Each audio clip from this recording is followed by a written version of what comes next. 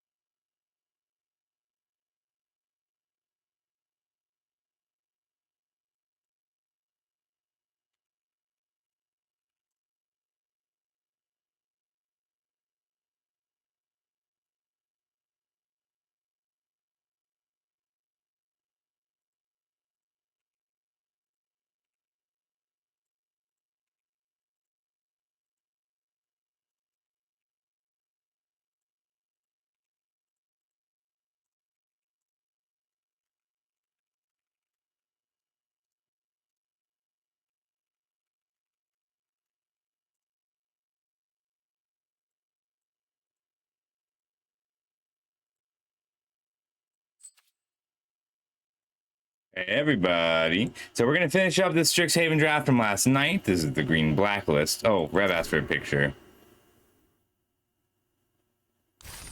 We just lost the game because I was not paying close attention. But I did manage to play one more game last night. And I got that win.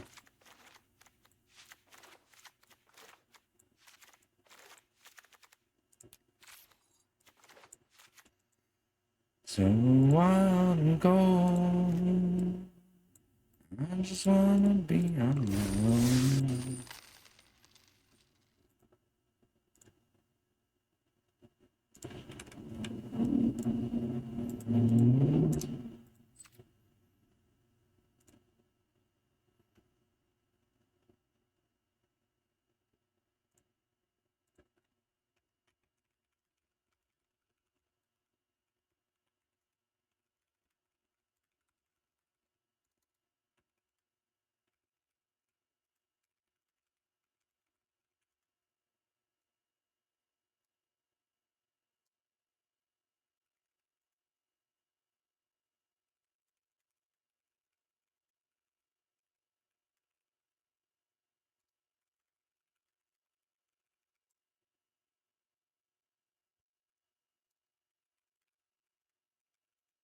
Hey, Eric's. Hey, if you're free on Tuesday, not tomorrow. If you're free on Tuesday, we're gonna do watch party for Game Changers. We're gonna watch some that day. Aw, I'm sorry, buddy. You sick or just a rough day?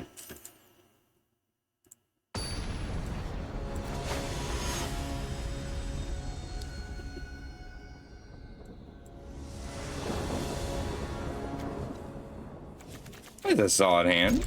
We get Fanatic, Trudge, Eliminate. Simply so wild and cold.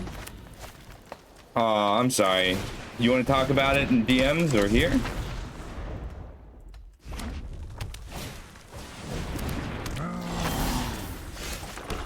I think we Trudge first, and then next turn we can Eliminate.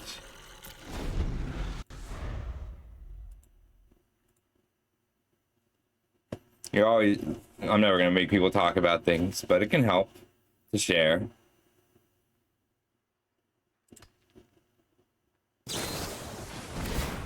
Oof. Well, I guess they get to kill target creature, draw a card for 1 mana. That's pretty good.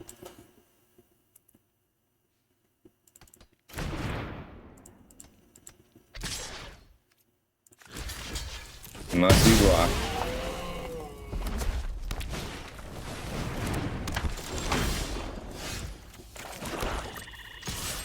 We'll get in there. When they try to expand an anatomy, we can Eliminate.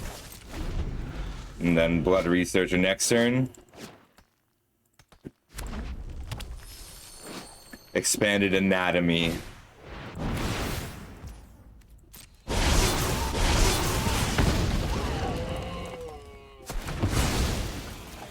I'm still gonna try and wait until this Expanded Anatomy comes down, but we are in trouble right now.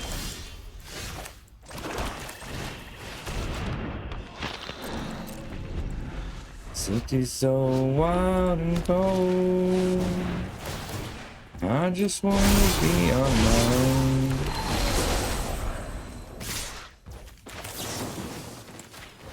We're gonna Eliminate here just because we can Rise of Exodus soon.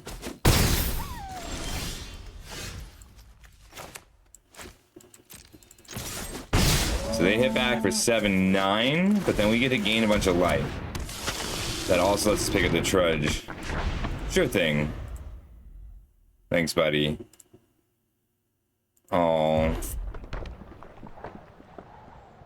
I'm sorry, that sucks, and it's stressful.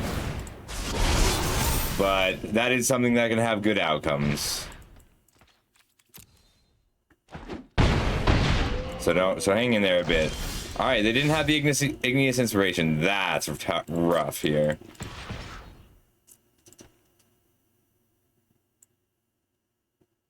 It's a rough draw.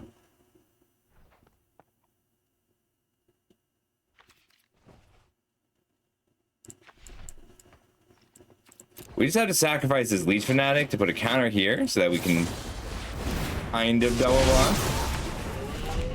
Alright, that's awful because we don't get to pick up the Trudge now. We have to block both. That's okay, though.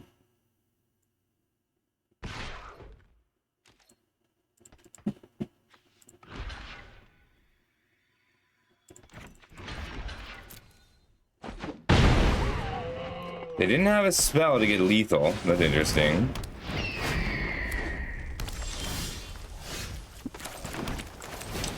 We get to Rise of Exodus here.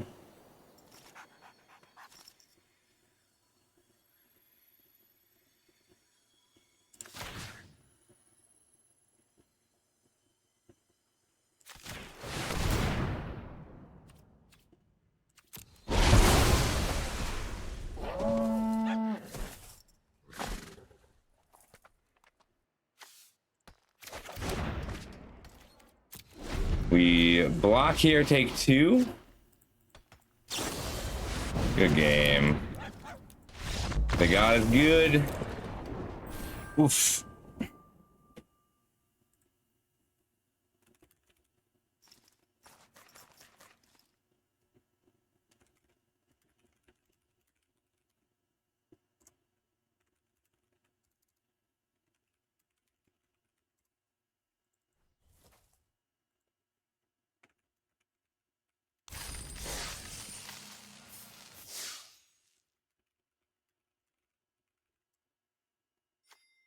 All right, let's do a sealed.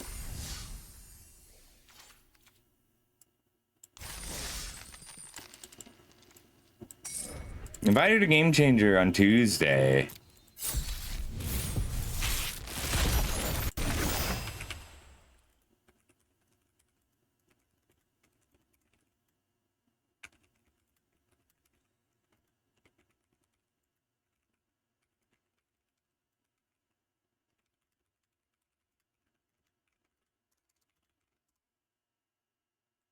That is quite a pool.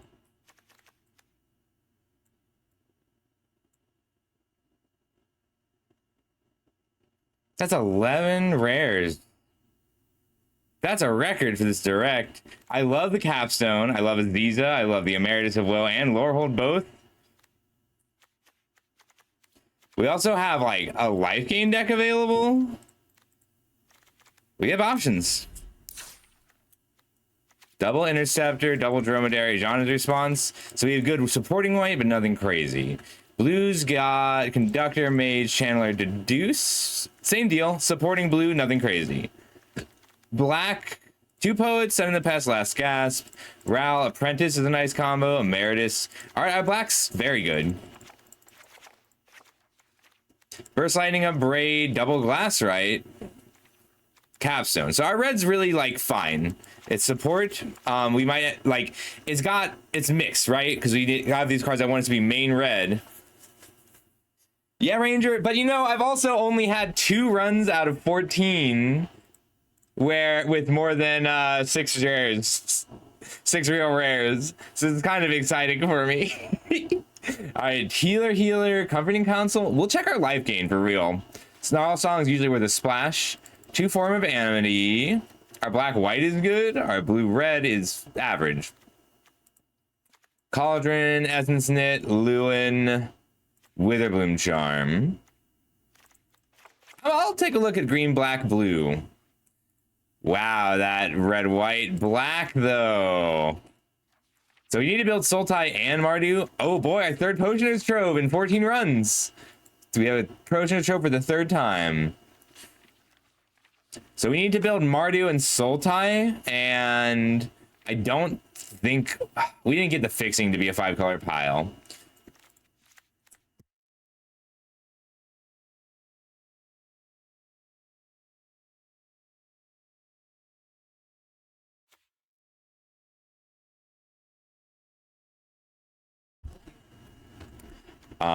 We have an Archaic.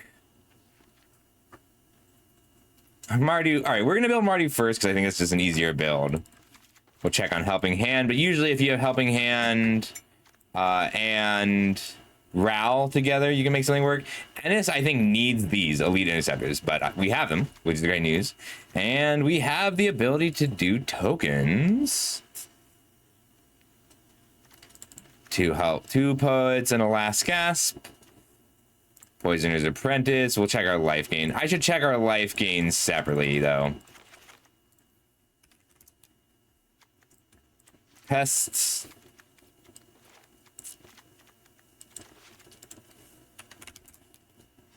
Life gain. Because this also lets us evaluate the Comforting Council. This isn't really life gain. This is. So that's 1, 2, 3, 4, 5, 6, 7, 8, 9. Not enough for the Comforting Council. And that's the only life gain payoff that we have. So that's enough for a Poisoner's Apprentice. I also love Poisoner's Apprentice when I've got Helping Hand. Okay, good to know. I want to get better, better, better, better. I want to get better.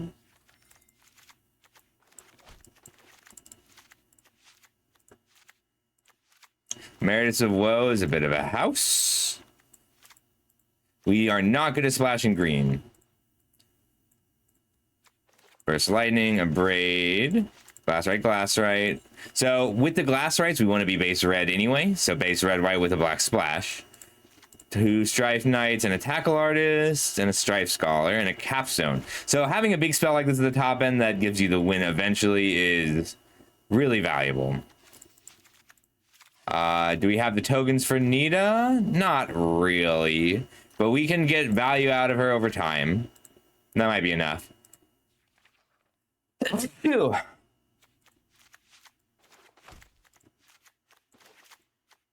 Yeah, it's just worth building this. We're not good enough at splashing another color for the Archaic. Ziz is just very good in this deck. 3, 4, 5, 6, 7, 8, 9, 10 multicolored cards for Mage Tower Referee. We don't get to play green cards. Alright, so if this is going to be a cohesive deck, what's the splash? White is the easiest splash. Black makes it hard to splash Ral. What do we want to pick up with Ral Helping Hand? Scrollsmith is the big one. Scrollsmith, and Artisan, and Apprentice. Okay, that's pretty good.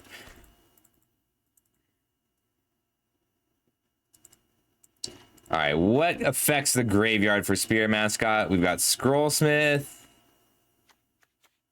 Helping Hand, Ral. No Heateds.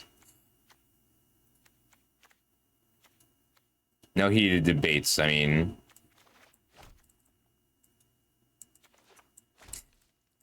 Osteomancer, Dromedaries. All right, that's not enough for a Spirit Mascot.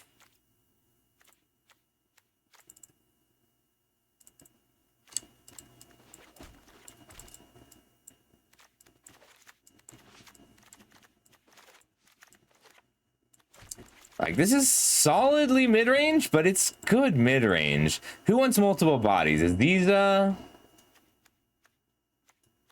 Nita. So that means we have to decide on a tokens package. We have just enough removal. So Aziza, Nita, Duty Beyond Death. Anywhere else where we get token payoffs or bonuses? In green there is, but not really. Oh, I gotta change the team title.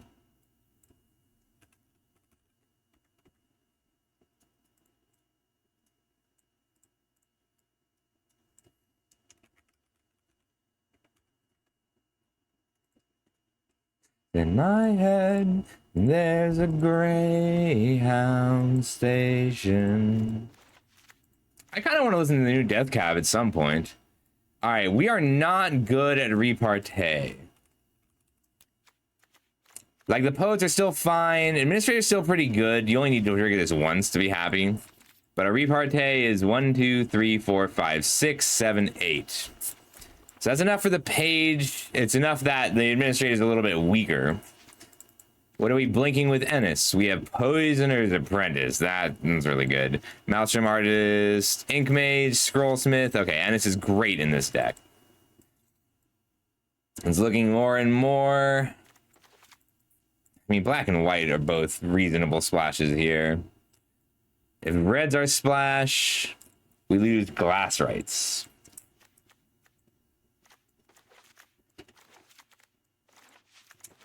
But I think that's still better. Hey, Empath. Someone got you a guest sub yesterday. We're not good at using the tackle artist anyway. Strife Knights are good in this deck, though. Yes. It is. That's why, like, so that's why the repartee decks, the dedicated repartee decks, need cards like Elite Interceptor, and they're really good. Like, Elite Interceptor is great in this deck. I think we want to keep our aggressive lean.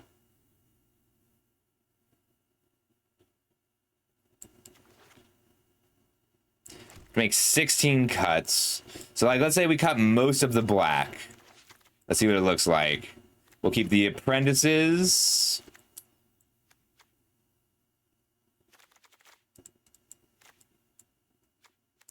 We need the Spear Mascot back.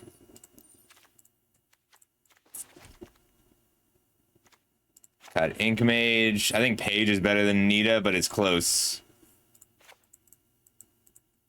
Administrator, keep the glass rights.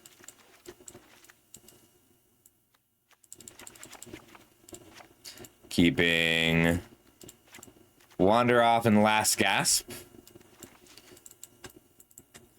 Poisoner's Apprentice works with... We lost a lot of what makes Poisoner's Apprentice work. You need like 5 minimum ways to enable this. And right now, it's just Potioner's Trove. Okay. So we're splashing Emeritus of Woe, Snooping Page, Wander Off, Last Gasp, Glyph Mage out, Tackle Artist out. We're not good at using the Tackle Artist. Then we cut Strife Scholar. We can get away with 16 lands Trove just because of our glass rights, but it's a little risky with the Capstone. Yeah, I'd rather be on 17 lands. 5 black sources for 1, 2, 3, 4 black cards. 6 black sources for 4 black cards. 4, 7, 8, 7, 8. 9 and 9, I guess. I kind of want to put in an extra planes, but we do need double red and sometimes triple red. All right, Spirit Mascot. We've got Scrollsmith, Helping Hand. The mascot. All right, so this is a fine first list.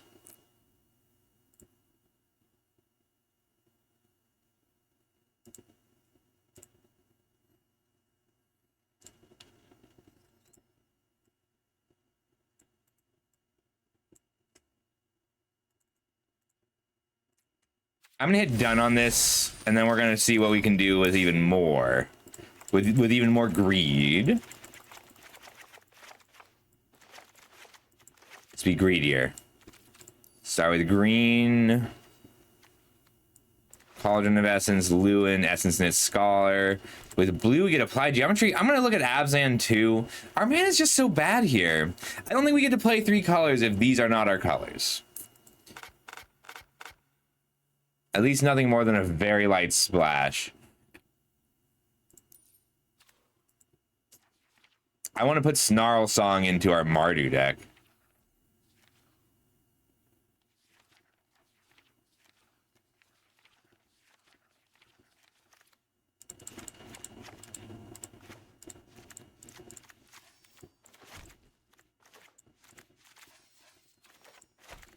Our blue has no removal, which is not the end of the world, but it's something we need to be aware of. Because we can run other colors for removal. Our blue-red gives us nothing good in the multicolor, like all okay cards. Jeskai, we only have the 2 treasures. Yeah, green-blue isn't there.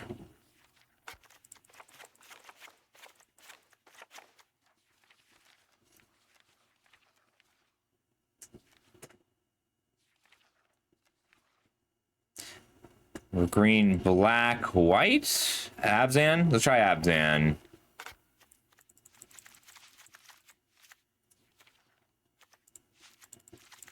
We have enough life gain and we gain Cauldron. Cauldron's a big get. We lose removal. We can add more pressure that way, and we're great at just surviving. It's pretty valuable. Nita's a lot better. Because we have some pests to eat.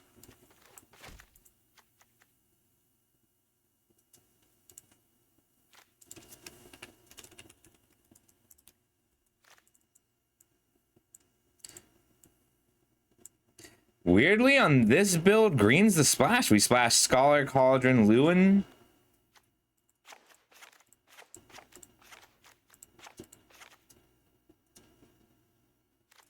Alright, Response, Wander Off, Glorious Decay, Last Gasp, Witherbloom Charm. Hypothesis is out. Love Giant Growth, but it's out. Helping Hand still has plenty of good hits. So Helping Hand, Rouse, strong.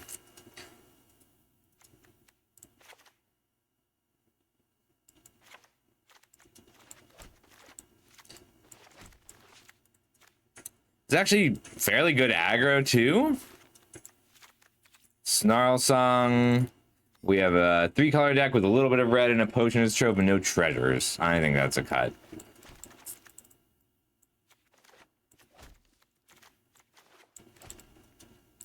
Ennis, Blinks, Ink Mage, Scholar, Emeritus, Shade Right. That's enough. 5, 10, 11 non-creatures.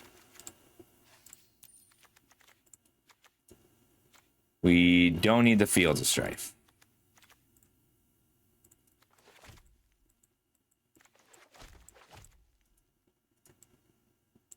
Poisoner's Apprentice gets a lot better. Our repartee creatures all get a lot better. 1, 2, 3, 4, 5 green cards is a bit much. Even with the Trove.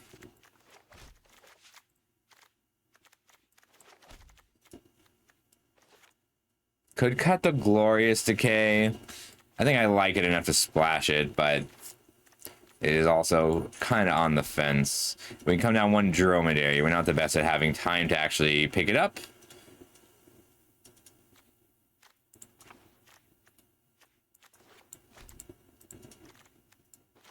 I guess Ink Mage is our worst 3. It's close, but our 3s are just really good. I think we still need to be on 17 lands with the Trove, because we have so many 3s to use.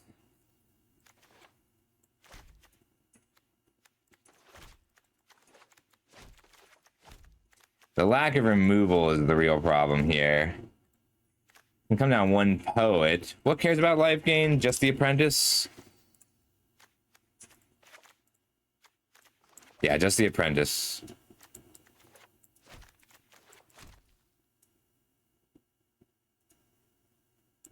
I guess this is a 16 land deck.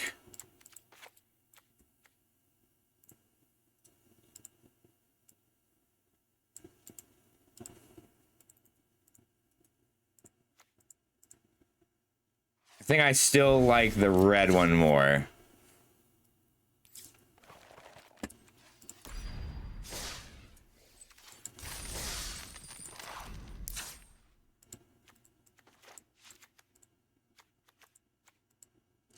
Lots of good ways to use mana here. I think I still want this Duty Beyond Death in this build. We can cram in Snarl Song, and maybe even Cauldron.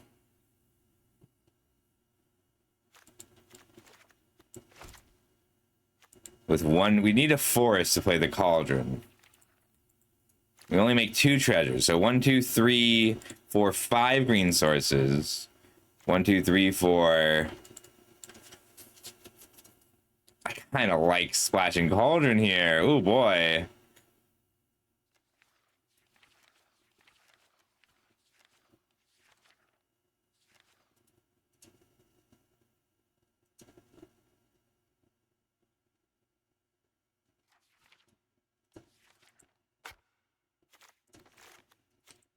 So, cards that I'm thinking about. 1, 2, 3 over here.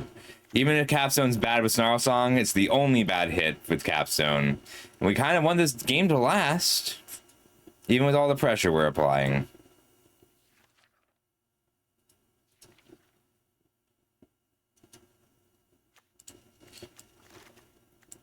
Okay. 1s, 2s, 3s. 4s, 5.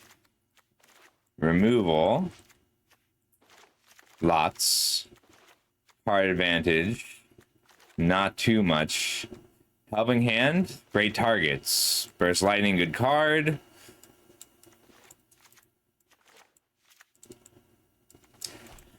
So we got 1 Dromedary for Snarl Song. They play really similar roles.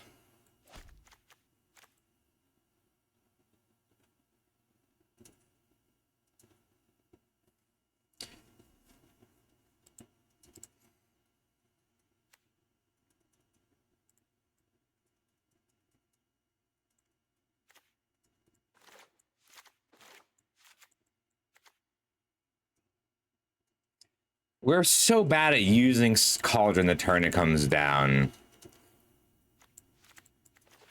Duty Beyond Death is mostly a protection spell. We can feed Interceptor or Glassrite to keep an Emeritus or a Lorehold alive. Hey, Theo. How's it going? We're using page mostly because we need the extra value. I want that render. The render speechless. Here we go. Snarl Song is out for sure. I added 3 cards. What's the third? Oh, I only added 2 cards. Render speechless, duty beyond death. Feels weird not running the Ral. Maybe we put Ral back in too. He's just very strong, especially like in the helping hand is good. I could cut one of the dromedaries for him.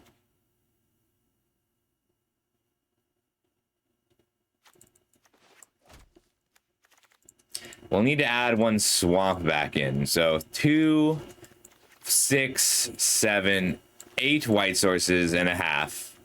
9 white sources. 7, 8, 9 and a half red sources.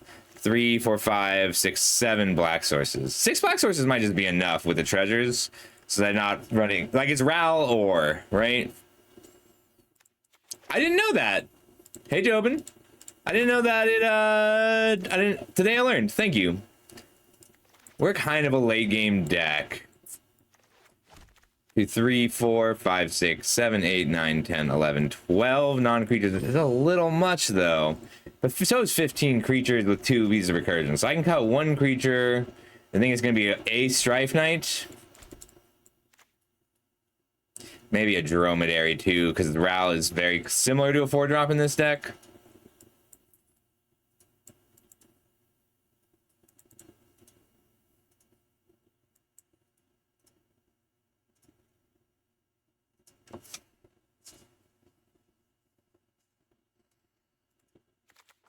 All right, and it blinks 1, 2, 3, 4, 5, 6, 7 creatures well. Okay, that's good enough for me.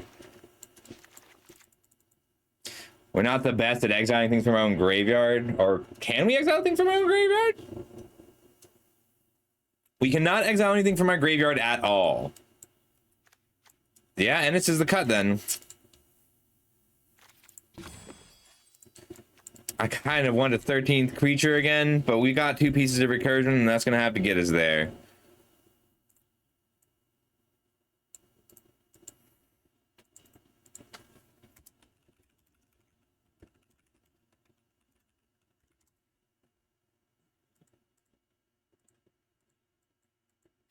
I'm going to add this one to the decks, put it into sealed deck for people.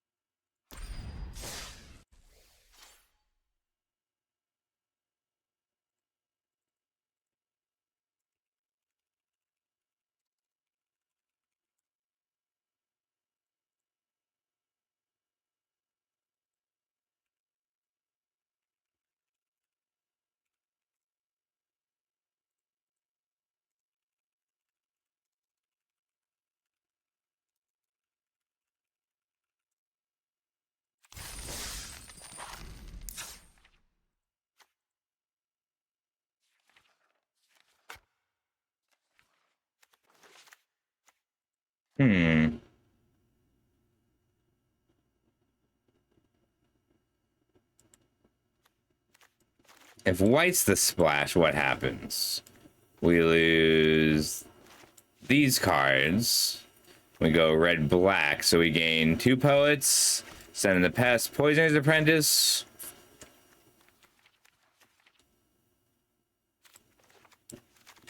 Yeah, that's too big a downgrade. I want my cycling creatures.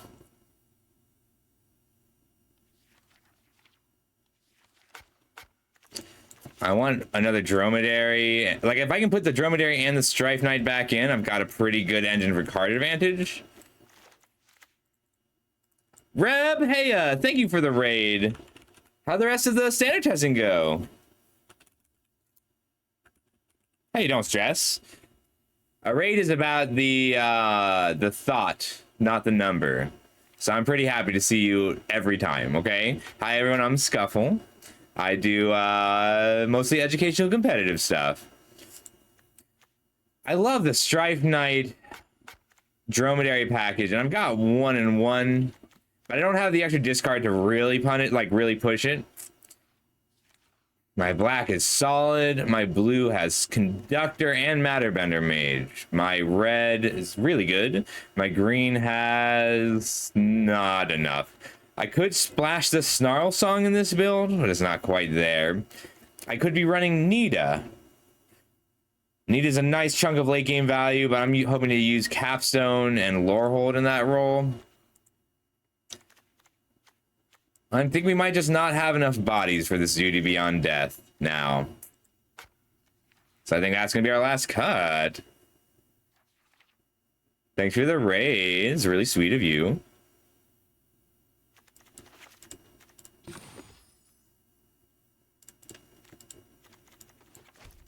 It's just a really good piece of protection.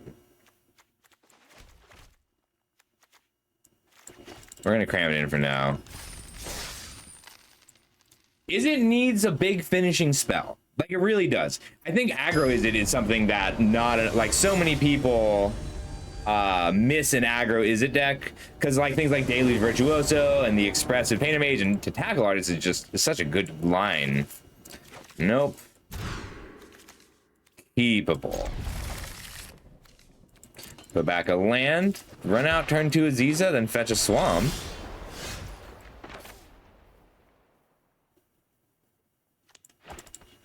Yeah. Aziza is actually less important than the glass right here, so we're gonna put out Aziza first.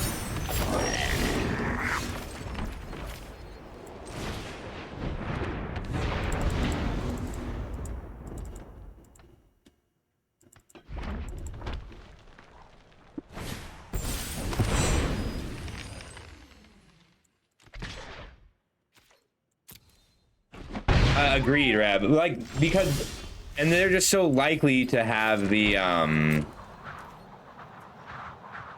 like, if you don't have Traumatic Critique or Exhibition Tidecaller or Math of Magics, then your opponent will, right? Like, so you'll have this mirror where you crash cards into each other, but you don't have the big finishing spell. Oh, you're talking about, in Standard. Yeah. That's why I like Spellmental so much right now, because it gets to play the early game, but then you have Dramatic Critique. Bouncy, how you been? Wow, 17 months. Thank you so much.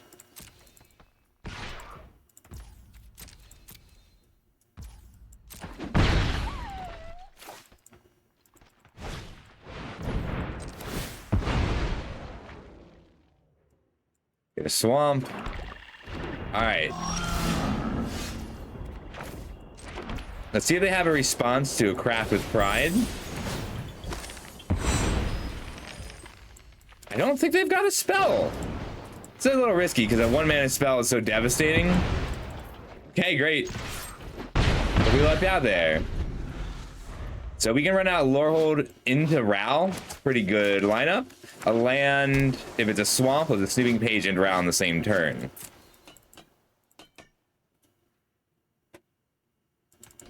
Yeah. Like, I only play Spellmentals because I can beat the mirror. Like, I win the mirror on Spellmentals. Yeah, this is Steaks' sponsored run. He's new.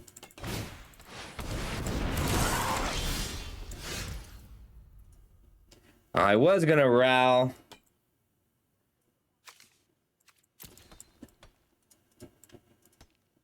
I think I'm better off playing Lorehold and Bashing. They are styles. So Spellmentals, I think, is generally stronger, but if you play Rest in Peace, Prowess doesn't care, and Spellmentals has to change their whole game plan, right? I think I Lorehold. Get in for 5. Form of Amity, and then I'm gonna pitch Stewing Page to draw a card, because if they have a kill spell, they're playing it on Lore Hold, and I want to be able to duplicate a spell with Aziza here. Oh, I could have miracled this.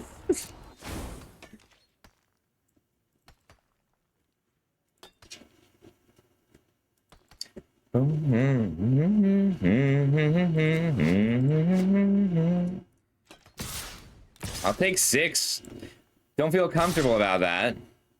Am I taking 8?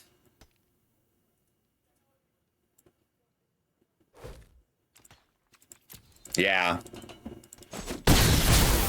This is dangerous. I don't like it. They could have Vibrant Outburst, and I'll just die.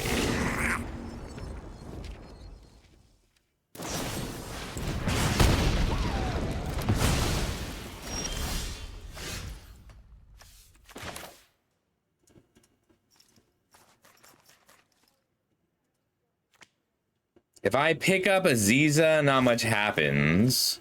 But if I surveil, I get to try and go for, I can try and miracle a spell.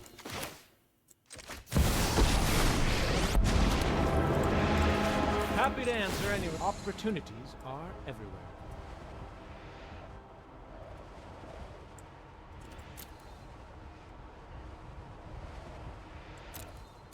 I think I need this Abrade, even if I'm not miracling it. Marvin, hiya! Good to see ya. How's it going? I'm Scuffle. I do educational competitive content for various games. I think I need this blocker here. I'm just not safe.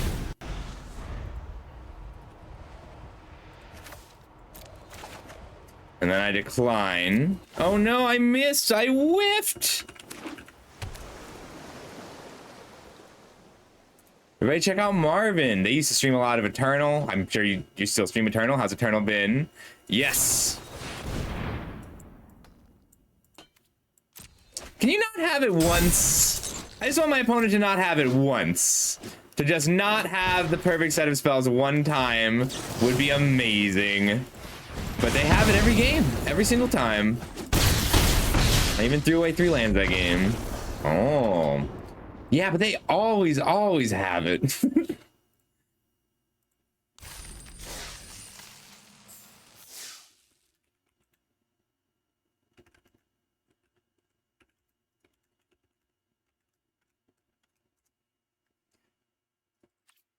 Well, Magic's a good one. You can do it relatively, like, it's not so hard to do it free to play if you play a lot of, if you play limited, if you draft. I know that Runeterra is pretty good, but I don't know if there's a,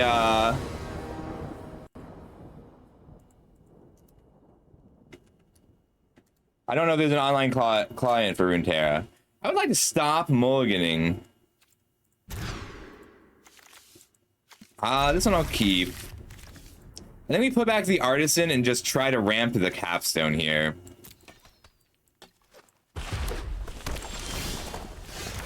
We'll fetch a mountain first.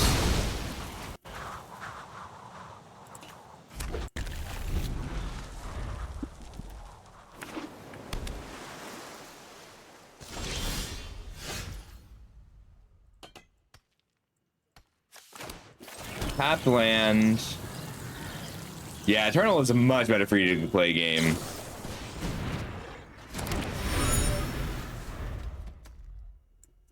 I can Glassrite, make a treasure, or just play out my Strife Knight. Start exchanging hits. That's cool.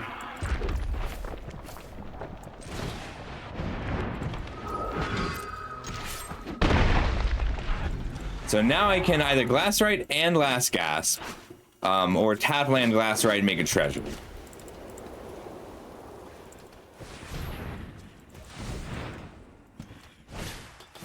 That's a negative 15k, right? This is what you spent playing.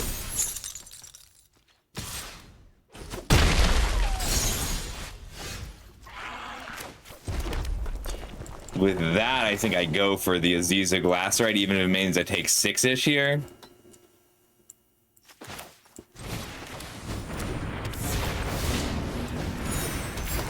Ooh. I think it's for design, it's better. Like, there's not the same cards, there's not as many cool cards, there's not the same player base, but like from an initial design standpoint, it is a better game. Because it was designed with Magic in mind. Like, Eternal is Magic if it was designed to be a digital game from its outset. Like, if alchemy was built into the code of the game. Oof. Taking 9, going to 5.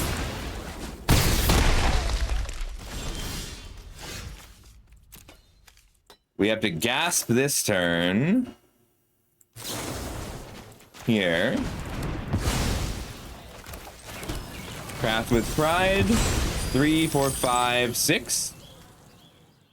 I get in for 5, but then I risk dying to a big spell. Yes, they do bouncy.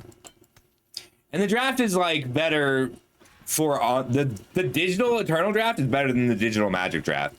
Because you play it, it's more fair when you're playing cross pod. It's like drafting in 2008.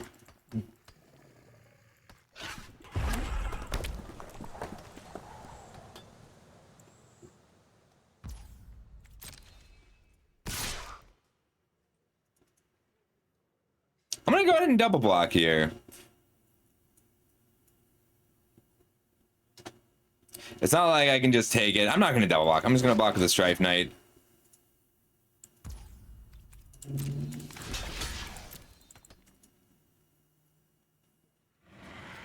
I might also pitch the Capstone here.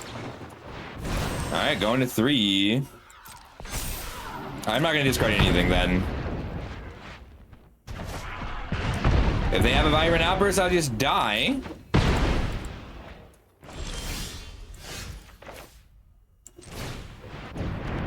I could Wilt in the Heat this turn. I think I'm better off just gasping at straws.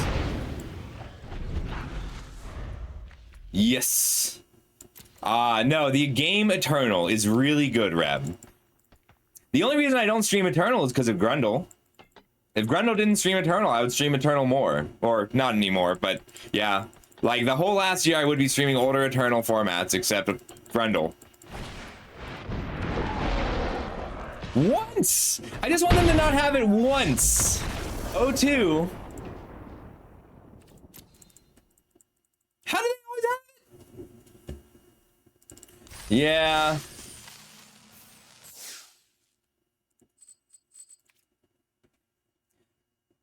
I mean, the biggest problem with Eternal is lack of players. All right, I guess I'm gonna do one for me unless anybody else wants to sponsor a run. If anybody else would like to sponsor a run, let me know.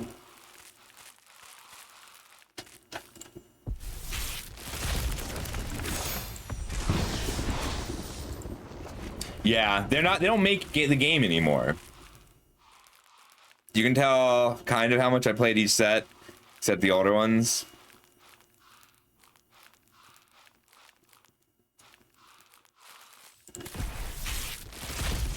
I like it, but my record's not good, so I don't want people to sponsor one if they're not feeling it. I guess my record's pretty good in terms of win-loss. Like, my win-loss ratio is good. My box ratio is bad. Flesh and Blood is another amazing game, but you need a local scene. If you have local players playing Flesh and Blood, it's really good. I don't know how it is anymore, but it used to be that it was like self-regulating, which is really cool.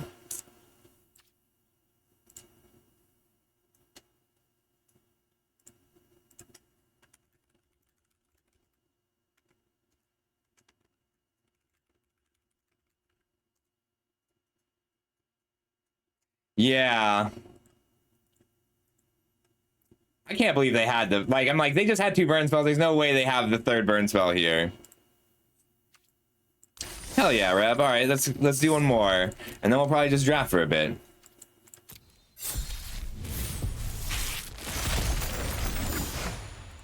Ooh, Magnus of the Library is a house.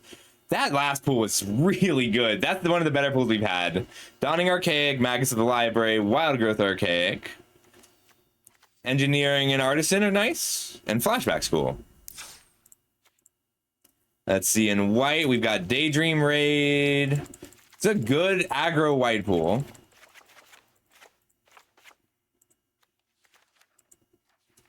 Our blue is really bad. We just have Stock Up and Essence Scatter. Our black has a Scorn Mage, which Scorn Mage is very good in an aggro pool.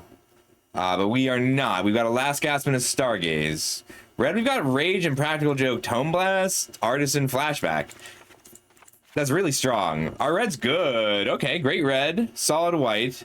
Magus of the Library, Newt. No fixing other than the engineering. And then Snarl Song, which is usually worth splashing. Silver Quill Charm, Inkling Mascots, Elemental Mascot, Fields of Strife, Paradox Gardens, Terramorphic. This is a pretty straightforward. I mean, we could Proctor's Gates. Proctor's Gates is excellent.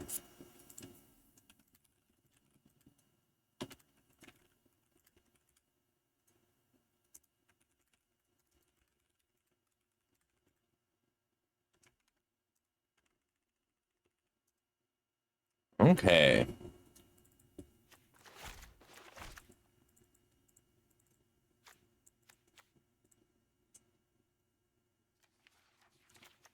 Let's see what our soup looks like. If we can have our soup and eat it too. And then we'll build red-white outright.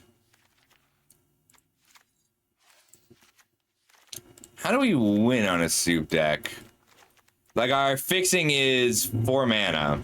So we can only play very expensive cards. We didn't get any of the treasures except one Seize the Spoils. The only blue cards we want are multicolored, Stock Up, Scatter. We didn't get any green removal at all. Yeah, I don't think we get to do soup. It's just too weak. Red-white aggro, let's make it happen.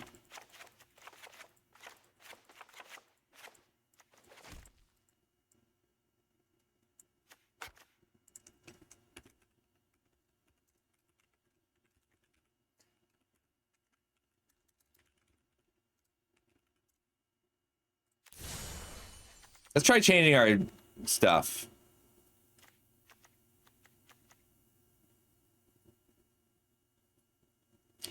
Anybody have a sleeve they want to request? I've got some cute ones. Yeah. Hate is a stronger motivator than love, unfortunately.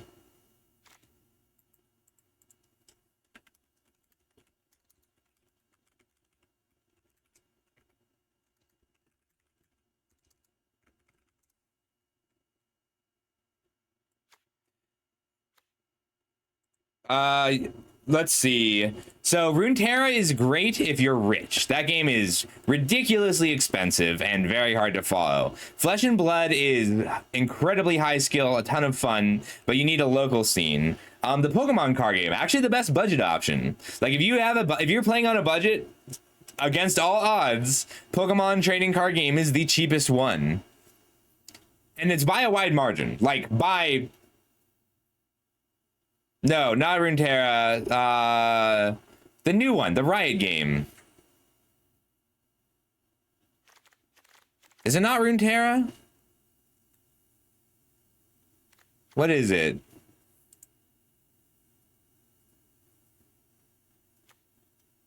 Foundry looks good in that dress. Someone tell me what the new name of the League of Legends card game is.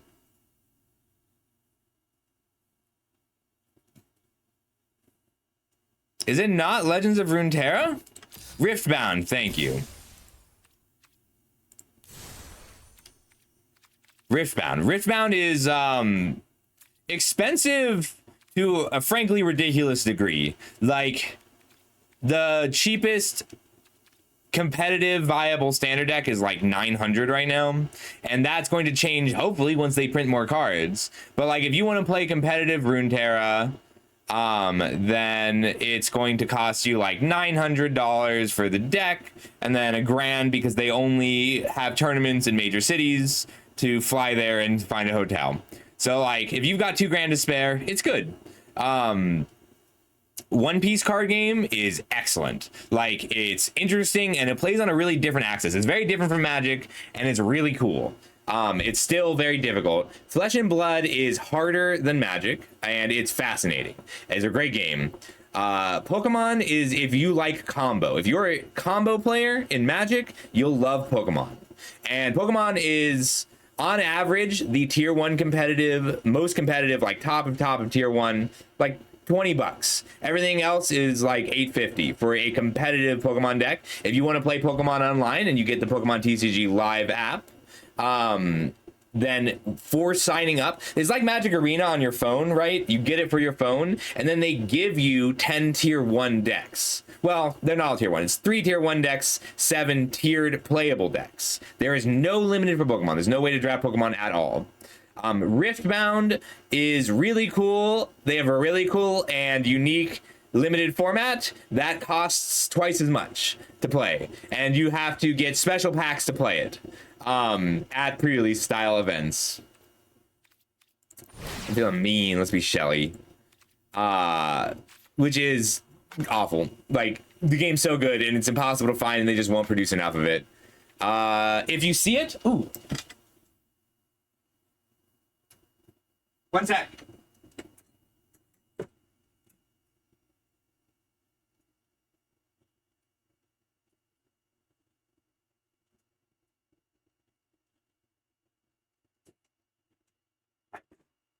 This game altered. So out of all the games that released, so basically what happened is during the pandemic, everybody designed a card game. Everyone and their mom designed a card game.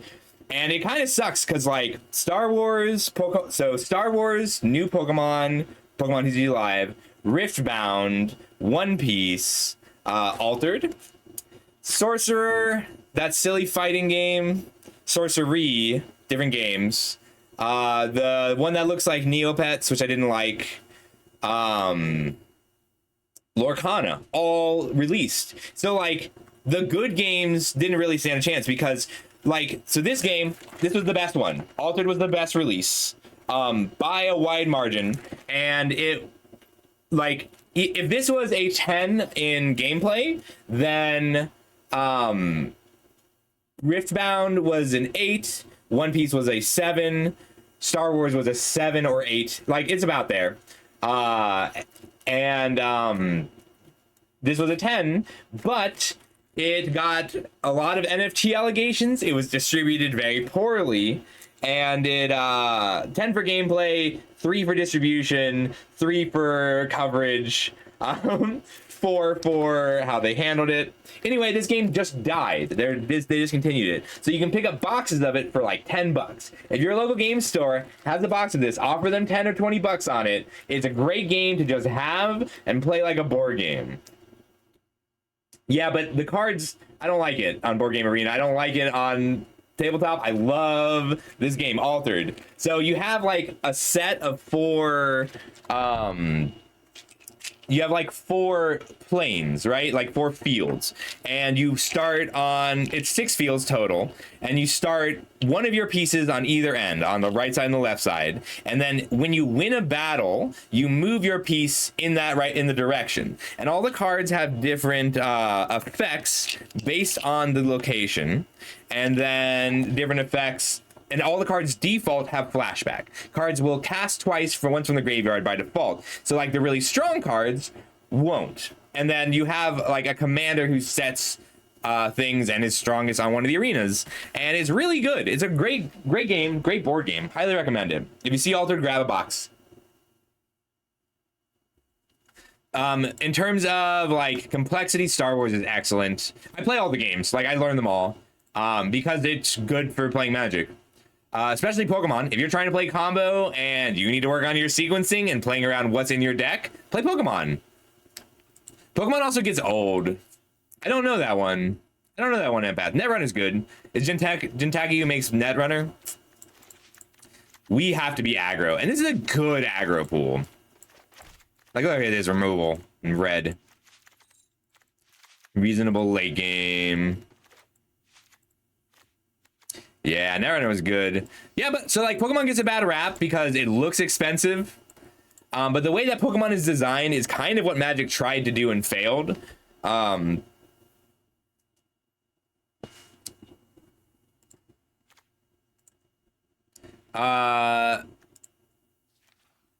Pokemon is the cheapest game by a factor of 10. Flesh and Blood's not bad. Flesh and Blood kind of self-adjusts.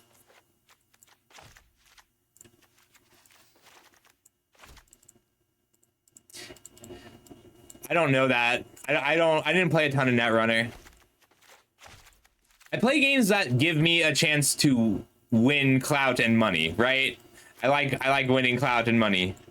Really good red-white removal.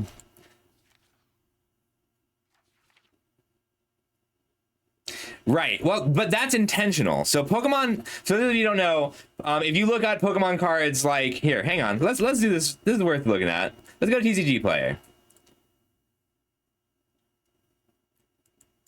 Now, TCG Player.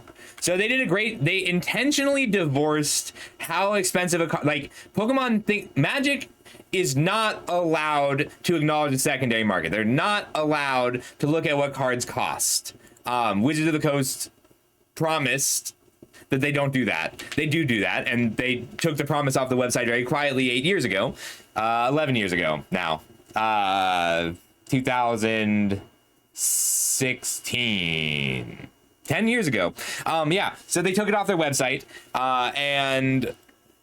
but once upon a time, they promised not to look at the secondary market. Pokemon said, we are going to look at the secondary market and fix this. So if we look at a card like Ultra Ball, one of the most played cards in Pokemon. Okay, whoops. 10 cents. You need 4 copies of Ultra Ball for every deck. It's going to be 8 to 10 cents. If you want to buy a trainer's kit, they release one every set that has a play set. And then if you want to be crazy, let's see if we can find it. Look at all these listings for Ultra Ball. Let's see if we can find. Nope. Maybe just search price high to low. Here we go.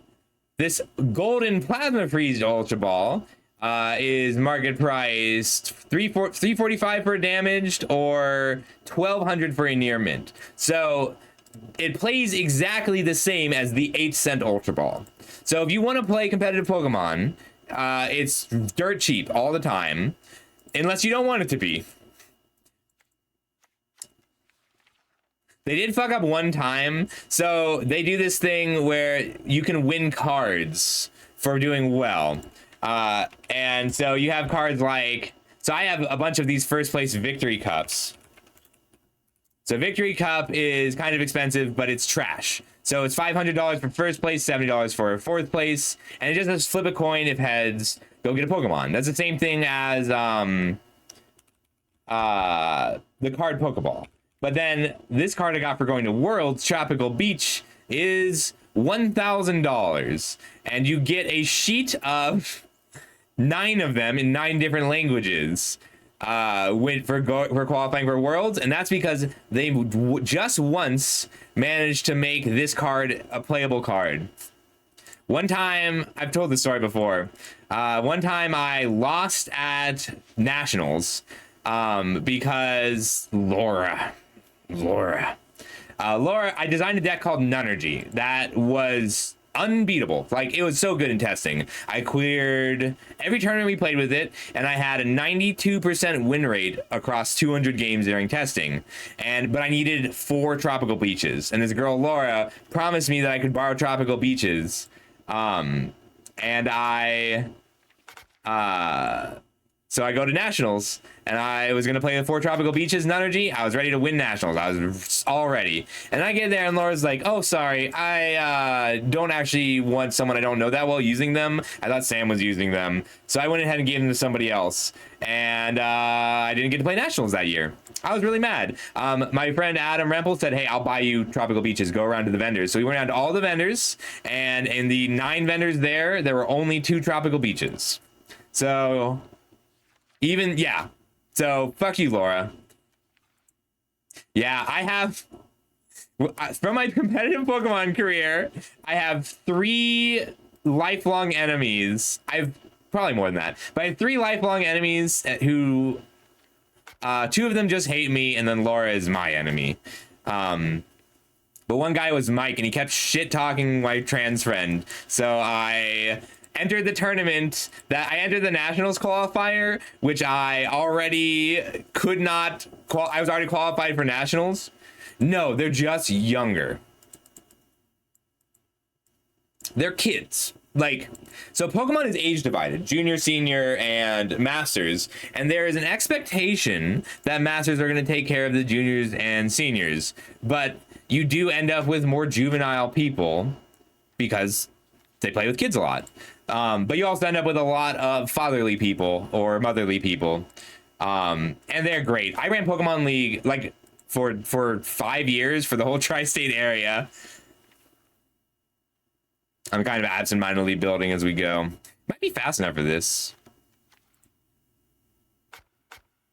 I'm not feeling this, Lizzo. I'm sorry. We don't have the multi-card for a referee. Let's see. I don't remember, but I think seniors is 13 to 16. Pretty easy blue splash for Stress Dream. If you're 20, you're a master. Like, adults have difference. And the main difference is that, so I don't remember the exact cutoff, but it's the age at which winning cash is awkward. So they pay out a lot more to juniors and seniors in scholarship money. So, like, I don't know if they still do this, but, like, it used to be that Nationals would pay out 10 to 20 grand for the top 8 for masters, and then 40 to $50,000 in scholarship to seniors, which was a really good system. No, you're just a master. You're in masters. But Pokemon is like playing High Tide. Pokemon. So like in Pokemon, so people have a misconception that energies are like lands. Energies are not like lands. What's more, so in Pokemon, you can only play 1 supporter a turn. Draw 3 cards is a bad supporter. Discard your hand, draw 7 cards is a normal supporter. Or put 3 lands from your graveyard into play. Right. So supporters are energy. Supporters are your lands. And if you're not drawing 5 to 7 cards a turn, you're doing it wrong. Not really. I mostly played with my friend Sam, and he has 2 kids now. So I'll be playing again. I have a Pokemon Cube. I love my Pokemon Cube, but I mostly play with I mostly played with Sam. So I'll be playing Pokemon again as soon as his kids are old enough to play Pokemon again. This is looking good. I think we do want the Strife Scholar. I think Lorecaster is a little too slow. We are running Flashback in that slot. 13 creatures now.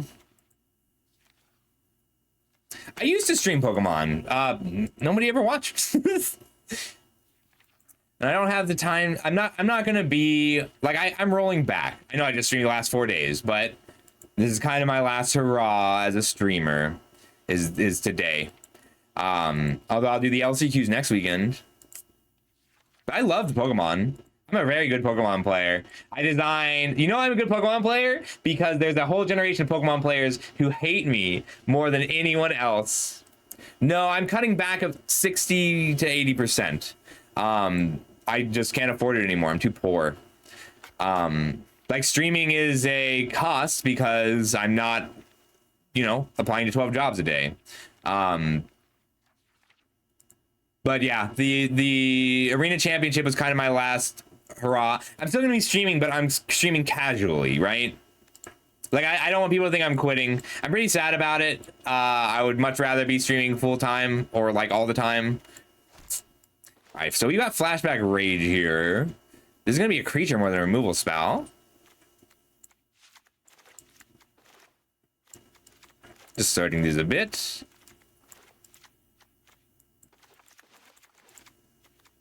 Don't know if we get a requisition raid because we didn't get any ability. Oh, we have an informed ink right. That's a good reason to requisition raid.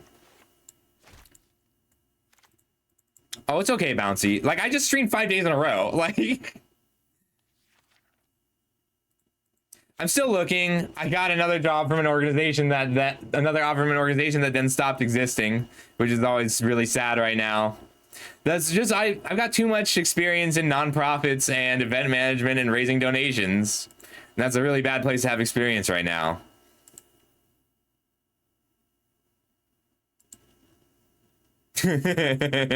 Six head flips in a row is just a funny sentence every time. Like, we could splash blue for stress stream and stock up. We just don't have to. Like, we have good card advantage. Well, we have reasonable card advantage. And we have... Stress stream's so good, though. And we have great removal without it.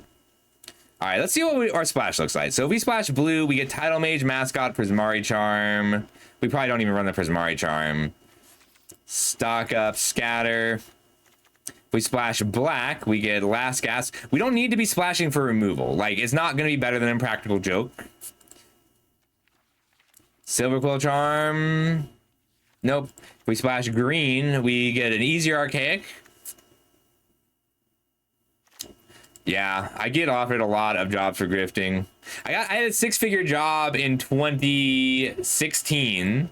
So in 2015, I worked for a company called Wise Wizard Games. I did all of their inventory distribution, and then they started having me do events. And I was really good at events. Like, I'm really good at events, and I didn't know this. This is the first time I had been doing events. I mean, I ran events for my friends and stuff, but so I did booth design for them, and my booths we won best booth at Gen Con and all sorts of things. I mean, that's not a real award. And a big part of it was the games. But they were very popular. So I got hired to do booth design for this other company, and they gave me the first booth and they wouldn't tell me what the booth was for. And so they gave me money for the booth.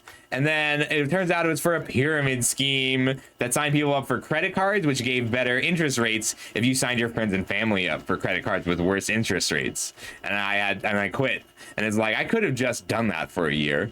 Like, I could have just made those booths for a year and had an easier life. And I kind of shoulda. All right, the flashback is really useful for these two on our Daydream. It's really good with the Inkright. We really don't have anything we want to blink actively. Do we have anything we want to blink in other colors? Try Enters. Tidal Mage. Nope. How about Repairs? Nope. All right. Daydream's out. Love the card. That happens. Sometimes, if you play 100 games, you will have those 1% games, Hydrex. Hydrahex. We don't need to splash longevity. We don't need to splash card advantage. We could splash some flying. I'm pretty interested in that. Right now, our flying is hard and academic, Inkright tokens. How are we at triggering the excavator? Flashback, dig site inventory. Yeah, so when I got to Colorado, I worked as a game store profitability consultant. That was right after I was homeless. I started working as a profitability consultant for game stores, and I kind of made a killing, but then I ran out of stores, so that was a pretty good year.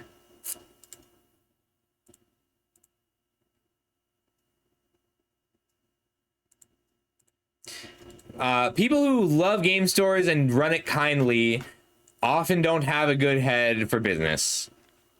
I'm kind of a weird outlier because I grew up, I mean, I didn't grow up. My parents are both very liberal musicians, professional musicians, and my teenage rebellion was, to be a, conservative. I thought I was a conservative for a while, and I'm like, I'm gonna be business, I'm gonna be rich, I'm gonna pull myself up on my bootstraps. It's not a thing. Like, I know it's not a thing. I won the stock, you can't bootstrap. I won the stock market game 5 times in 5 years, And I have never once had enough money to get into the stock market. It's weird. My family keeps like, my rich family members will be like, hey, Adam, can you go over this housing listing so that we sell it? So that it sells right? And I always thought that was the weirdest thing. 'Cause it's like, you know, I don't have a house. I'm the person in our family who is least likely to ever own a house. And they said, yeah, but you're also the most literate. I'm like, that, you see that, why that makes me angry, right? Like, it's true.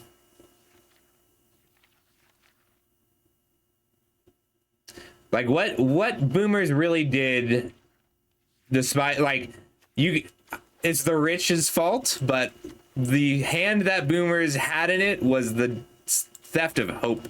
They stole hope, and you need hope. I consider Gen X more victims, but yeah. Sorry, I've been running this in the background. I'm pretty optimistic. I'm very optimistic on scales, on long-term scales. I think 20 years, things are going to look really good. You know, the pessimistic thing is, might take 50 years, and our job is to accelerate it. We need to make the good happen faster. You can get a long way with general positivity. It helps a lot. Just because people are always listening, you know? Alright, Excavator works with Dust Speaker, Flashback, Dig Site Inventory. I think it's still just a good card. We still want the Flyer. We curve out the Dawning Archaic. I think we're cutting our Blue Splash altogether. Even with how good Stress Stream is.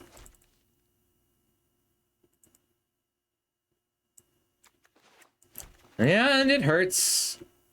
But we're doing okay. I mean, like, generally speaking, you can still hang out and watch a stream and chat with people you love, and that's helpful. Mexico just got free healthcare, which was pretty great. That made me happy.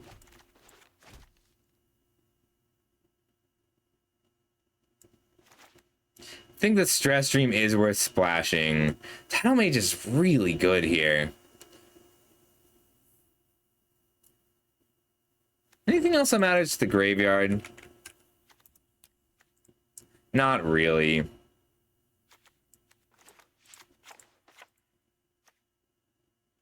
No Pursue the Past. I think this is it. If you want to, so Reb, since you play also, if you would like to make any changes or have any ideas, I accept that in these. I think this is a one island deck, and we run Summit Gardens. I don't think the 3 Tadlands I think is all we can fit.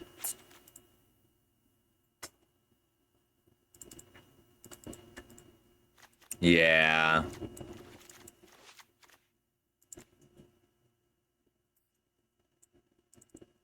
This is a weird splash, but we are very good at growing them and using them well.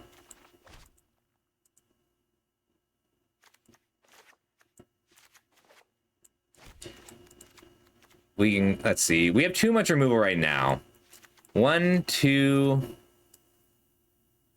It's a lot of 5s for an aggro deck. I'm of the mind that Dicey Democracy is a pretty compelling reason for people to do more, you know? Yeah, I really love the mascot. I think I'm cutting the Strife Scholar. Because we're not actually good at using a lot of bodies. And then I'm cutting 1 Ajani's response, if not both. 1, 2, 3, 4, 5, 6.5 removal. Maybe seize the spoils? Even with how good the treasure is, it's tricky.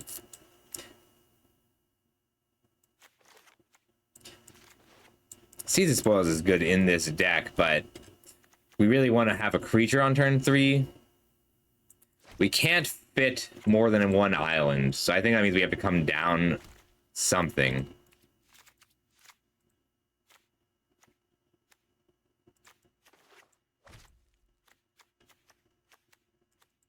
I said I'm about to go to war. Yeah, that's where I'm at. So like I could add an island to seize the spoils, stay on 17 lands. We don't need the requisition raid. It's just pretty good with our creature base. But this is too many non-creature spells in general. 1, 2, 3, 4, 5, 6, 7, 8, 9, 10, 11.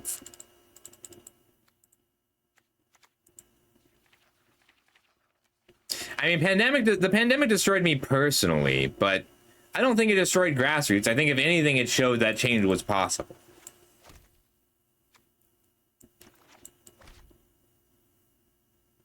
We need to cut a 5-mana spell. I think we cut Stress Dream. Wow, I've never cut Stress Dream from a deck that could cast it.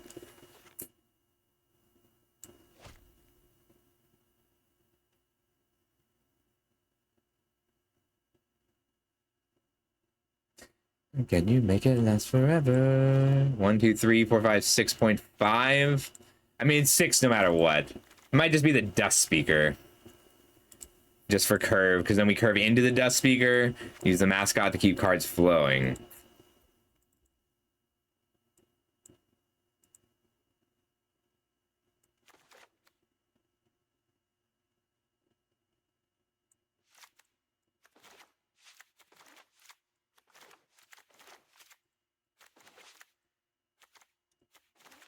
One, 2, 3, 4, 5, 6, 7, 8, 9, 10, 11. Is it flashback? We have so many good chief spells to go with flashback. We'll keep flashback. Generally speaking, in your 20s, you will try to change the world. I think it's important. Somebody said once that it's important to save as many people as you can in all aspects of life. And it's okay if you can only save one person, and it's okay if it's just you, if that's the only person. And I think that that was very wise. I think it's a wise sentence. We are currently on 13 creatures. We could potentially cut 1. 13.5 creatures.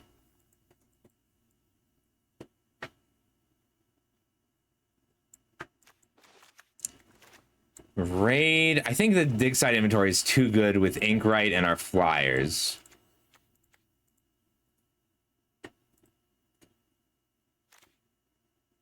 Six, 8, 7, 8, 9.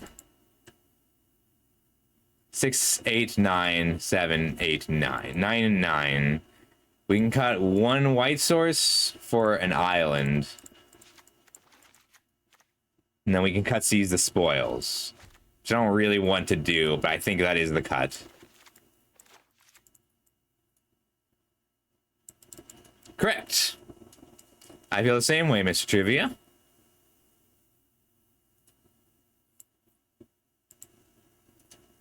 Yeah, we're cutting seize the spoils. Love the card, but 1, 2, 3, 4. 1, 2, 3.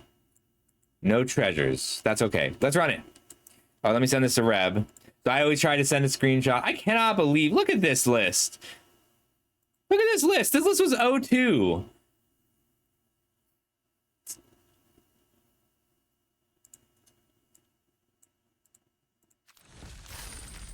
I think we won the requisition raid. Requisition raid hitting a Potioner's Trove is how you beat the converged decks.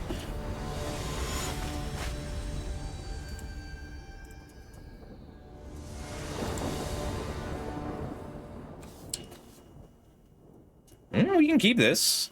I would love a 2-drop, especially on the draw. But we have a lot of 2-drops and we have our colors.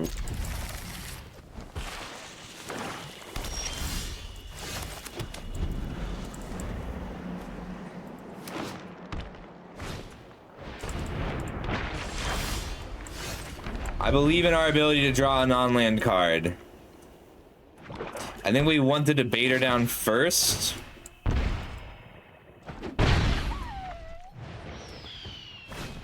Because then we can Archaic Throw. They're going to a 3/3 attacking with both. Putting us to 10 life this turn. Honestly, that's better than the alternative.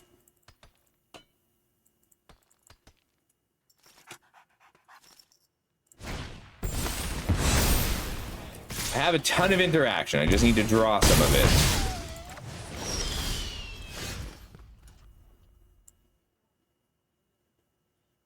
If I play the Archaic and they have removal, I take 7, go to 3.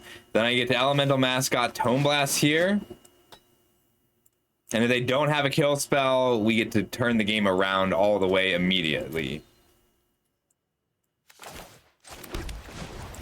I'm gonna risk this Wild Growth Archaic.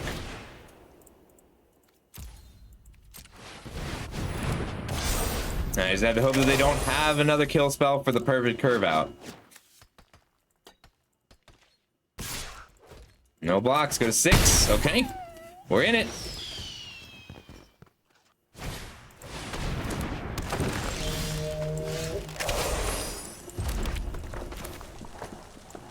I can hold up the Ajani's response here.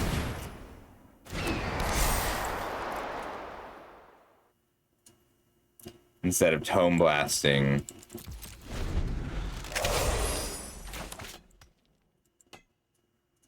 Tome Blast might have been fine there just because it let me do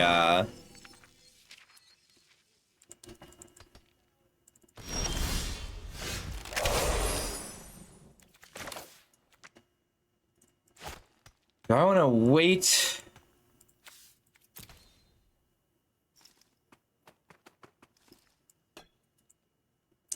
Because at 7 mana I can Tome Blast something else. I'm gonna dig site inventory my Archaic just so it blocks a little better. Then crack in with my Mascot. And I want to pay the full 5 mana for the Ajani's response. But I'm gonna wait.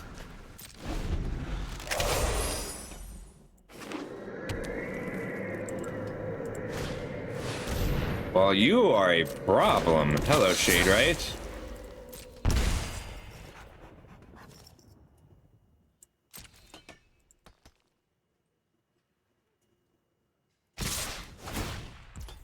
That's interesting.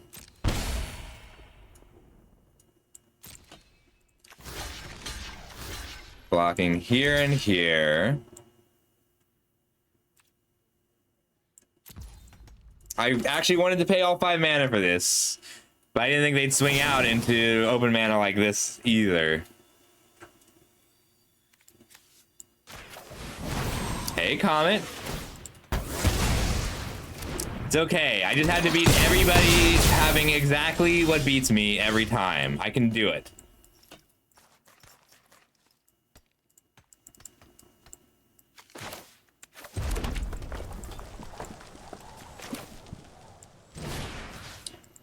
So I die in 2 turns to this unless I can gain some life. Which means I have to flash back this Tome Blast now.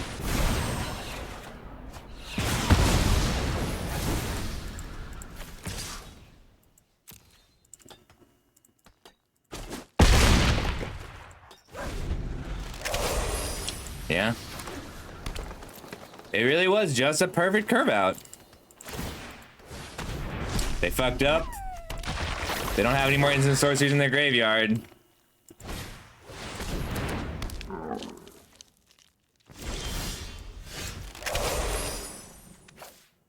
Two to everything.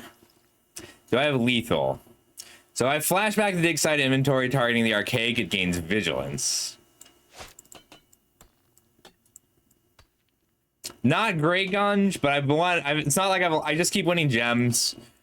All right, if I deal 2 to everything to kill both of these, they have 2 blockers.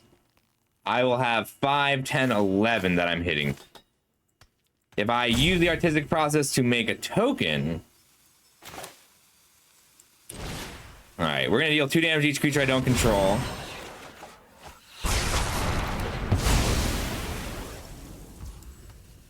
It is a little safer for me to play the Inkrite this turn. I'm hitting for 5. I could be hitting for 10, 11.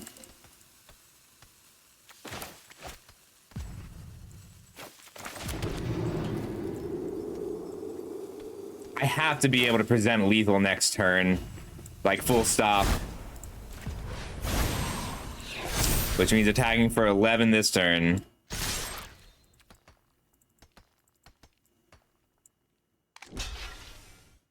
Right. And I still die. If I don't kill him this turn, I lose. No, I don't. They don't have an instant or sorcery in the graveyard. Oh my god, that's exactly what I needed because it gains me 4 life.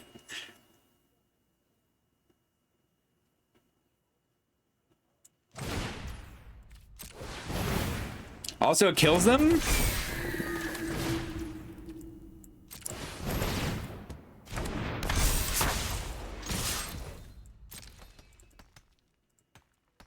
They can block here and take 6, so not quite lethal. Feels weird just throwing away a Dawning Archaic to gain 4 life. But it means that I don't die to them top decking a targeted spell.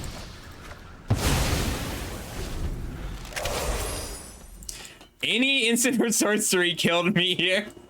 But we got it. We have the flight.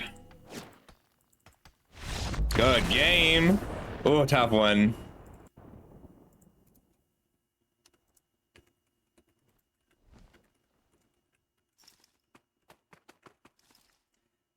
We had a little luck there. Finally. I was... Yeah, Mascot's just a great ad because we don't have enough evasion to close a game. And it's also a brick wall if they get to stutter.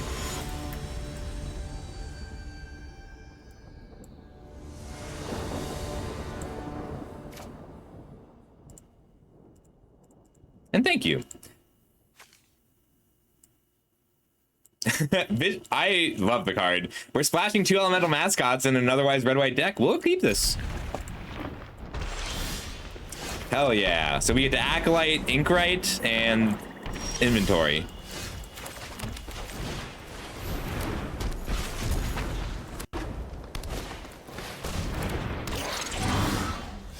Ooh, that's a good draw too.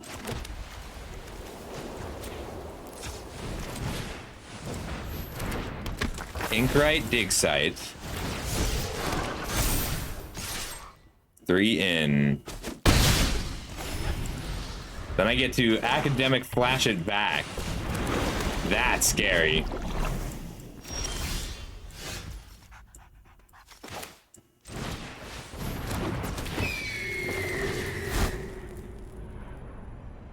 We'll target here. I think they could Masterful Flourish. I think I'd rather try and keep it safe. So we'll target here. Counter here. I agree. Also, I have a Shattered Acolyte. If it ever becomes a problem.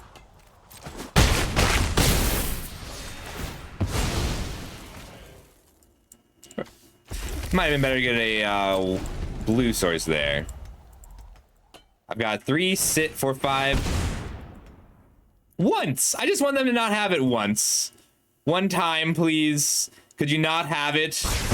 Our opponent has had it every time in every game, and it's driving me a little insane now. I would rather pay in all 5 mana here to draw the card.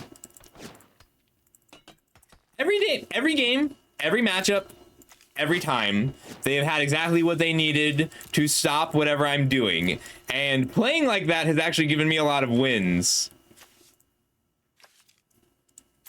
We know they top decked it because they didn't play it last turn.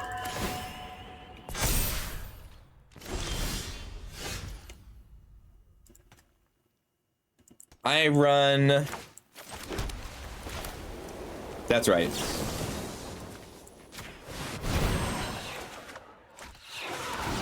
Process is good. It's a really good hit. And that's the attack for 5 and draw a card.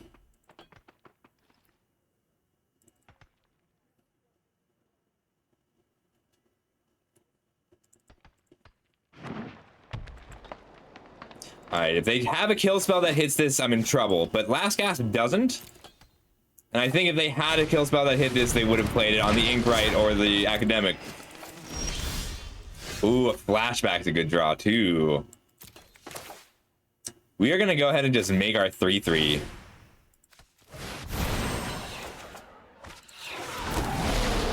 Wait, 3, 4, 5, 6, 7, 8, exactly? What a hit.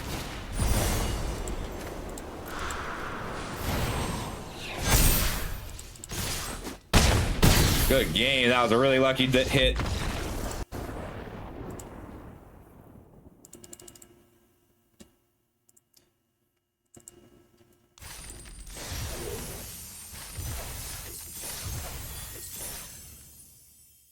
We lucked out. The deck's good. We lucked out a little. We had 2 good hits off our mascot. Mascot has just carried 2 games in a row. We got really lucky there at the end.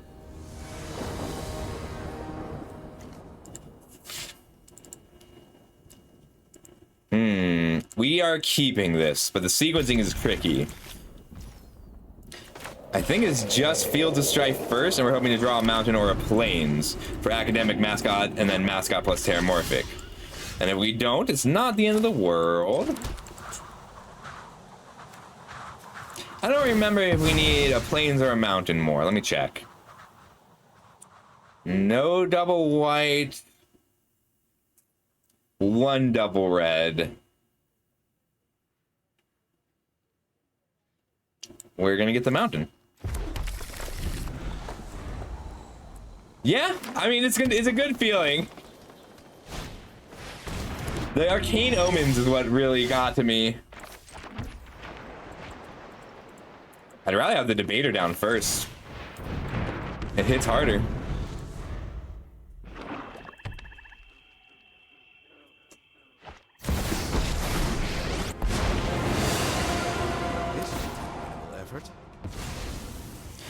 Fortunately, I am fortunate today. This is brutal as an aggro deck. Currently, it's a removal spell and nothing else.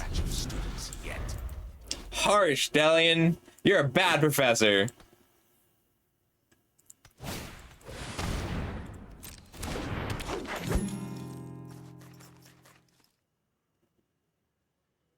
I'm getting bit.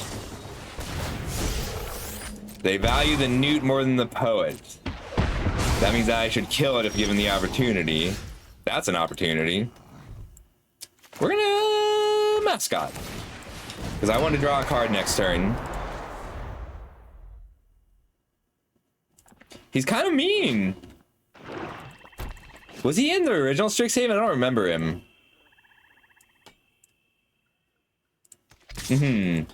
No blocks. This is too brave with me having any amount of mana up.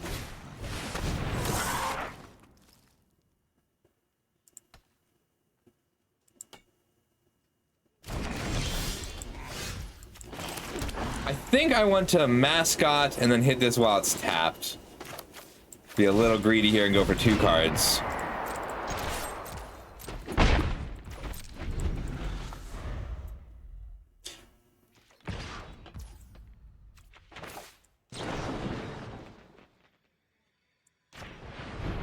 Okay, cool.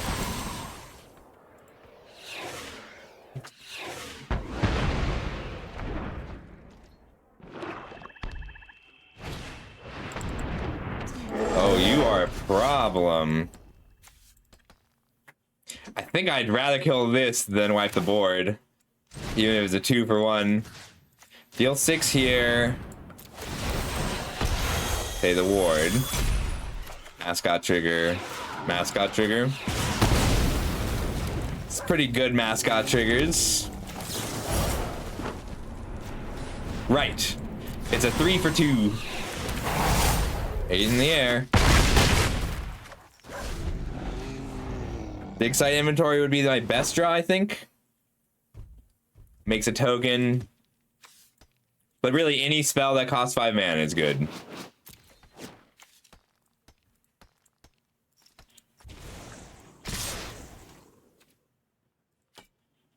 He's about to wipe the board, isn't he?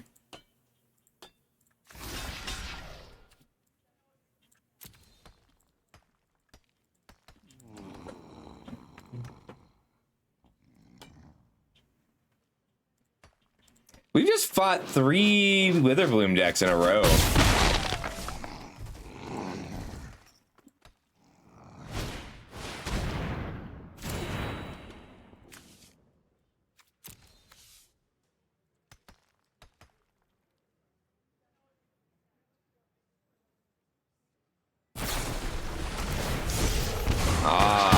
Okay, that would have killed this anyway.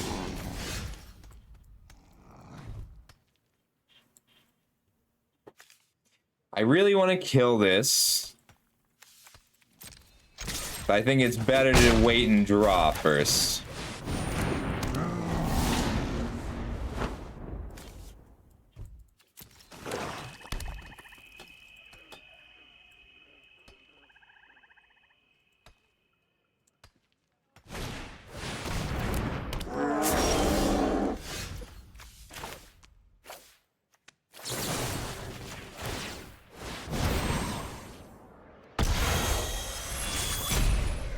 I definitely should have attacked first and let them block, but then I would have ended up trading my excavator for a newt. Nice. I think this goes to the graveyard. Doesn't really do anything for me here.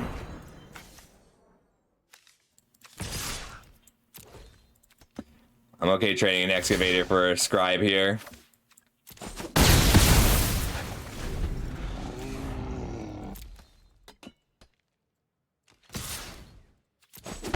We kind of predicted the giant growth just based on how they attacked last turn. Is a surveil better for me than 2 counters? 4 power. Okay, it gives me lethal next turn.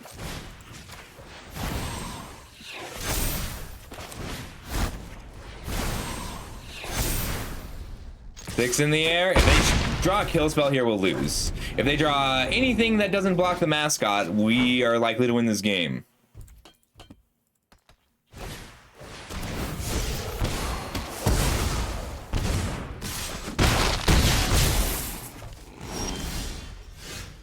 If they... What a draw. I can hit Tome Blast. 1, 2, 3, 4 Tome Blasts. I just have to draw the burn spell. I have Tome Blast for lethal. Tome Blast, Flashback. 1, 2, 3, 4, 5 exactly. Maelstrom Artisan. I have a ton of lethal draws, but I'm not able to surveil on my upkeep.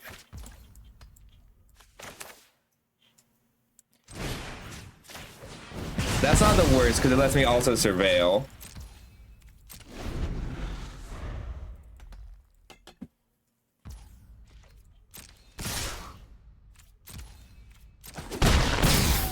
Does me survive with removal or a creature right now? Not really anymore.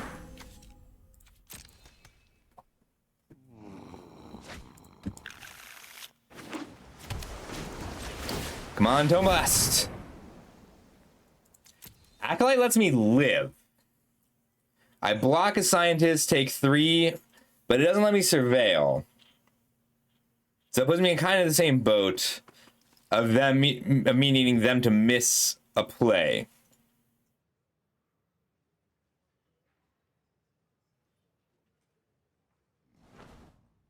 I don't get to also surveil. But the thing is, if I surveil this away right now, and then I hit a Maelstrom Artisan, I'm gonna keep this because as of right now, like, before they play the environmental scientists, something like a Maelstrom Artisan would have been lethal. But this way, if they swing out, I go to 1, and then my haste creatures are lethal again.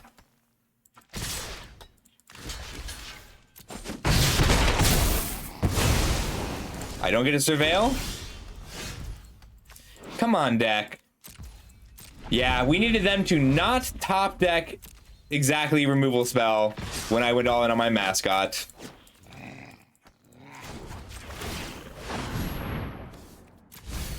Yeah. We had 5 chances. We had 5 chances to hit 1, 2, 3. Yeah, 3 lethal spells, 5 chances, and 20 cards. But that's okay.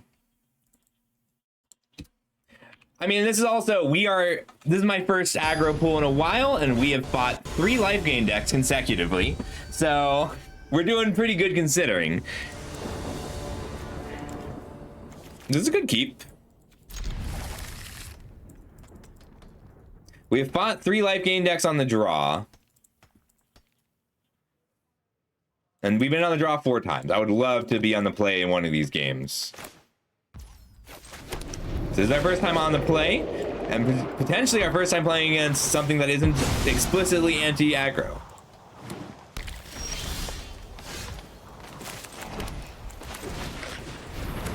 I might be double exciting here, just hit for 4. Never mind. I was gonna say it outside an impractical joke and an unsubtle mockery.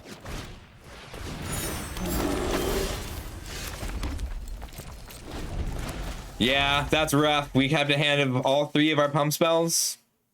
I think, yeah. All 3 of our pump spells, 2 creatures, and we needed to hit another creature, and we did not.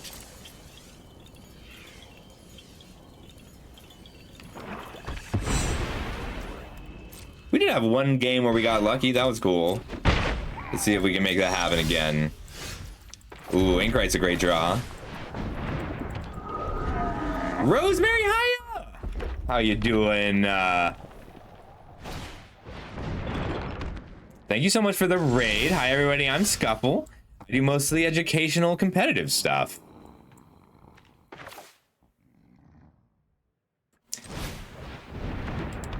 I'm gonna wait 1 turn to Trove.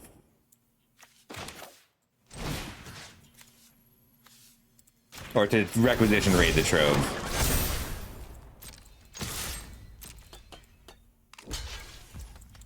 I'm gonna Monstrous Rage. It's a big hit. And then they have to decide whether they're gonna kill my recursive creature or the thing generating all the Inklings. It can't be a sweeper for the 4th game in a row, right?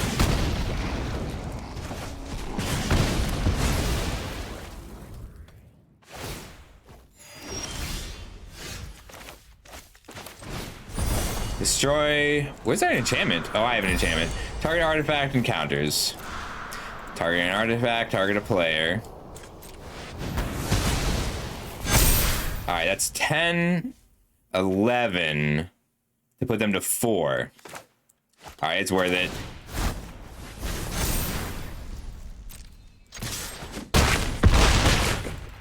I'm playing around sending the pest by not playing this mountain. Because I really want to Tome Blast them twice or once if this gets in.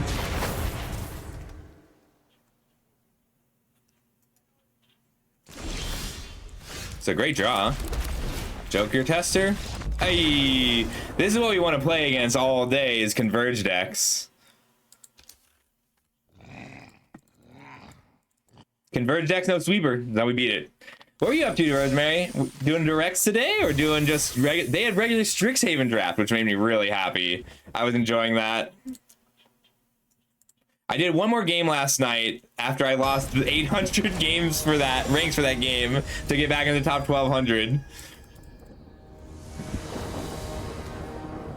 Ooh, I don't think we can keep this. We need 3 drop on the play, 2 drop otherwise.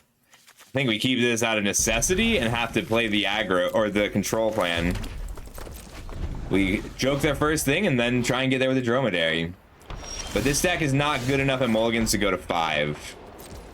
Our card advantage is like elemental mascots.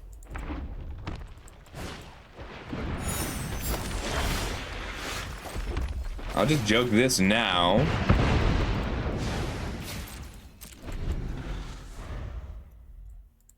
We need a land, preferably an untapped land now. Island would be best, but I'd accept a plains. This is a deck that can't beat Dromedary easily. Blue-Red struggled with it. They can procrastinate it, and that's about it. I almost got what I asked for.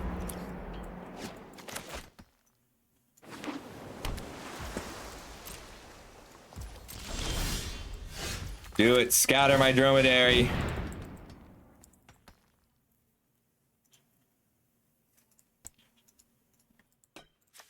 They're deciding. They want to scatter this.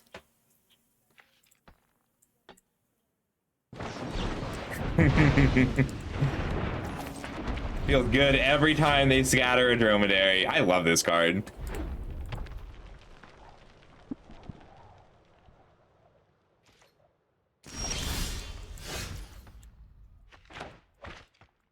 I think I just do this again.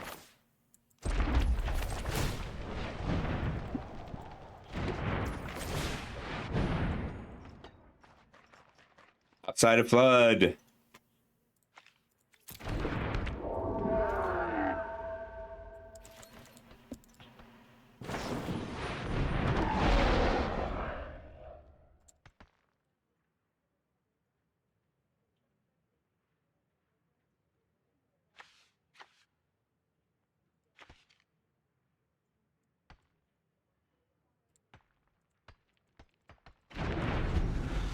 They left them both on top. It's always scary. I think they just want to not miss their land drops at this stage and apply some pressure where they can.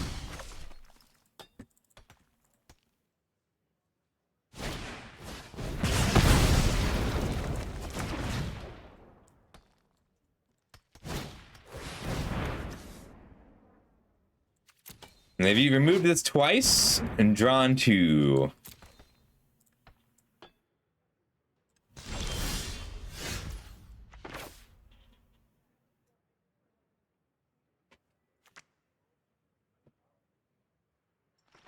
I'm gonna try the mascot. We're still expecting a scatter.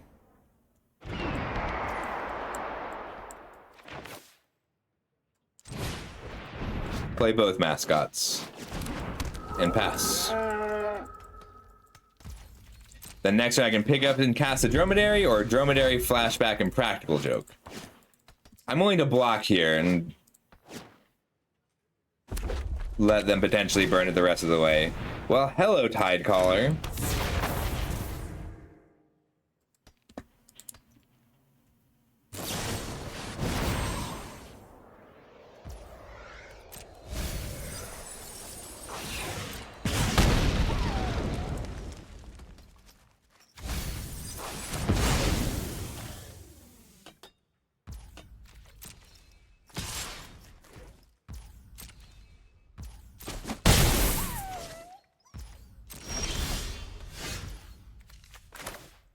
I'll try a flashback.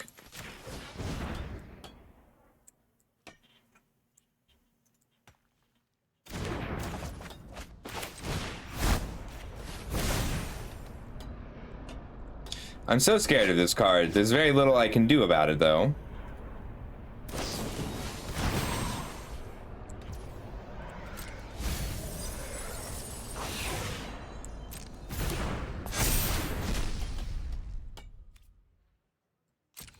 There's a good chance we can break through here.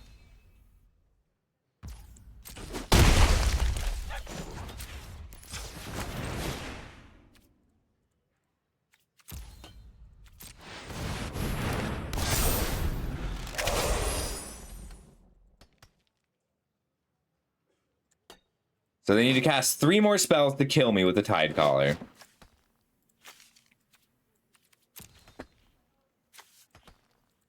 Which essentially gives me 1 turn, because they need 2 5-mana spells. Okay.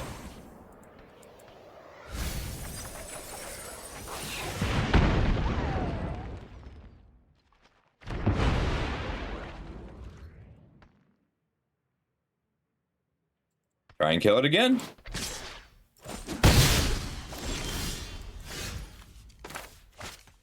Land for turn. Try a Tome Blast.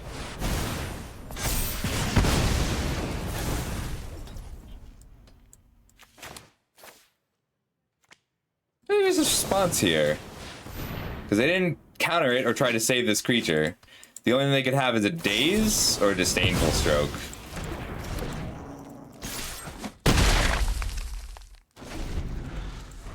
I have 4 turns to kill them. It's tricky, but not impossible. I've got a lot of damage, and the mill actually helped me a lot. Yeah. The fact that we drew 2 cards off the Tide Caller milling us gives us a pretty good shot.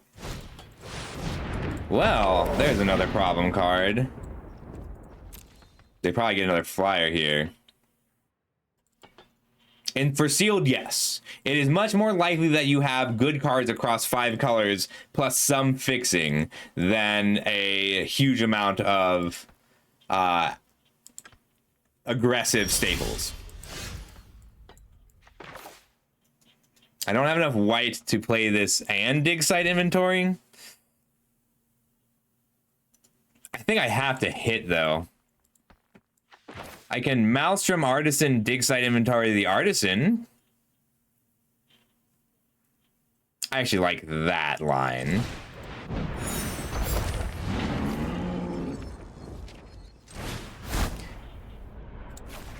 Because then they kind of have to block here.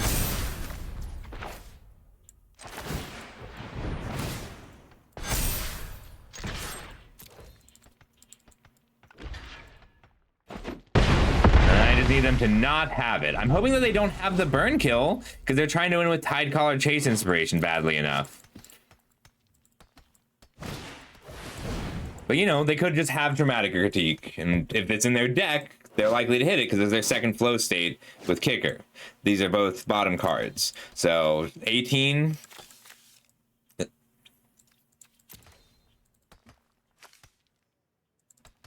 4, 5, 6, 7.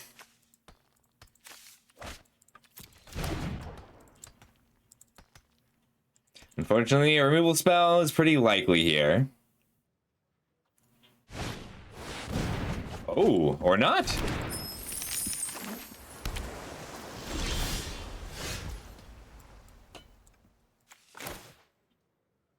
I'm gonna Dromedary first. And I guess we'll hit the treasure. Just to make sure that this is a 7-power creature. And make it so that they can't converge here. It's not like I'm using the extra mana for anything, but I really want this to be a 7-power attacker that they have to block. Ooh. I'm scared. We lucked out a bit. They saw 5 cards, 6 cards that turn, and we aren't dead. There's one blocker, they need a second one. I think I'm out of flashback spells to surveil for. I need to look at my list. I can surveil for a monstrous rage. Want to do... Oh, I don't have another blue source. Never mind. No point.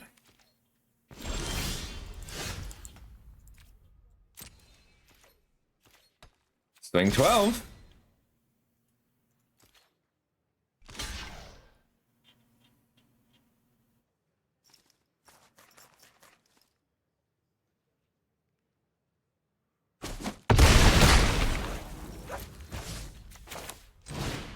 One more creature. I just need a 3rd lethal attacker that requires 4 blockers. More likely they get blocker, blocker, kill.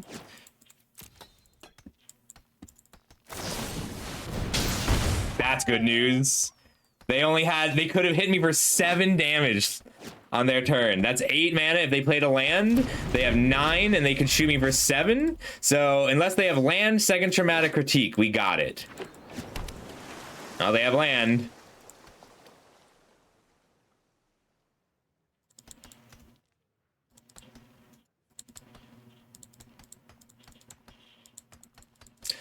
I mean, look, I know I say they always have it, and usually they have the first rare, but just this once, they don't have to have it, right? They might not have 2 of the top 5 rares in the set, and then, well, they might not have 4 of the top 5 rares in the set, but 2 back to back.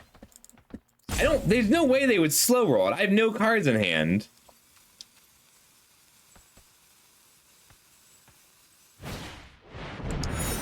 They wouldn't slow roll it. So they've got 2 blockers. That's not enough. They need 2 blockers and a spell for the excavator here. I still don't have a second blue. I gotta stop that.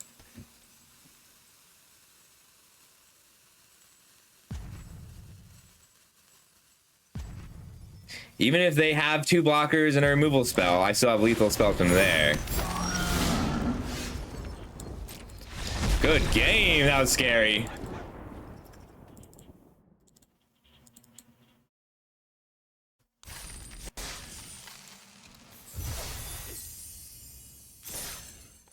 Hell yeah.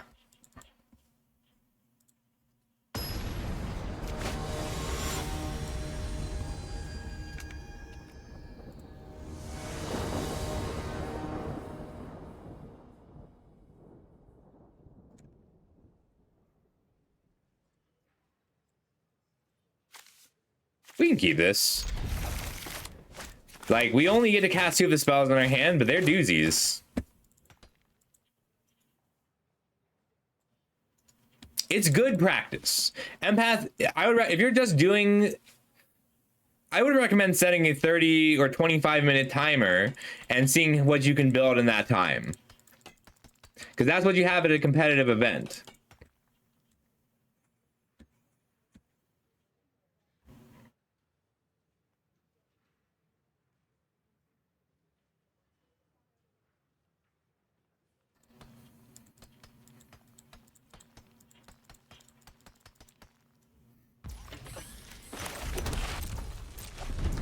Yeah, we're getting there. That was a wild game, the last one. There's a second red source we need. It's a lot of haste.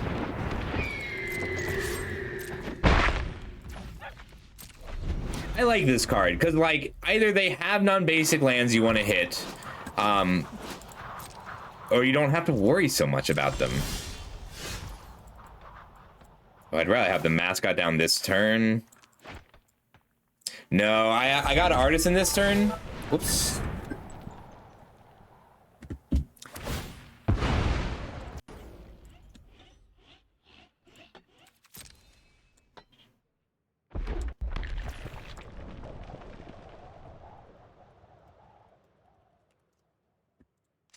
Oops.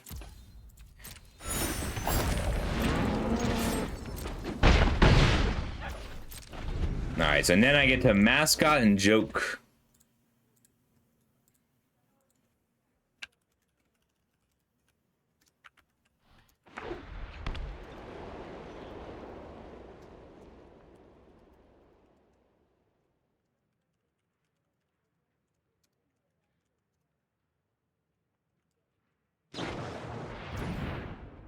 Someone's got a non-basic to play.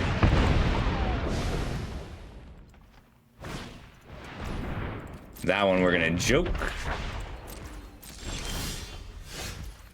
Handy.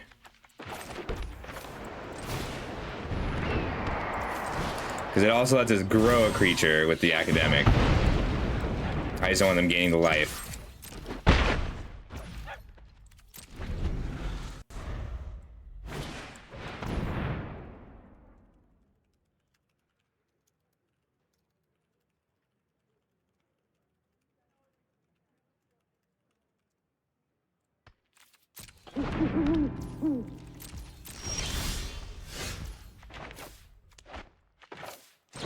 Flashback and practical joke. I like her owl noises a lot. I think I'd rather they kill the academics than the mascot. So we'll do it like this. It does take the mascot out of Unsubtle Mockery Rage. So Terrafractals actually, like, it's not a terrible thing to have a ton of Terrafractals. They stack pretty well because they kind of let you, like, if your curve, if every creature you have above 3 mana is Terrafractal, it's not terrible. I don't have lethal, so I'm pretty surprised they scooped. But let's get that box.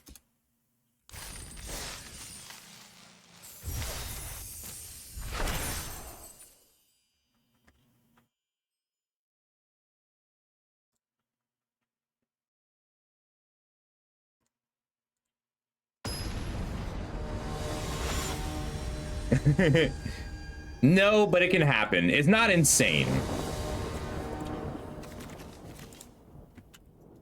On the draw, we're pretty likely to get a third land. So we're looking at what? Acolyte into Mascot into Mockery, Flashback Mockery, a Giant's Response, draw a card. I think we mulligan for power because we're on the draw. This will do. But Dig site inventory academic is so good though. I could just put back the island, which is dangerous.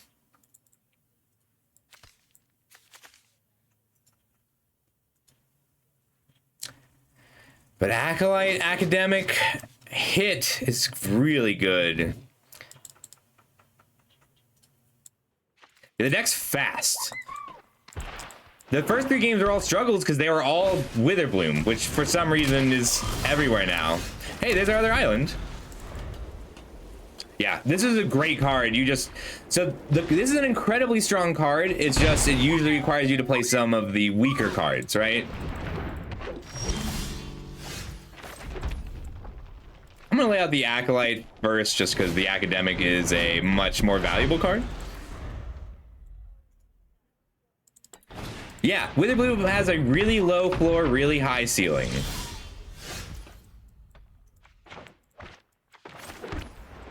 I can't let this live. I'm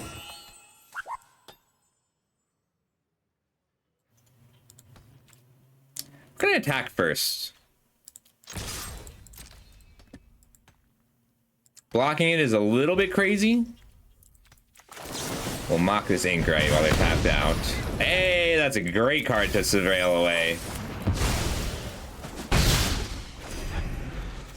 So the problem with Witherbloom, especially in sealed, is that like it's so difficult. So last pool, I had 3 really strong infusion creatures, but no real way to gain life.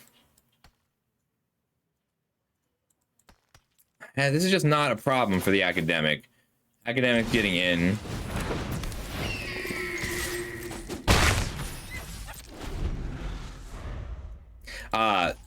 So the hybrid is like having the wrong half of cards is the problem. So this way, if I draw a white source or a blue source or a red source, I still get to kill a thing. I would rather have the body in than anything else right now, because it turns these spells into way more damage. And they are really hurting for that 3rd land. Yeah. No, low ceiling, high floor is Witherbloom. But it's the reason that low floor, high ceiling. There we go. I usually say it the other way around.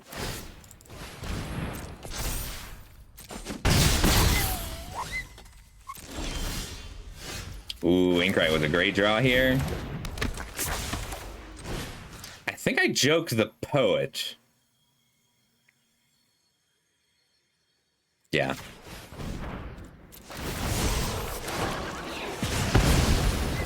Then I get to attack and flashback group project, which is a creature leaving the graveyard or card leaving the graveyard. We'll go ahead and grow the Academic, because there's a real chance that I have to give it lifelink this game.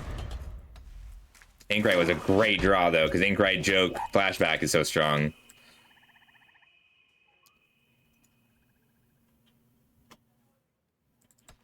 Yeah. it can be really bad and is often really good. There we go. We did it.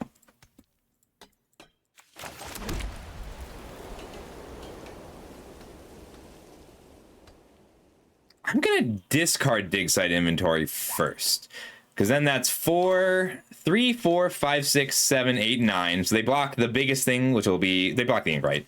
All right, 3, 4, 5, 6, 7, 8, 9, 10, 11, 12, 13. We're gonna pitch dig site inventory to give lifelink.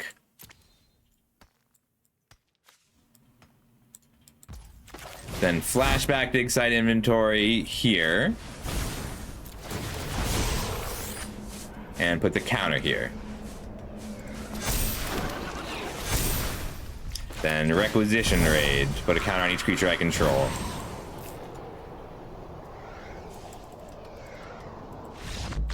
Good game. That was for a box. So we're going for a box number 2. So I owe Reb half a box. Let's see if I can get her a whole box.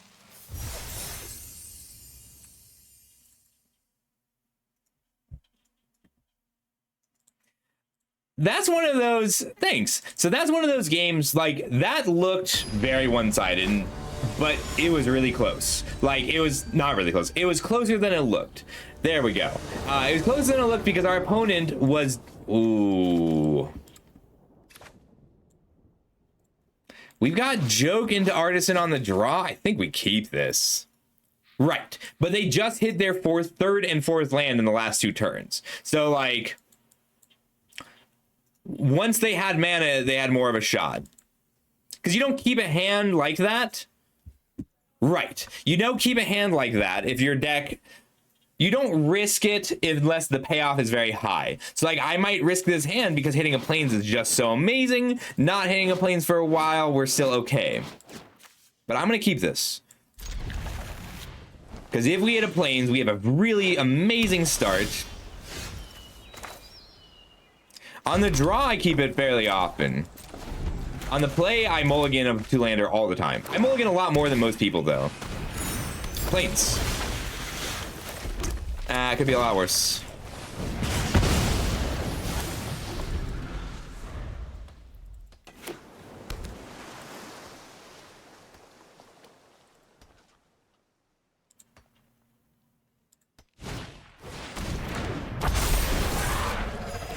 Yeah. They have to kill this if they can. Letting me volley this Paradox Garden is how they lose this game.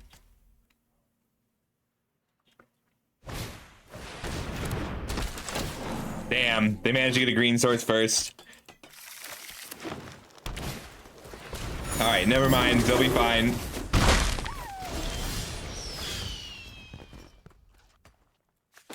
We'll volley the gardens. I am willing to hang tight here. I'm gonna attack, because we're gonna be trading with this if they attack anyway. But I'm waiting a turn because if I can get an inkling out of this, I'll be incredibly happy. That game I had 3 lands, 2 playables, but the ceiling was so high on that hand. Like a plains on time made the hand close to unbeatable. And a plains late is something we can recover from.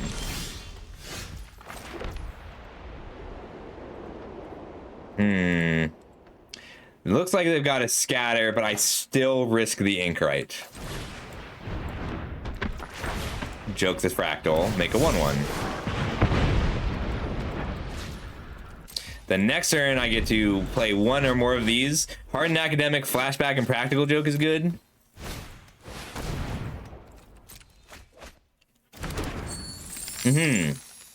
That's a really good point, Reb. How many cards do you need to win?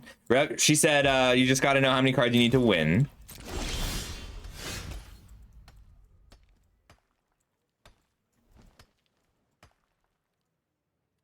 I think it's just 1 in the air, and I don't even bother risking my Inkrite. And then Mascot Pass. The next turn, it's Hardened Academic, Flashback, Joke. Ah, I can't flashback anything in response.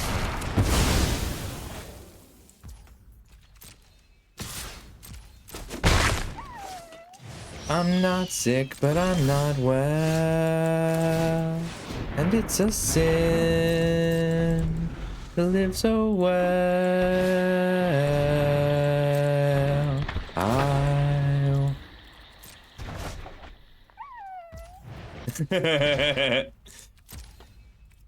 Yep.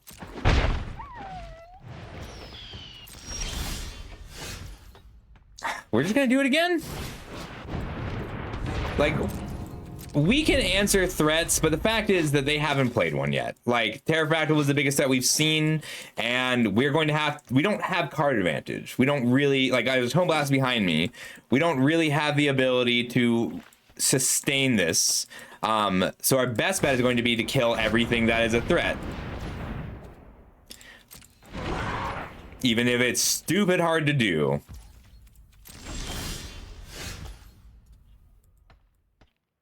Running up the bad of the holes, digging holes.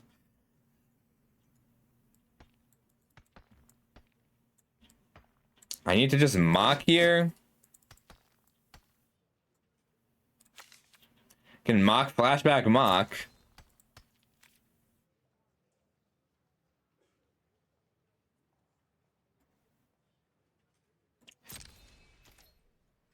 I'd rather trade on my terms with Snarl songs. Like I'm two, this is a 2-for-1 plus gain 4 life. Makes it tough.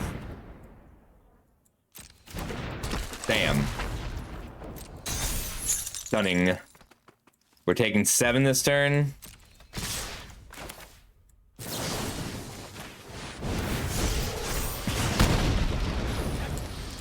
Love the card, but we need a land.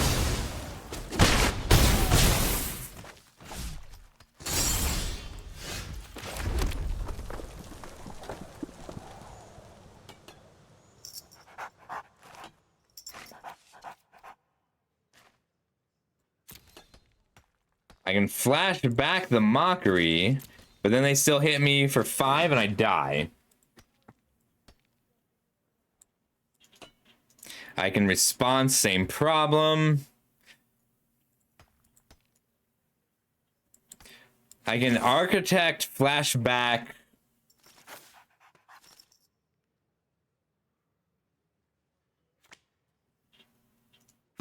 Gain 3.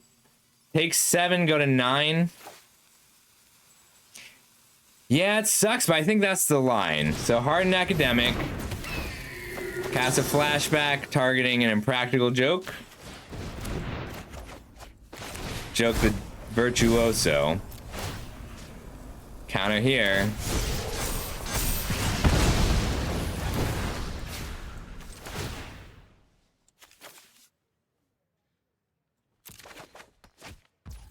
I should have attacked first. Go to 9. Lots kills me here. But the lifelink gives me a shot at recovery. Good game. Good game.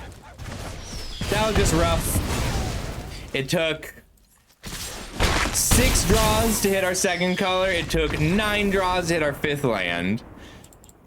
But we still got a box, so I'll take it. Let's see if we can win Reb.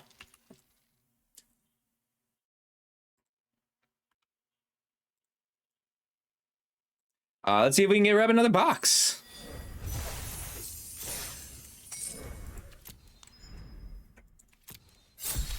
Fresh run.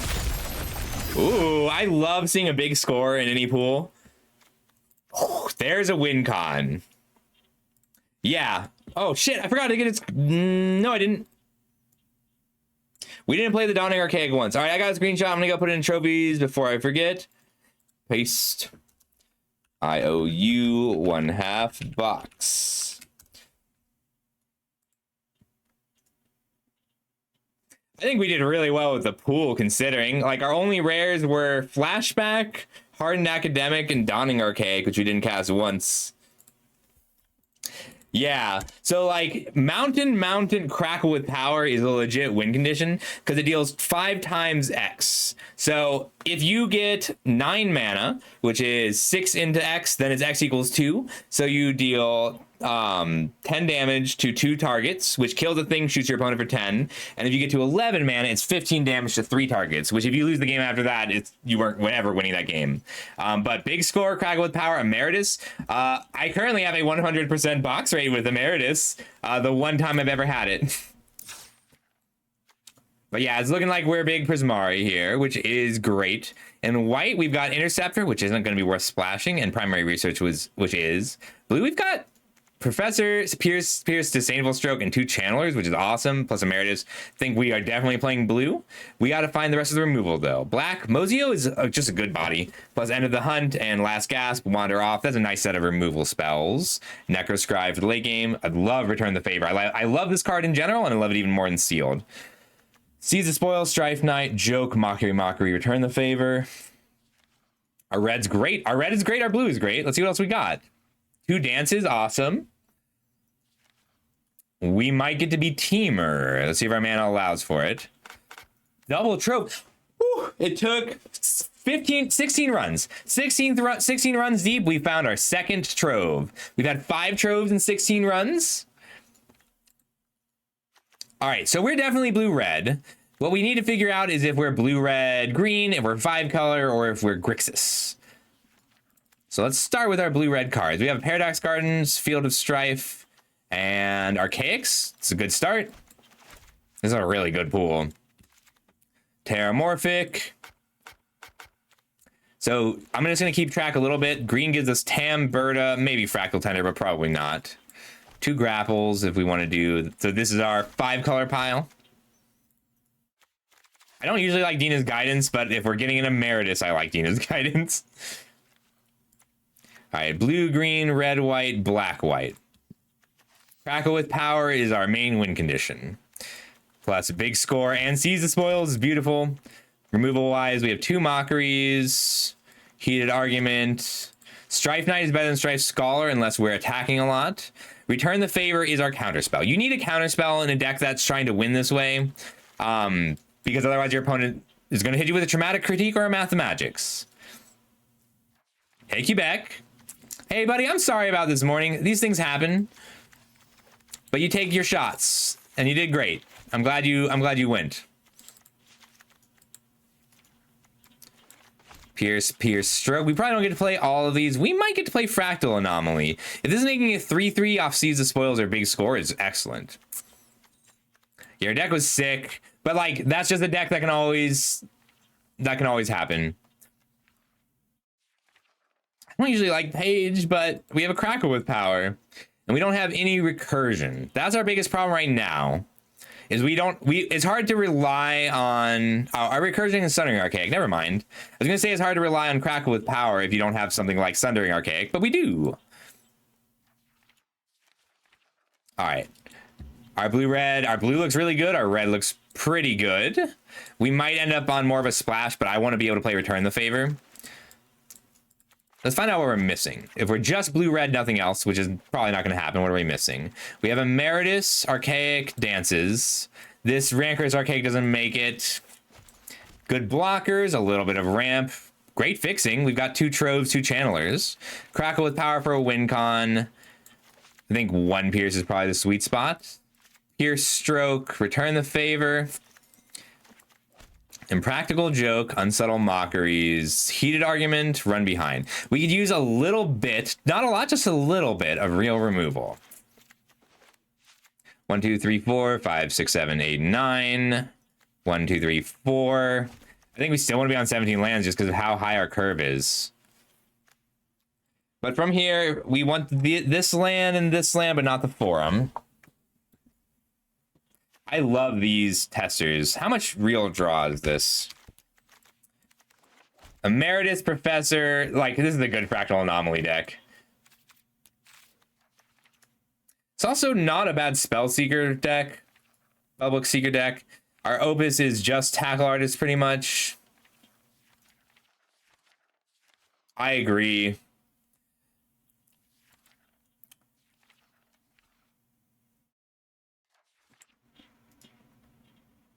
Two Fractal Tenders. Still don't like it. I like it when you can protect it. This is actually a good spot for it because we've got Spell Pierces. It's just going to be a 6-drop more often than not. We can't kill an artifact.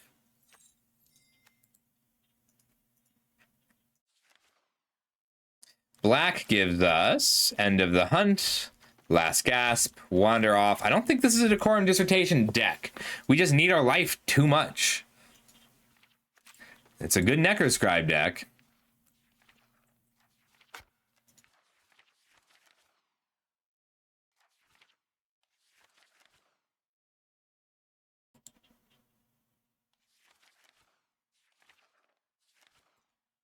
We don't have card draw. Pensive Professor, Emeritus. I keep thinking, oh, we don't have enough, like, Embrace the Paradox. Yes, we do. We have Emeritus. Doesn't get much better than that.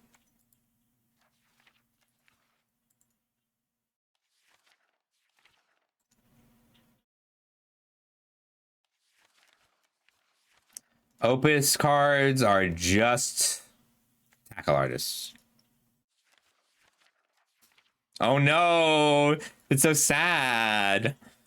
The lack of recursion on, like, picking up Emeritus, it's pretty tempting.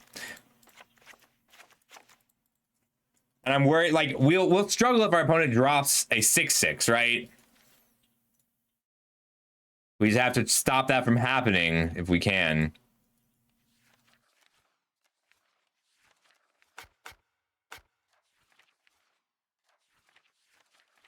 The good deck. I might splash just Berta. Any other green we want to splash? Knockout Maneuver is good. This is an absurdly low number of green cards. We had a 0 green creature pool. We're not green, so I don't care, but I'm just noting. Like, look at our green cards. All 4 of them. We have 4 total green cards in this pool. It's really funny. I mean, we're blue-red. I'm happy with that. Just pointing it out. I like Muse's Encouragement, and I kind of want to splash his End of the Hunt. We'd have to add a Swamp, because we don't actually want to use our treasures. We want to hold them for Crackle.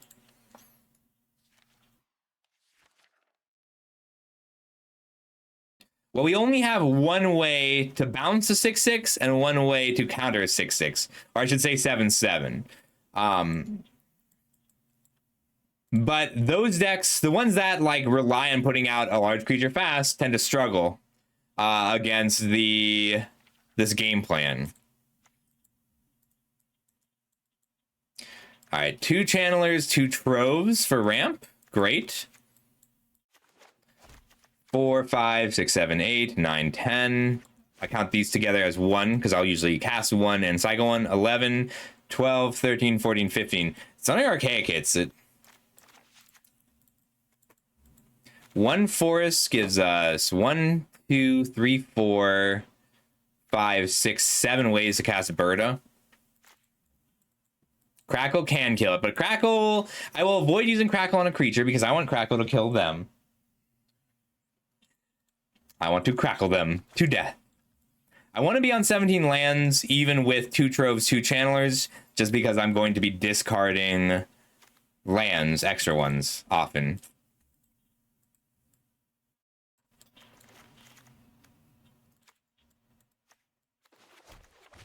The mana looks great.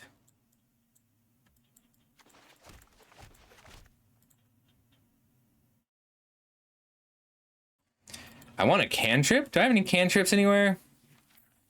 Primary Research is a splash, picks a Professor, which is cool. We can bring in Stand Up For Yourself, Primary Research in white.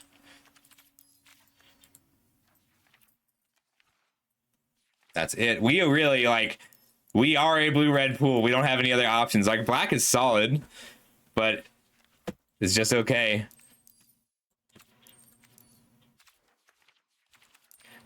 All right, what we have here is what we have to work with. I need more water. I'll be right back.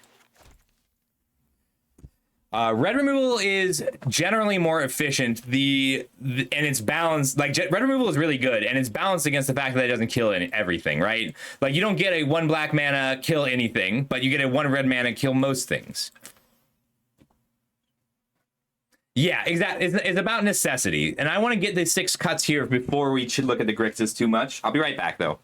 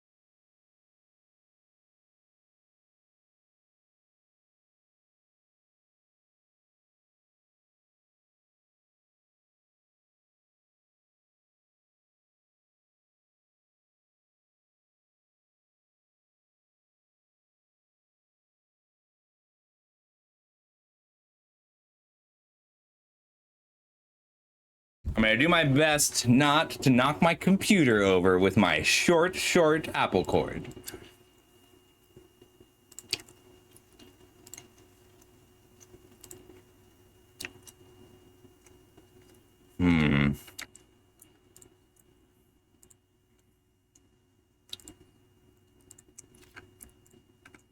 I would kill for best of 3 arena directs. I would play best of 1 arena direct. I would play best of 3 arena directs to 1 loss really happily.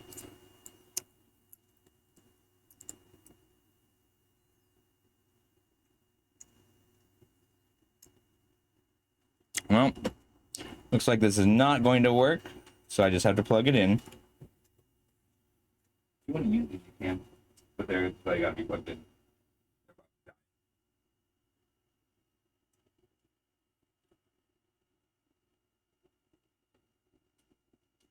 There's all my bricks.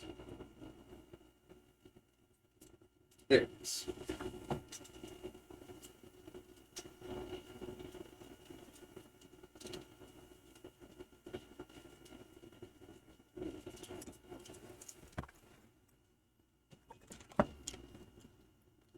Oh yeah, this is a great best of 3 pool.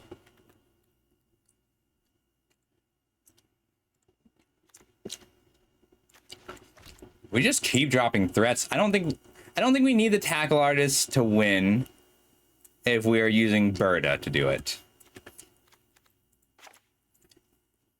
And we really want to be holding up mana from turn 4 onwards.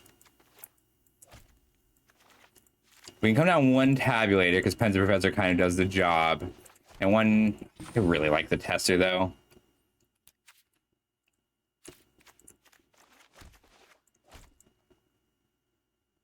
I guess it's Fractal Anomaly, even with how good it is in our deck. I could do 16 lands with 2 dances and a channeler.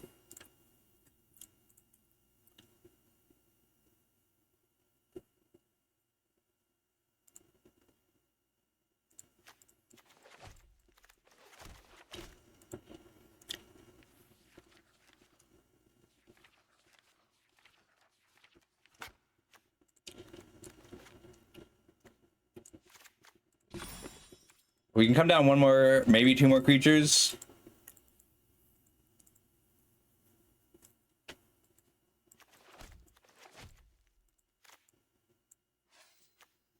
All right, 1, 3, 4. We kind of need all 5 removal spells here. I'm okay going to 41 with the way our mana is set up between Big Score and C's, so we have to make 1 more cut. It might be the Pierce. I really like the Pierce, though. That's fair. I usually love the Trove because it ramps. But, like, even on turn 3, we're not good at using it? Yeah. And we have a really minimal splash in general. And it's a point of fragility. Okay. Let's run it. I didn't take a screenshot for you, Reb. All right.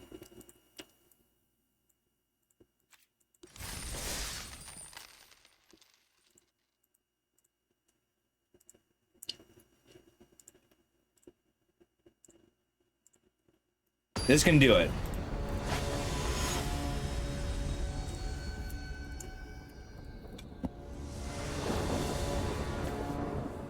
Nope. There's our 1 forest, mountain, but we only have blue cards in hand. This one we can keep. We'll put back the Heated Argument and just ramp to 6 mana Emeritus. That does help us ramp to 6 mana Emeritus. One thing this deck is missing is Essence Scatter.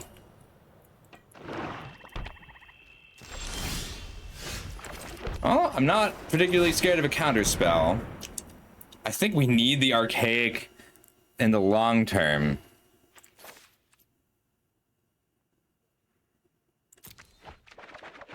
Cool. I would like to be on 6 mana before I Emeritus.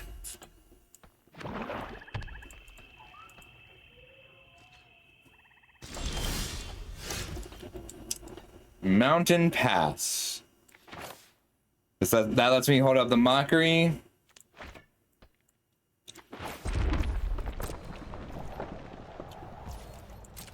I think I'm pitching Paradox Gardens. If I hit Bird, I'll use a Treasure to caster. They might have a big score too.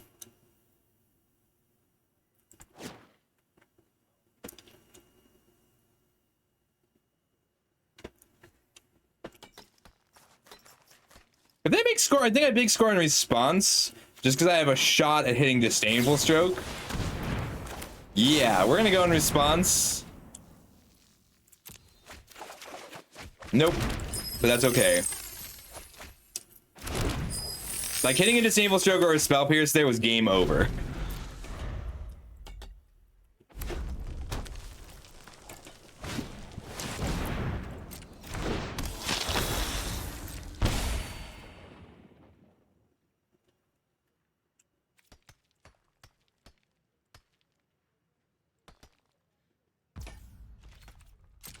Right now they're Jund. I don't think they're 5 colors. Ooh, there's the stroke.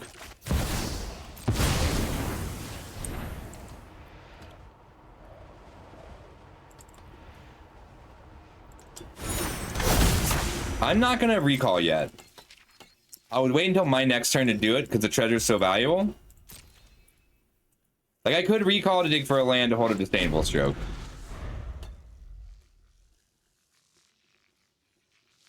But even Moment of Reckoning isn't a huge deal, because...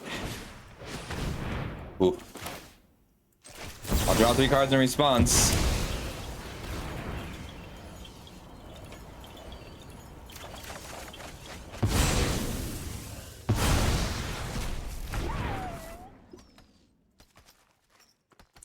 Channeler Strife Knight.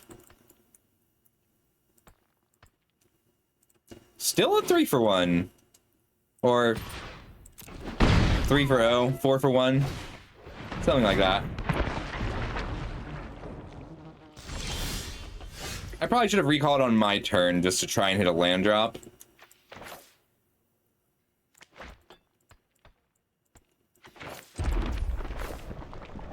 I would love to exile this Postmortem Professor.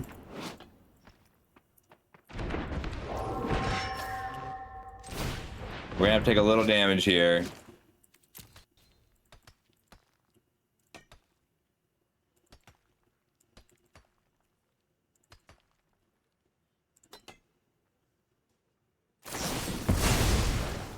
Ooh, I would like to rummage. I think I'm gonna get rid of one of the dances.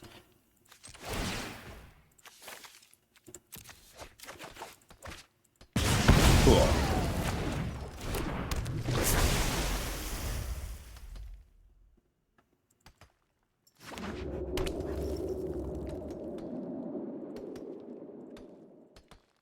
We're the control deck. We're gonna have to run them out of cards and preserve our life total as much as we can.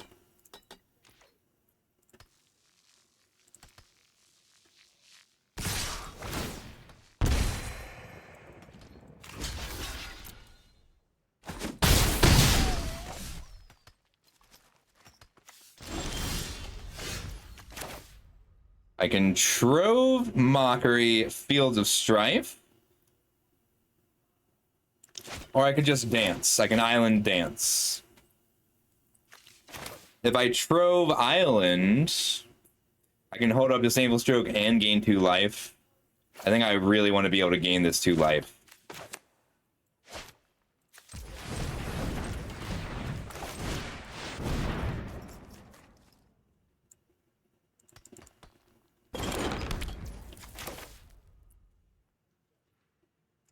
It's worth playing the tap land, even if I have to use the treasure. Yeah. I'm expecting something big soon. But I want to be holding up strike where I can.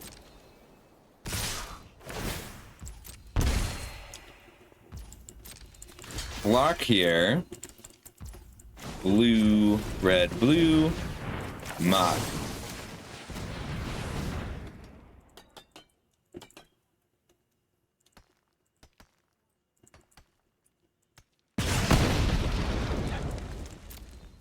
5, 6, 7, 8, 9, 10 of 11 lands I need.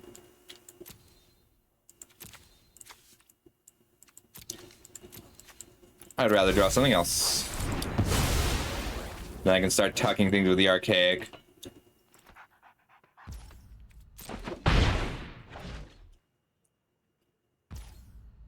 End step, gain 2 life. What's in their hand? I'm scared.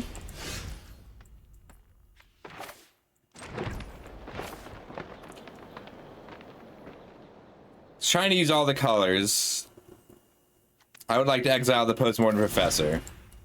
Green, red, red, red, blue. I'm gonna play an island. I just played a forest. Whoops.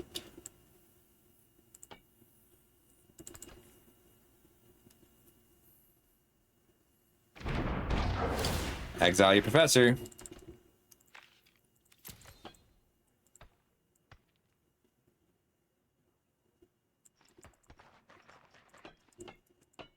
Five, 6, 7, 8, 9, 10, 11. Lets me deal 15 to 3 things.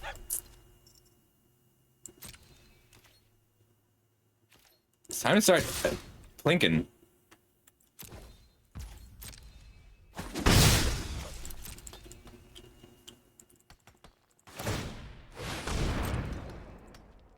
They might be Math Magic secretly. That's one of the reasons that I'm not going, like, they might be Crackle with Power.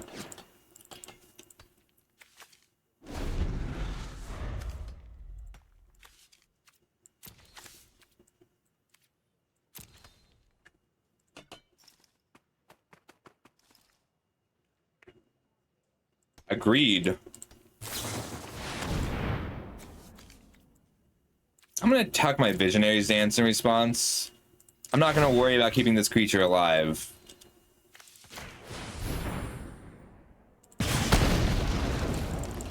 I'm gonna Visionary's Dance, and we're gonna try and just get there with our Crackle.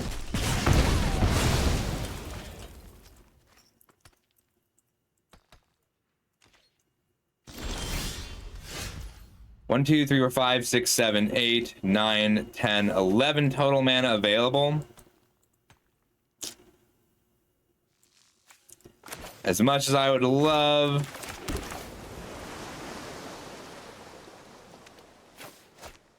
as much as I would love to draw a card here, I think it's more important to just make the 3/3s and gain 2 life. Still holding up the stroke, no attacks. 3, 6, 7, 8, 9, 10, 11. I need to get to 14 mana to hit for 20. Doesn't have reach, don't care.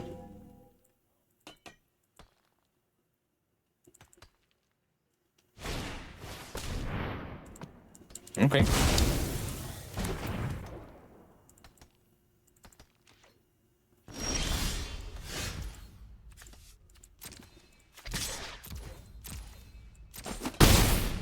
All right, we got them down to 20. That's a good start.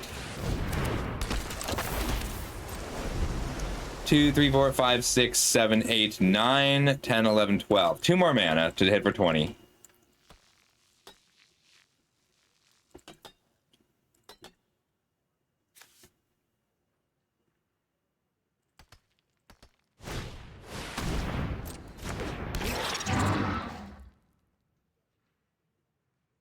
Hey, Rosalie.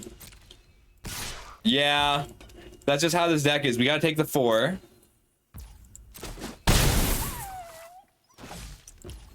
This is too loud. End step, we are gonna surveil.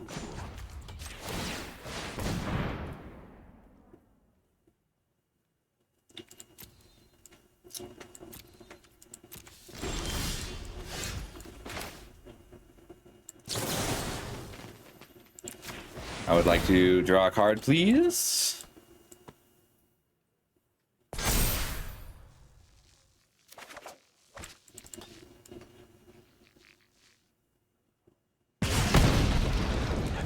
It's not going to be a Spell Pierce game.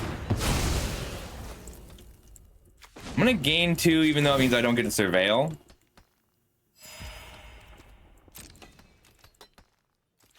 Get in for 3.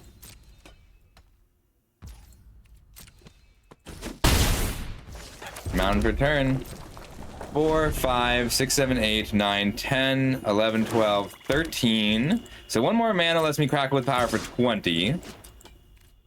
But I would rather just Crackle with Power for 15 and hold up Disdainful Stroke.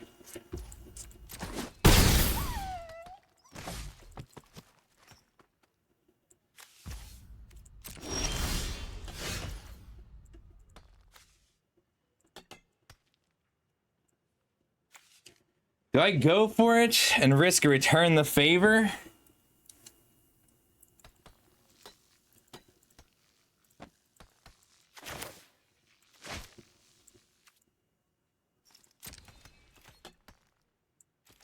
Three in the air.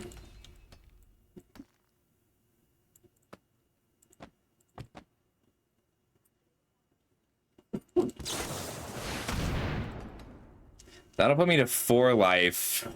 I think I Disdainful Stroke this. Go for lethal, because it also lets me draw a card.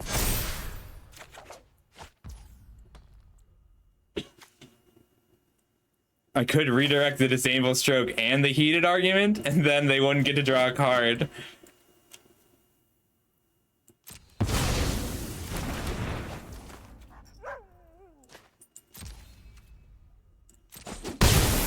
Alright, let me make sure I'm doing this math right. So it's 8 mana, 11 mana is what I need. 3, 4, 5, 6, 7, 8, 9, 10, 11 mana. Deals X equals 3, 15 damage to 3 targets. And I die if they ever Return the Favor, or I could wait, block, and Crackle with Power, holding up Return the Favor.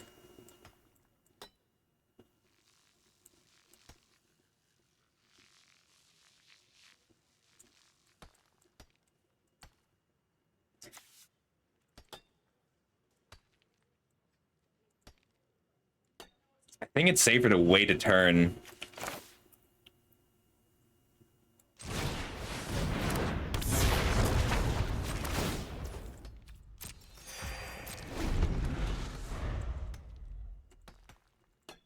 Because any pump spell we can redirect, and I just chump here.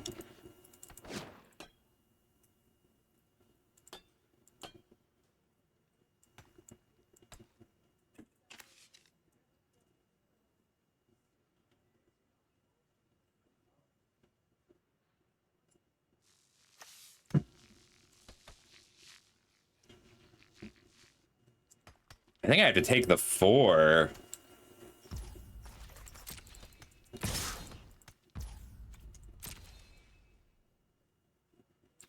No. Just a little bit safer. Because these will both get to attack.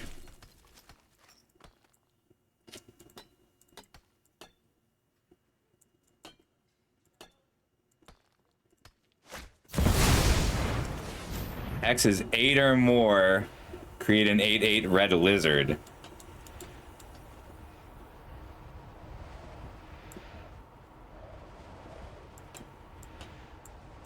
So this is a problem because it kills the artifacts too. So 1, 2, 3, 4, 5, 6. 1, 2, 3, 4, 5, 6, 7, 8, 9, 10. It's 8 to do X equals 2. And then 11 to copy it. So I'm 1 short now. I can surveil for a land or an answer to an 8/8.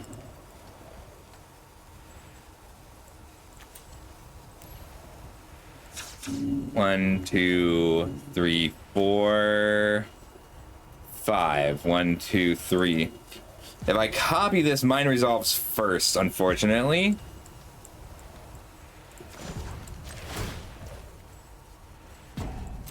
I was not expecting this. Alright, that's what I needed.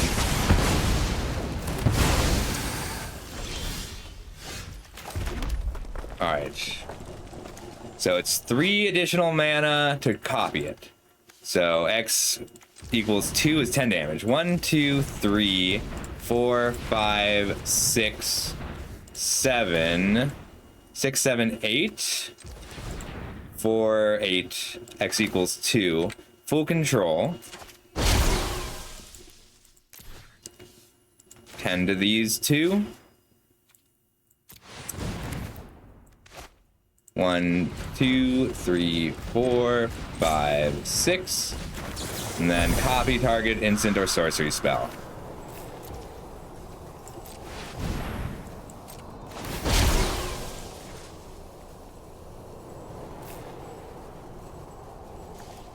It says up to X.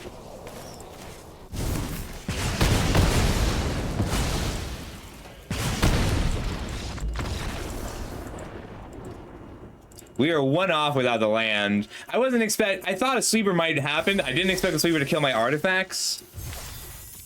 And we played that maybe a little safer than we needed to. But this pool is too good for me to let it not win a box.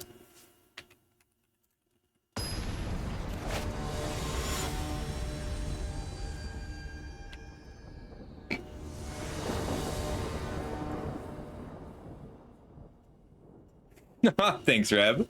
Always appreciate a good clip. Channeler? Pensive Professor Tabulate is a great start. Like, 2 creatures that grow make me feel all sorts of tingly inside.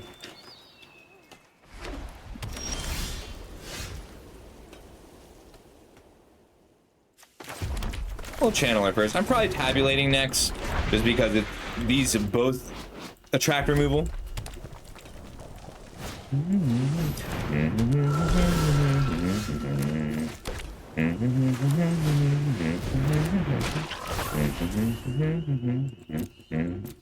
I would really like a removal spell.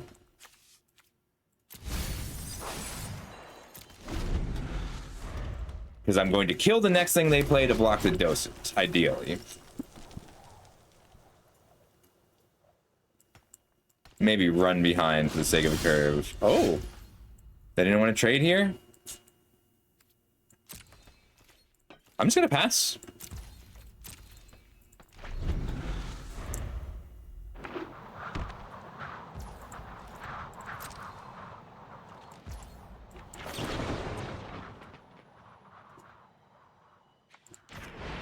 We'll go ahead and just tuck this.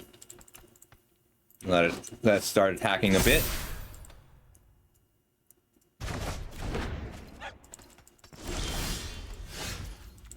Well, okay, I'm more excited to run out this Pensive Professor after drawing an Emeritus. If they had a Mockery, they would have fetched and mocked in response. I should have played this pre-combat for the increment. Whoops.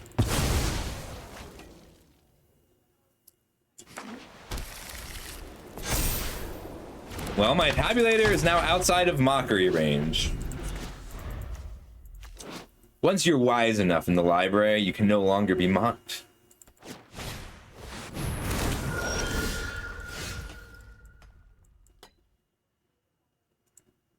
Is it worth playing around a Monstrous Rage in any capacity?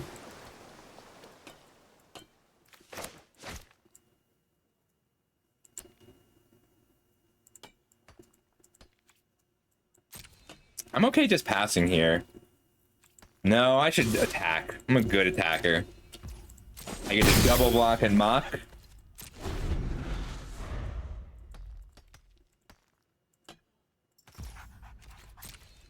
I'm just gonna block one. Let them play spells. I want to make sure I draw this card, so I'm gonna try to wait, and I'm willing to return the favor to just kill 2 things here.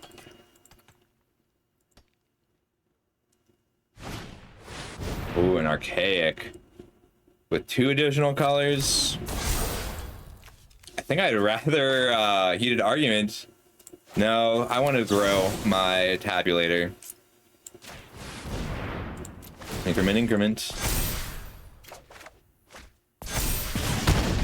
I want this land, please. Island Emeritus of Ideation. Seems pretty good.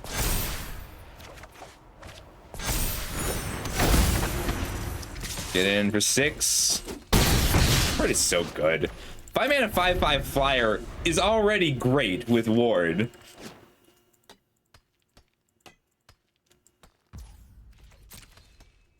Yep.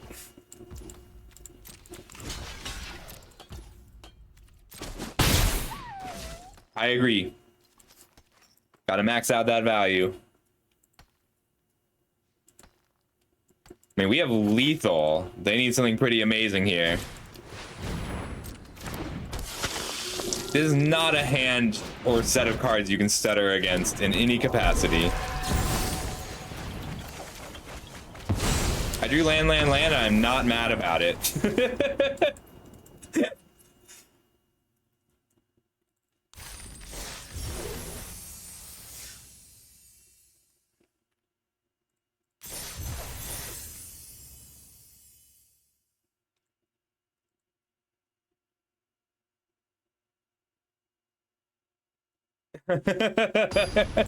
I love those.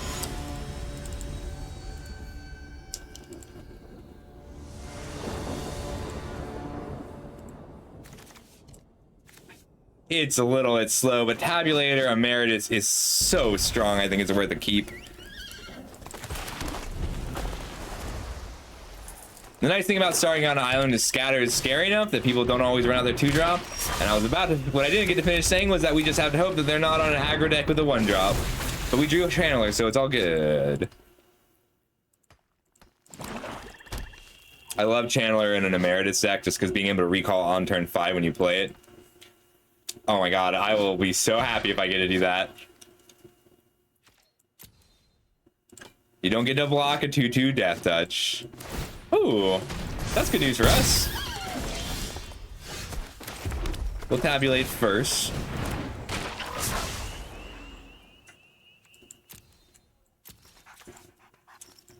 I think we just want a big score next turn.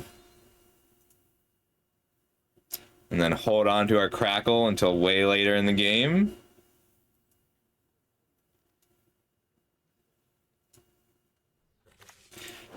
Don't like getting rid of this because it's our best win con.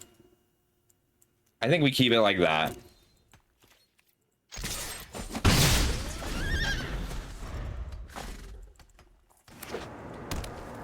Oh, but we're gonna have to pitch probably Berta or return the favor here to a big score.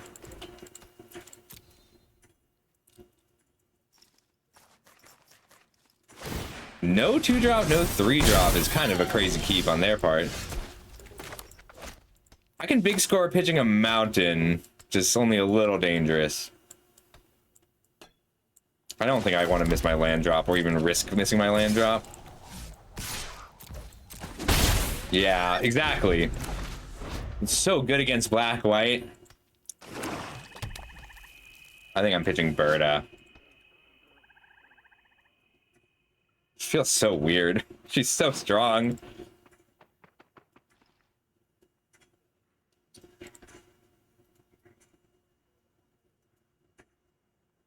Yeah.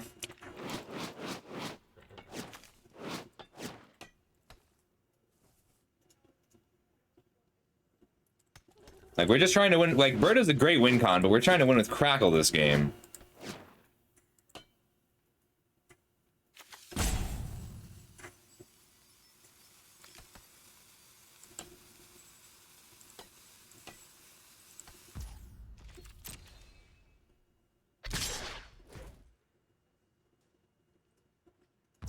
No blocks. Yeah. Dies, yeah. My opponent has spent 8 mana working on this Banemaker.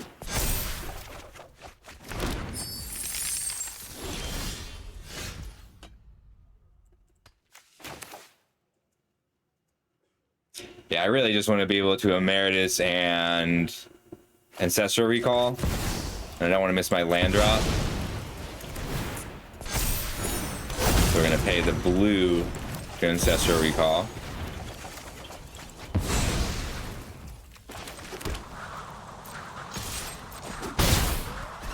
And Berta is our only green card. So I'll go ahead and fetch a blue source. It's 3 cards in the graveyard. I can make it 5 cards in the graveyard.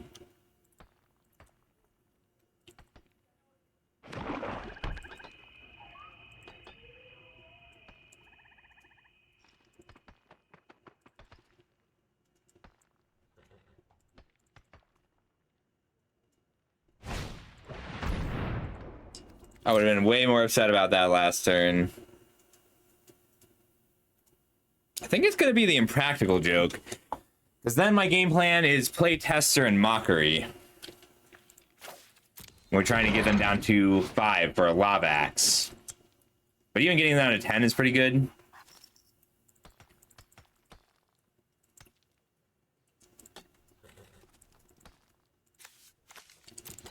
We can get day cards in the graveyard eventually.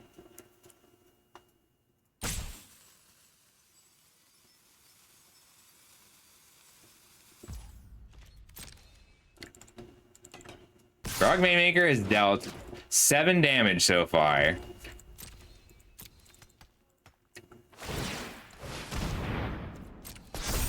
Frog Maker has dealt 9 damage this game.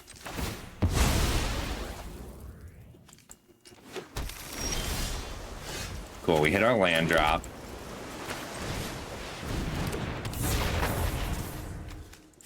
Four cards in the graveyard. So we get to 7 next turn. 5 in the air. 2 on the ground. Holding up Return the Favor, Unsettle Mockery, Visionary's Dance. I'll probably block with the Channeler and then mock it if they try to grow. 5, 8, 9, 10. Are they saying with the Banemaker they'll die? No blocks.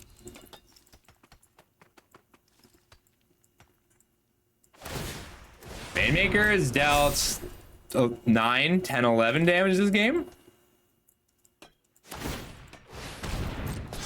Banemaker has dealt 12 damage alone. This feels so mean.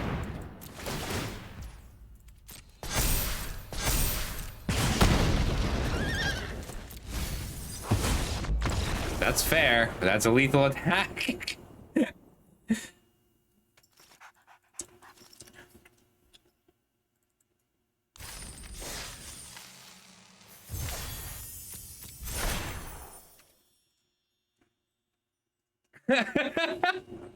Couldn't handle our lethal attack next turn.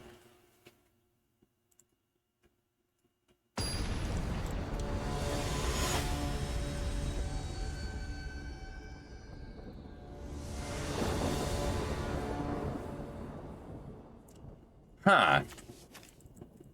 On the draw, we mock Strife. I think we throw it back. Because Naval Stroke is something we want very late in the game. This is good. Go back, Seize the Spoils. Play it like a... If we're gonna play this one like a fair game, we're putting back Impractical Joke, but still don't like it. Because we want to go Tester into Tabulator into Seize the Spoils. And I think we fetch an island here.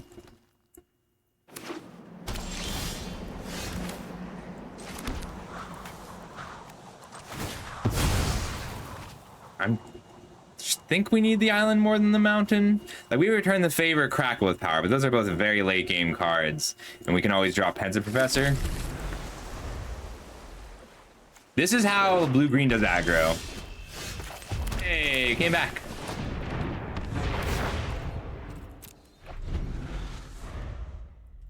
It's wild that you can pay 0 to move 0 counters from itself to nowhere.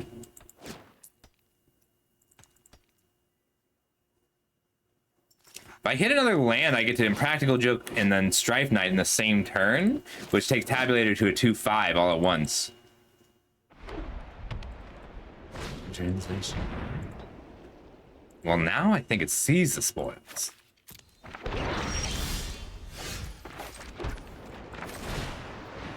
Surveilling for a mountain. This feels like a spell pierce game.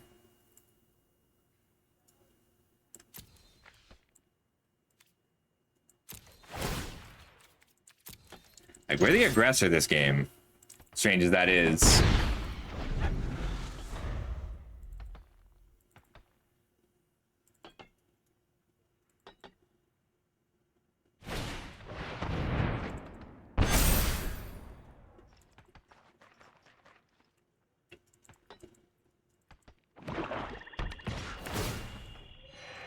Someone's got a masterful flourish.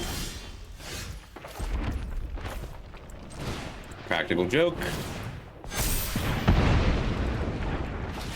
Strife Knight.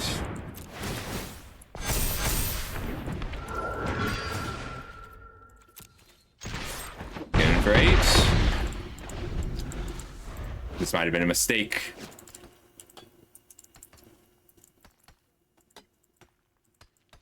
I was thinking I would need to pierce a sweeper, but they didn't play a sweeper. Ooh, piercing a trove would have been good too.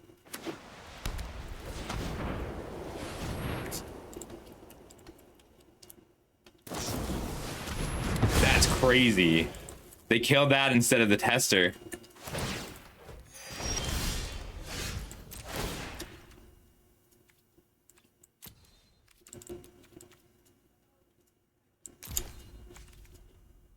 We'll pull both counters off. Makes it really hard to kill the tabulator at a good cost. So I get to pierce.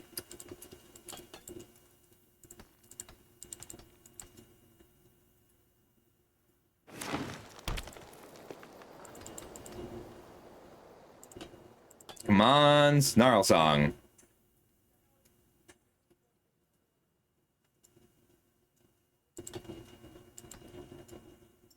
Green, white, black, blue, red. Snarl Song for 5 is hard to resist here.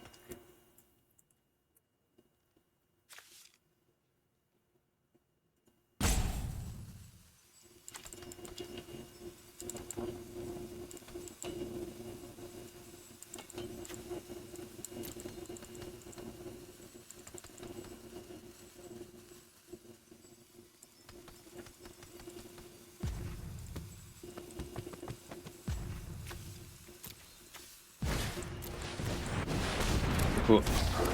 All right, now we gotta draw a land. They just drew 5 cards here, so it's land is lethal. Anything else, and there's gonna be trouble. Untapped mountain.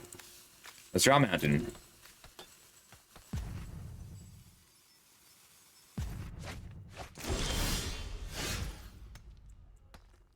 I mean, that does kill the archaic and let us hold up the pierce.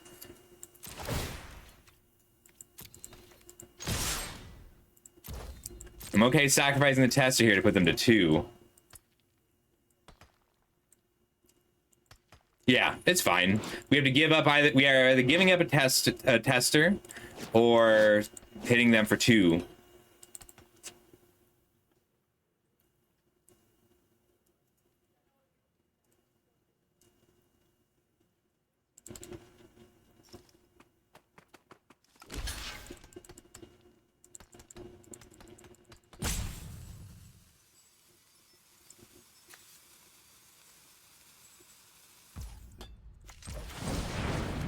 Just with 4 damage for the sake of our increment.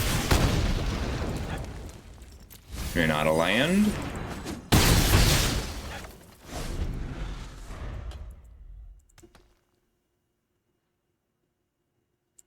They did just draw 5 and discard land. Maybe they drew 5 lands.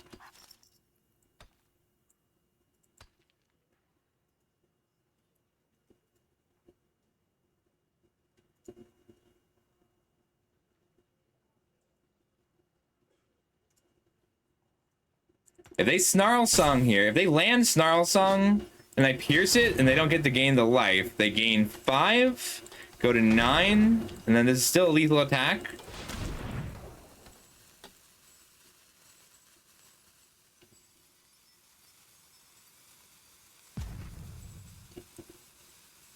What have you got for me?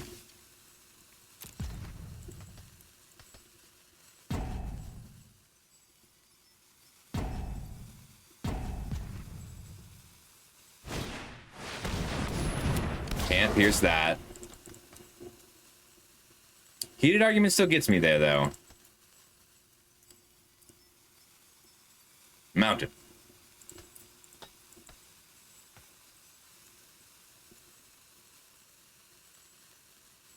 The only reason to target Tester over Tabulator is if you have a Repel Calamity in hand. I can only hit for 3. And I don't want them to draw that again.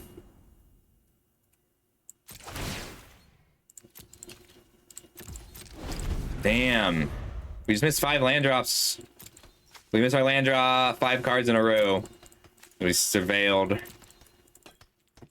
We missed our lethal land 5 turns in a row. And that happens.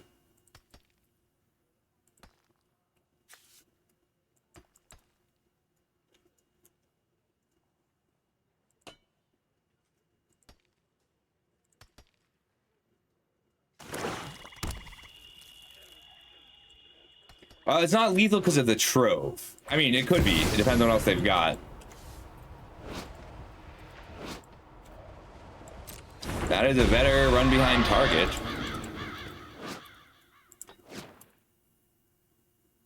End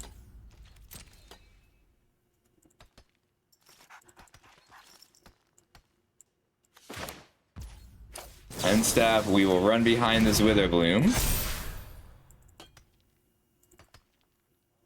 And then we draw a land. I mean, we did technically draw the land.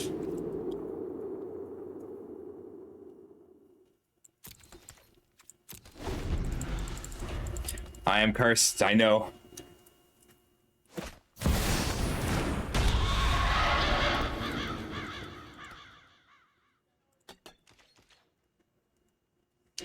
I get to kill, force a block.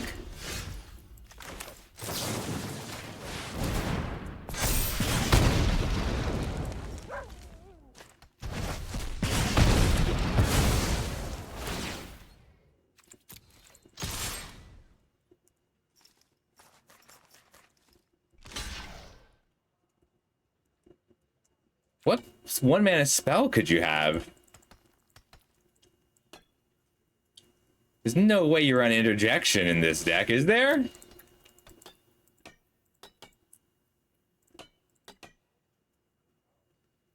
I have no idea what they've got here. Dissection practice, maybe? Burst lightning is something they would play?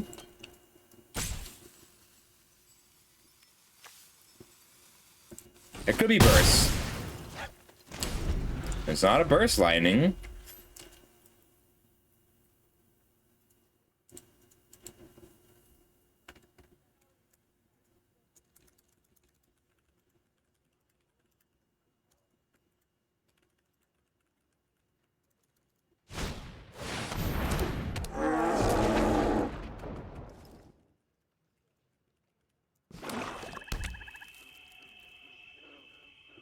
That is really bad news.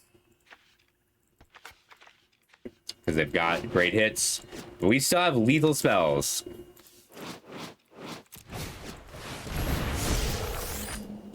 Oops.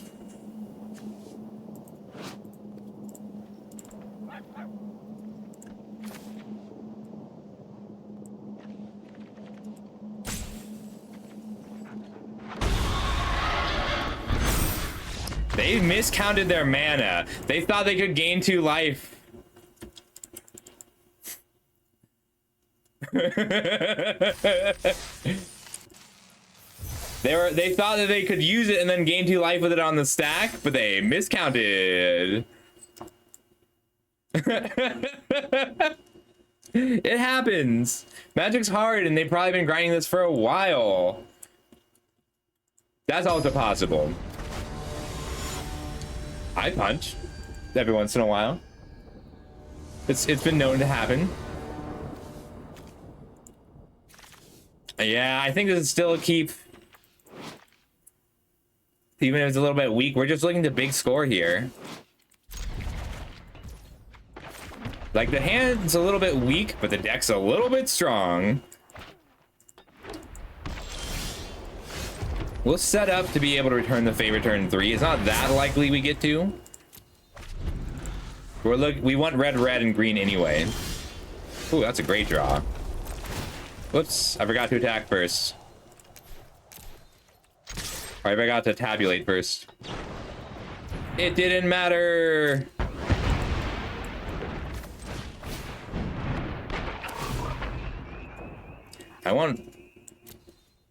I guess whatever I draw is getting pitched to the big score. So I pitch an island this way. I get to guarantee hit an island. Play a forest, big score, discard island, draw island. But by that logic, I might be better off just getting rid of both of these to dig for something real. I'm gonna keep them both.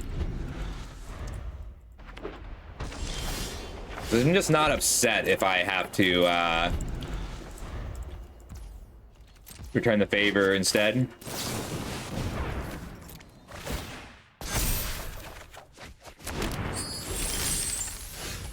I could dance this turn, but these treasures are valuable to me. If I wait one turn, I get to keep one treasure.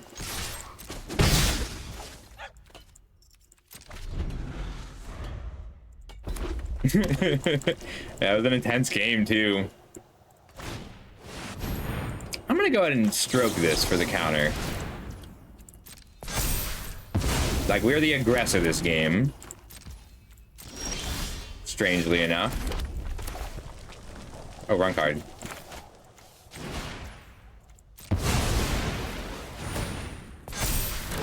And then after this turn, I hold up return the favor until they die.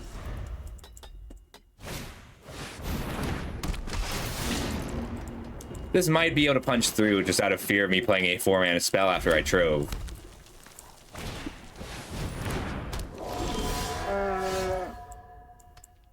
Never mind.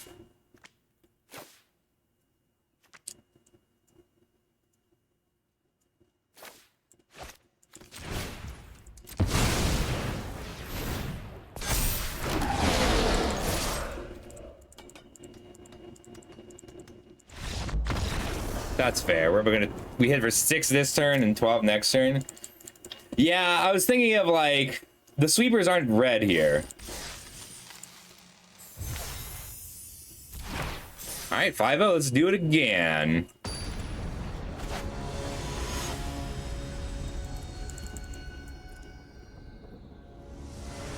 Right. Well, this is a good keep.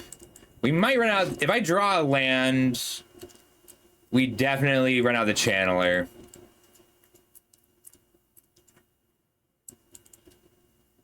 This is a great hand, yeah. Hi, Carl. How's it going?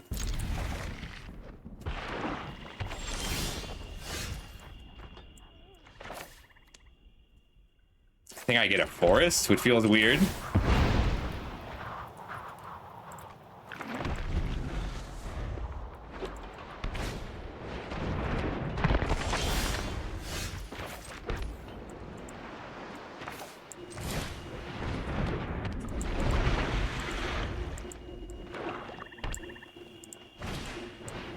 I didn't use Disdainful Stroke to keep Berta alive. I'm glad to hear it.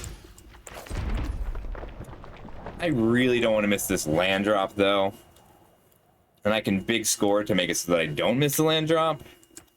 The other option is play Hydro Channeler. I have a lot of options, I guess.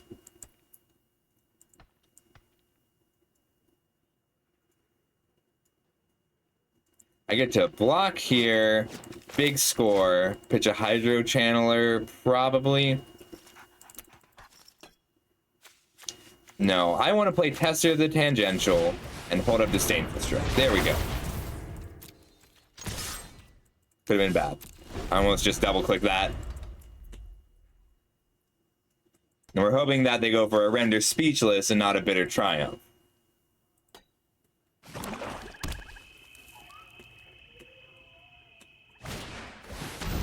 Aw, tragic.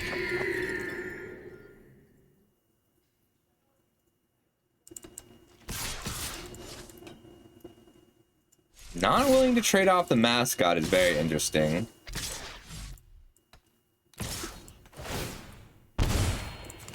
Taking 2.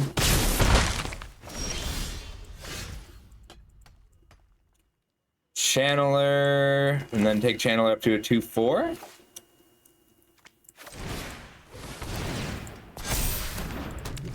Channeler land pass. Still holding up the Disdainful Stroke.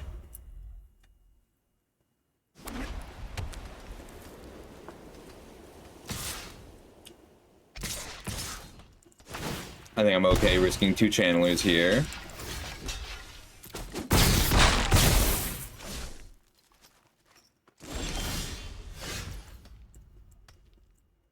I can Berta holding up Disdainful Stroke to counter a Wander off.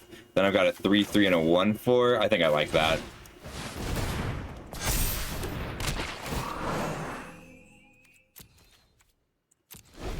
Keep my blockers up. Disdainful Stroke. Get ready to heated argument here.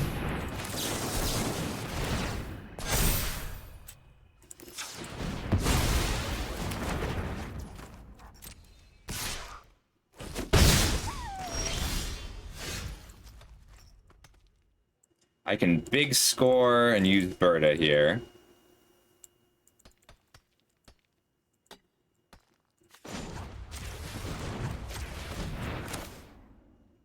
I think I am pitching Seize the Spoils, just because I'm interested in land drops, and I want to be able to heated argument next turn. Rip.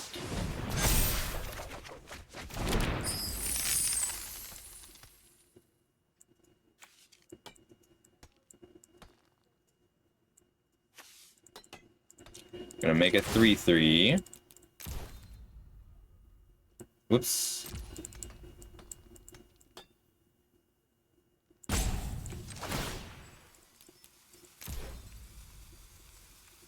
How do I keep X equals 3? We did it.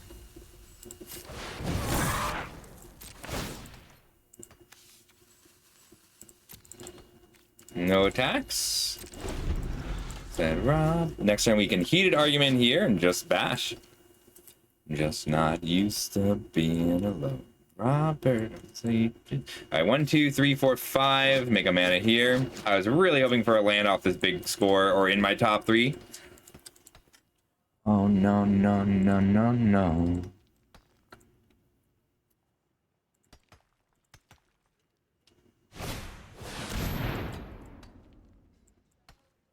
I can't stop that. I'm gonna have to shoot it on my turn.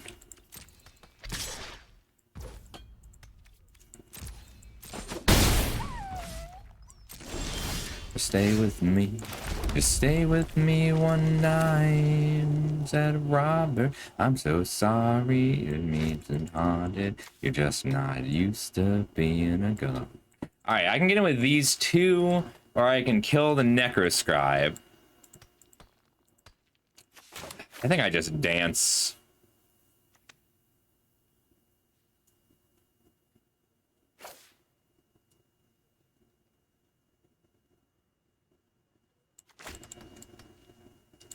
I can Visionaries Dance, attack with Berta and Tester. Or heated argument, the Necroscribe again. Pitching my Strife Knight.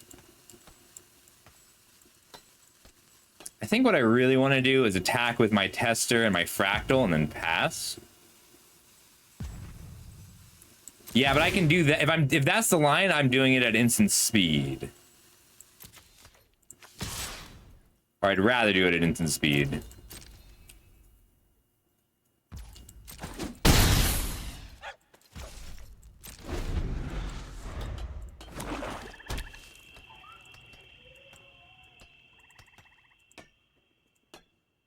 Their graveyard's empty, yes.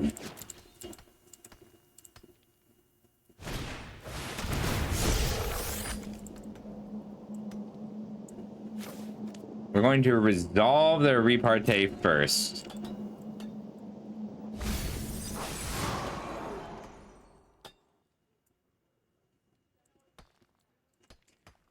Now, I think I have to kill the flyer more than the necroscribe, but then they just start reanimating the flyer.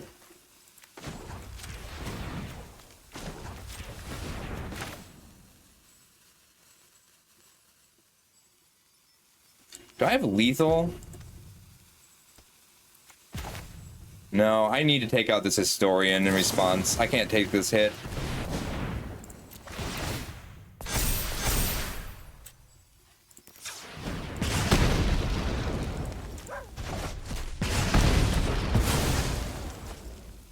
I can spell pierce this also, which just makes it hard for them to reanimate the historian this turn. I think that's worth it.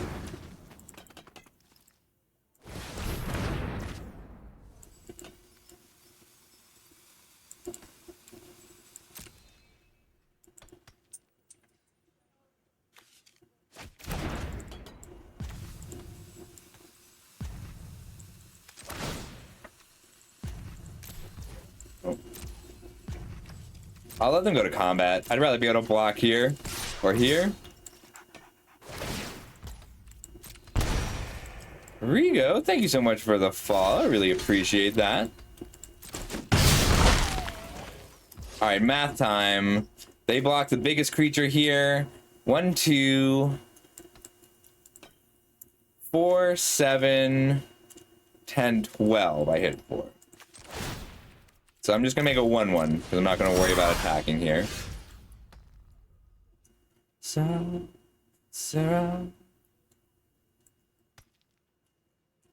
I think I hold this.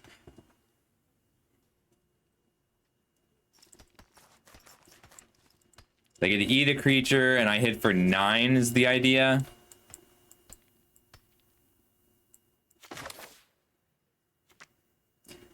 So they can't pick up the Postmortem Professor here. I just have to hope that they don't have an instant speed spell. I would like to make an extra 4/4 here.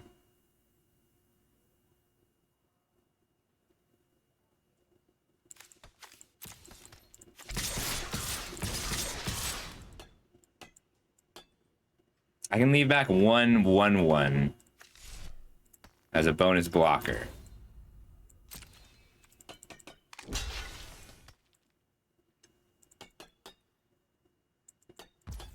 I thought about it, but like, I don't really care that much here.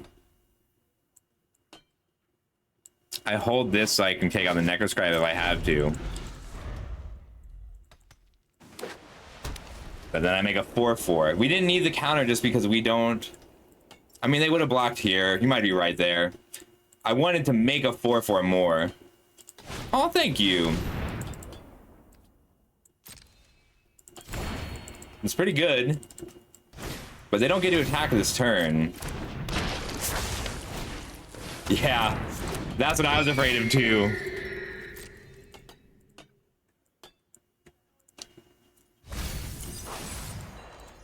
So this can't block. NSAP make a 4/4.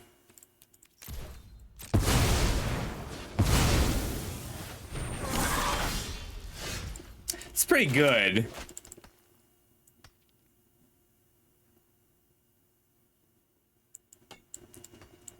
All right, so can't block 1, 2, 3 blockers, blocking 1, 2, 3 creatures, taking 3, 4, 5, 6.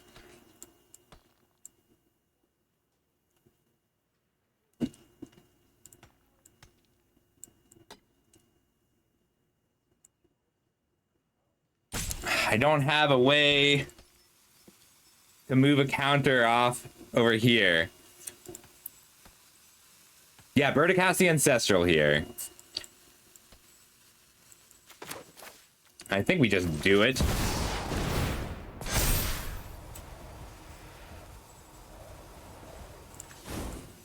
We can hit Impractical Joke off the Ancestral. So I'm actually going to make a red here and then use a blue off the Channeler and try and hit an Impractical Joke. Oh, look at that. Magic's so easy.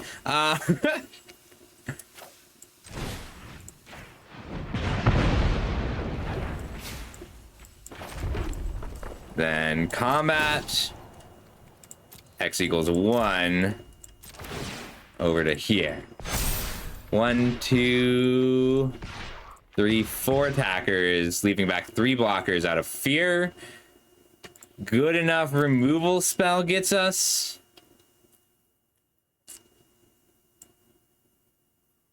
But they have to block at least one of these. They have to block 2 of them. Okay. We did it. Yeah. It's really funny when that kind of thing happens, Carl. I had a game where I had... You're right. They only had 2 block. No, they were at 10 life, though. If I swung with the 2 1/1s, it was lethal. You're right. We would have figured it out. We would have figured it out before I finished declaring the attack, but they scooped.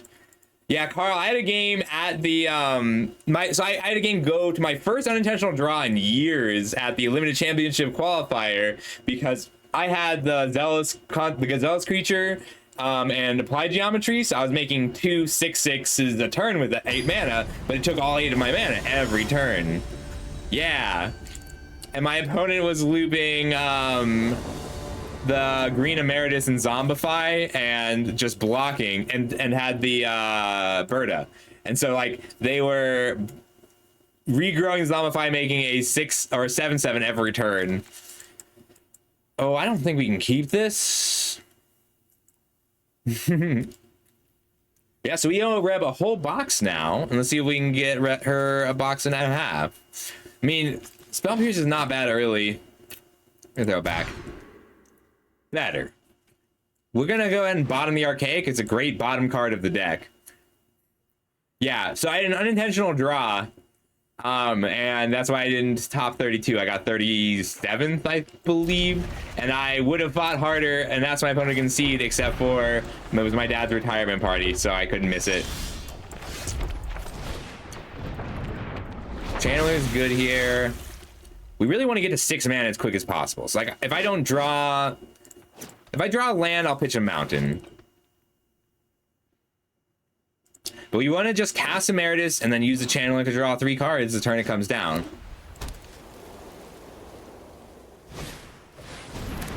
Archaic does look like a bottom. Ooh, that's better than Seize the Spoils this turn. It's about the same. A lot of the Archaics do look like bottoms, though. It's true. I want both of these back to back.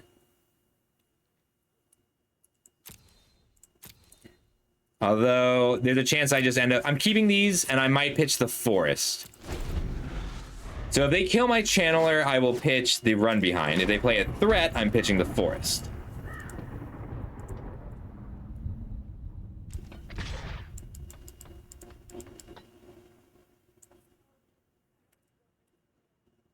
I need to put on the Weird Al version of this. It's so good.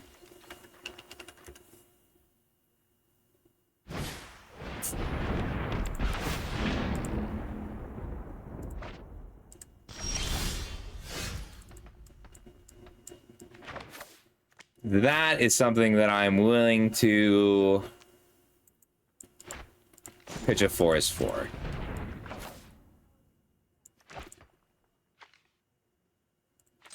That's right.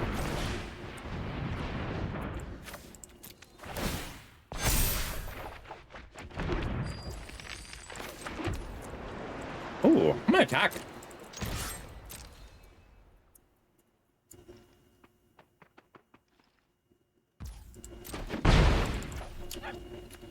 I don't think that this is enough of a threat for me to do anything about.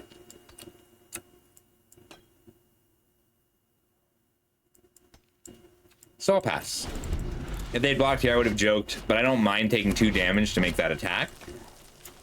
It tells them that I have got a spell I could cast to grow.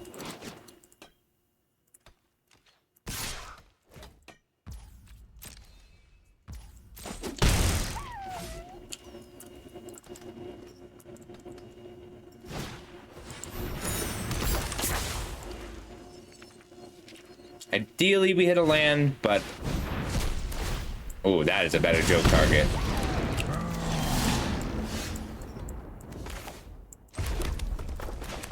So first we cast Emeritus of Ideation. Then we pay a blue mana to cast Ancestral Recall. Then we joke this artist. Joke it out. I'll leave this back to block now because I don't want to risk my Emeritus to an Unsubtle Mockery.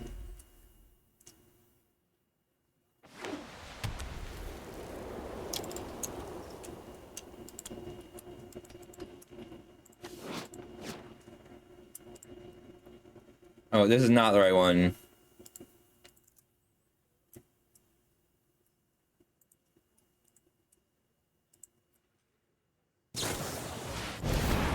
Aw, that's okay. It's so devastating to spend your whole turn killing a creature that has already drawn 3 cards. Pence Professor is a great draw here.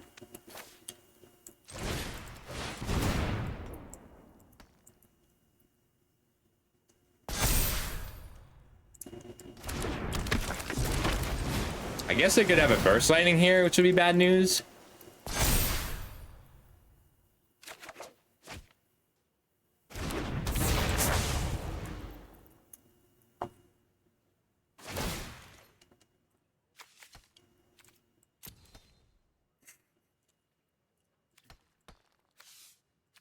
I love it when every time Weird Al comes out of retirement, he's retired, but he's still making music. And he comes out with a banger like this out of nowhere.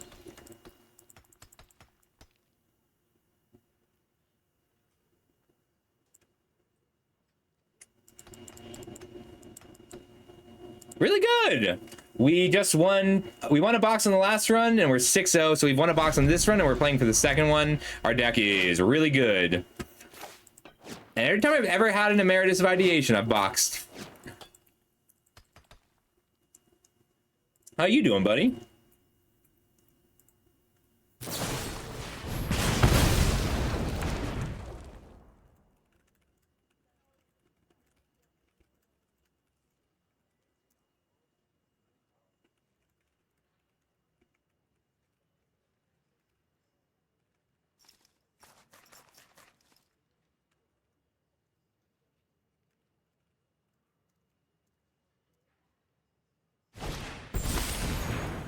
That makes me really happy.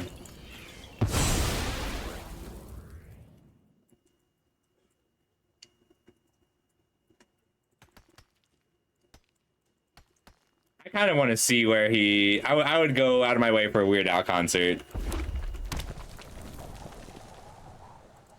He's such a genius, and I don't know how much time we're gonna have.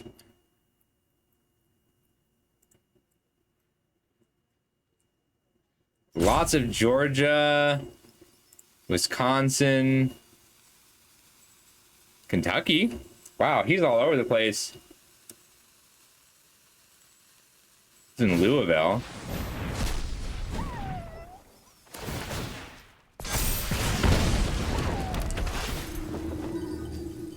Going to all like the country places. He's like got a concert every day for all of June.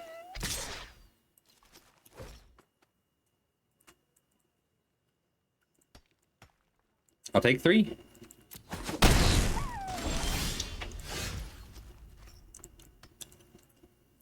We're going to have to mock something and argue something else. This is going to die anyway, probably pre-combat.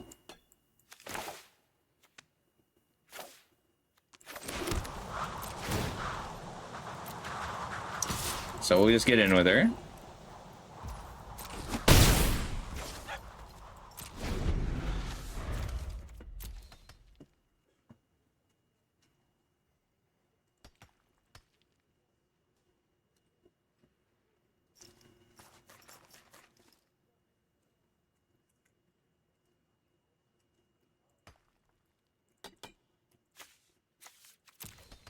We don't have this one locked yet. We're gonna keep playing like it. Yeah, please. I want to hear it.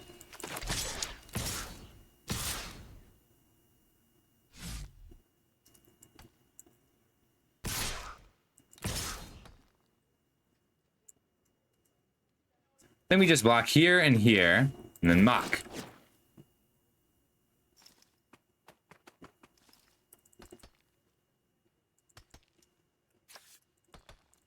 Oh, it's a good complaint.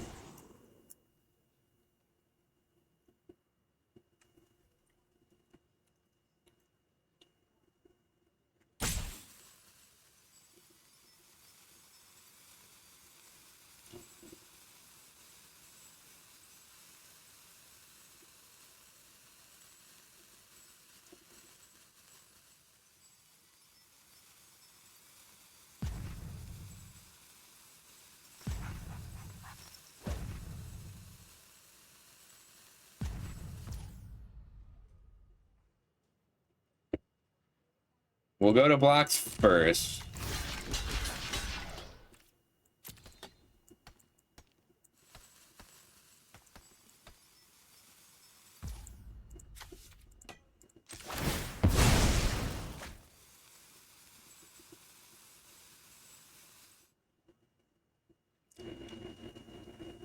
We need the extra red source now.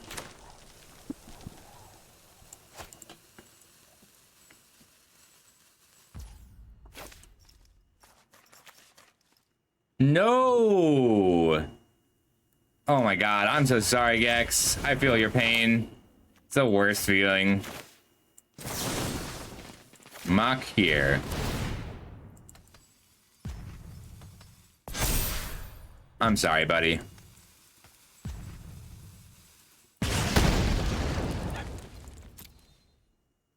Big score is good here, but I don't actually want to pitch any of these right now. I guess I'd pitch the run behind.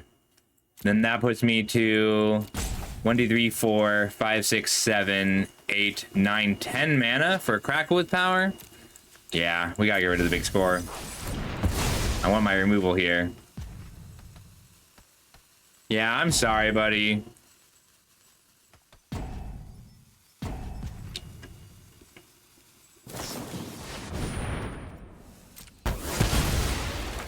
Ooh, now I get to run behind. I think I hold this. I do have a lot of removal, and I should work on my life total a bit.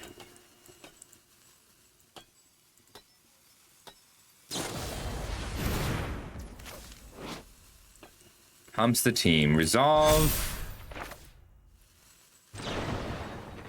Tuck. Go to a 3/3, so I still eat the interceptor. Okay, that went great for me.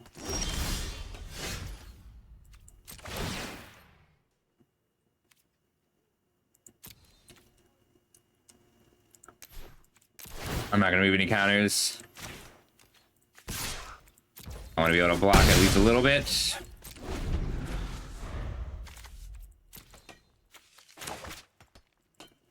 Yeah.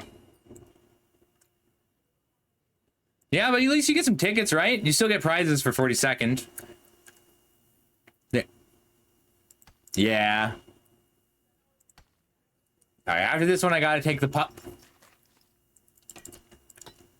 But I'll still play IO Rev another run.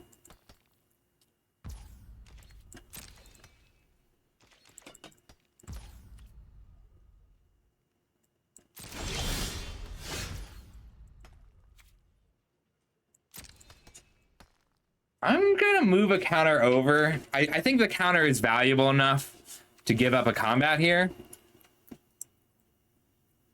Oh, that's true.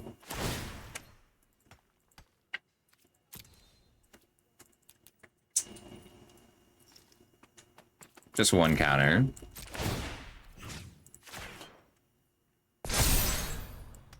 If I get in with both 4, 5, 6, 7, 4, 7.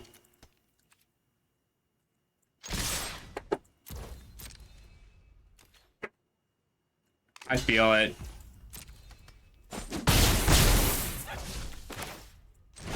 Increment pass. 4, 7, 8. I already have 8 mana. Yeah. Especially when like a draw is just too much.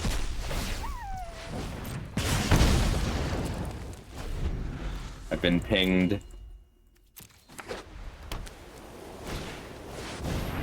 That's a must kill. All right, end step. Rummage.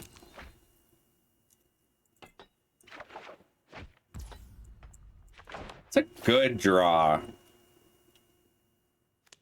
And if I wait a turn, I can slide a counter off first. That's not worth it.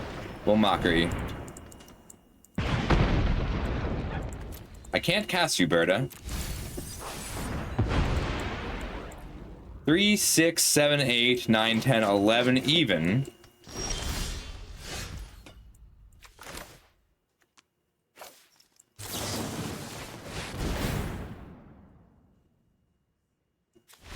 Hey, good game. Yeah. I'm kind of glad it's so popular. All right, there's 2 more boxes.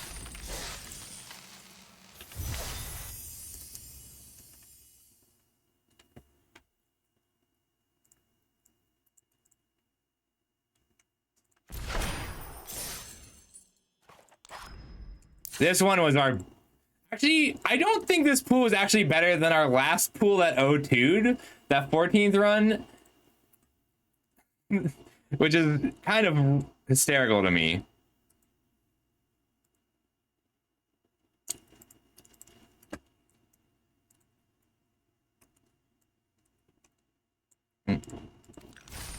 Yeah, the last pool, the O2 pool was broken.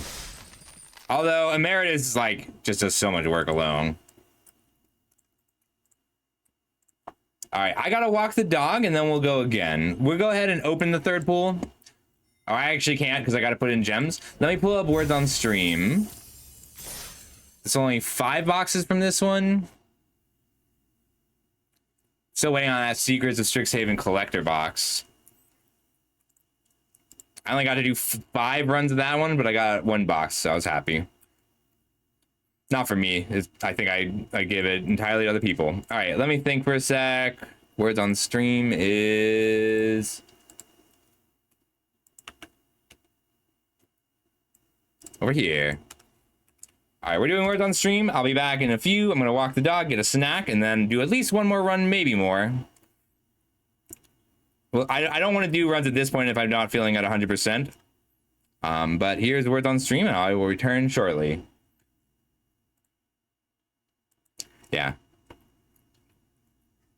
I've only ever gotten... when someone gave me $100, I've only won them a box on all 3 runs twice before.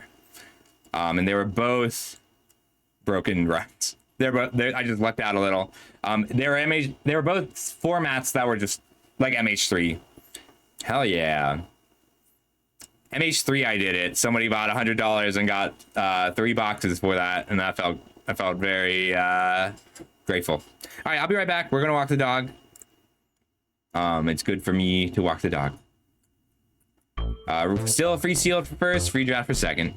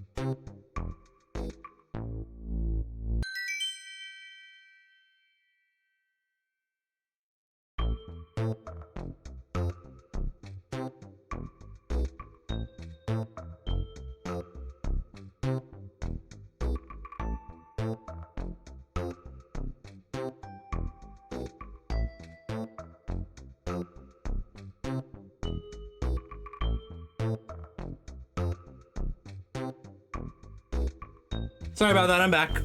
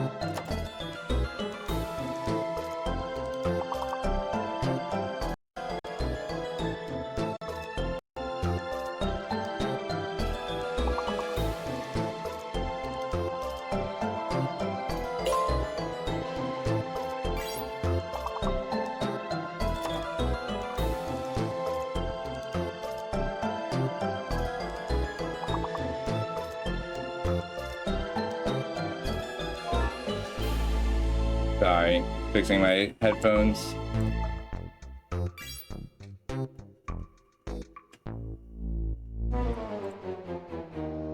No worries. Did someone who won the first one? Who wants a sealed?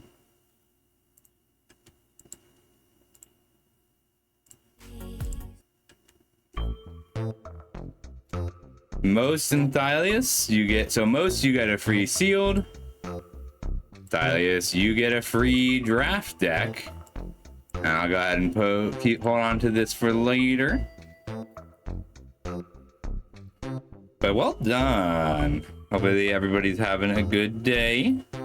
I'm back. Hi.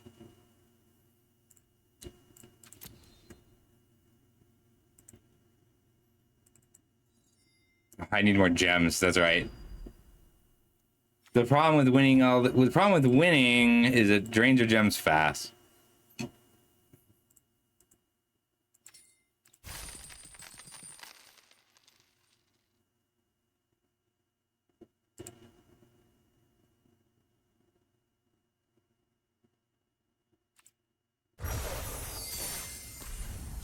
Let's go again. Oh, I forgot my shirt.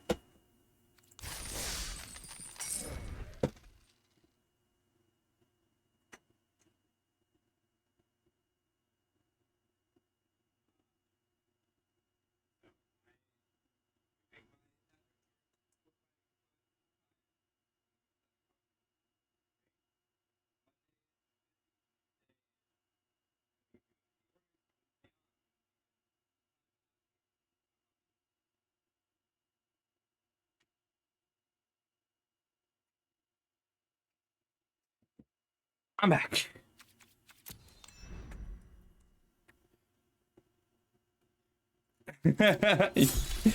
You're welcome. I mean, as our first Tide Caller of the day, it's pretty damn good with a Restoration Seminar and a Jadzi. So it's not a free draft, it's a free draft deck tech. So usually if you're a subscriber or you spend channel points, I will fix your draft deck. I'll doctor it for you. Deck doctor, I guess, is more accurate. Or sealed. And if you but if you need help or you want me to take a look, it's something that's useful to talk about. That's all it really is. It's a pretty small prize because I do them for free fairly often anyway, but it helps give a little incentive towards on stream. And no worries, we're all about education here, so questions are a good thing. Ooh, Jadzi Mage, Tidecaller is great here. Orisa is great. Scorn Mage, Last Gasp. Foolish Fate is always something I'm happy to see. In red, we have Maestro Seizes. Tag Artist, Lorecaster. In green, we have a first year Barrage Barrage.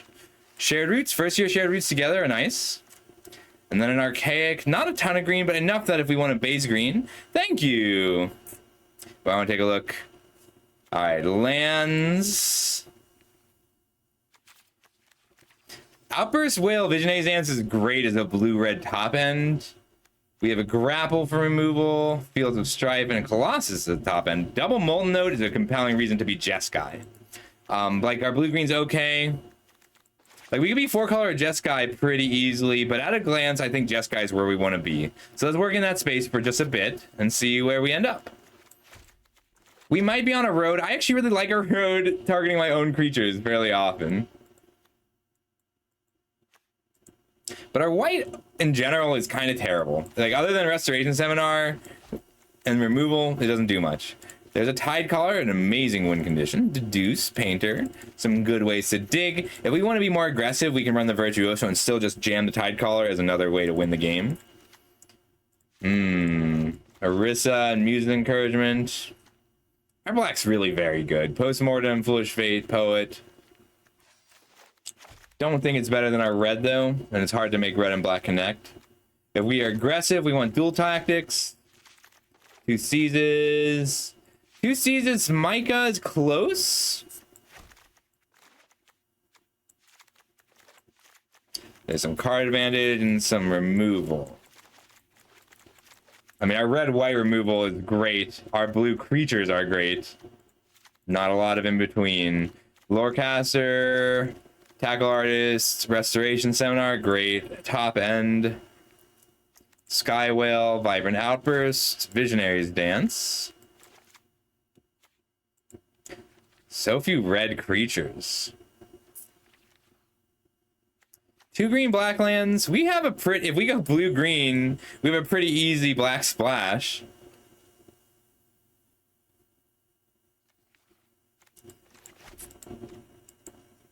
Waypoint. I don't think we got any of the good prepared cards to go with it.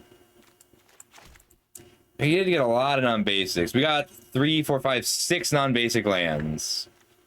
But no Emil.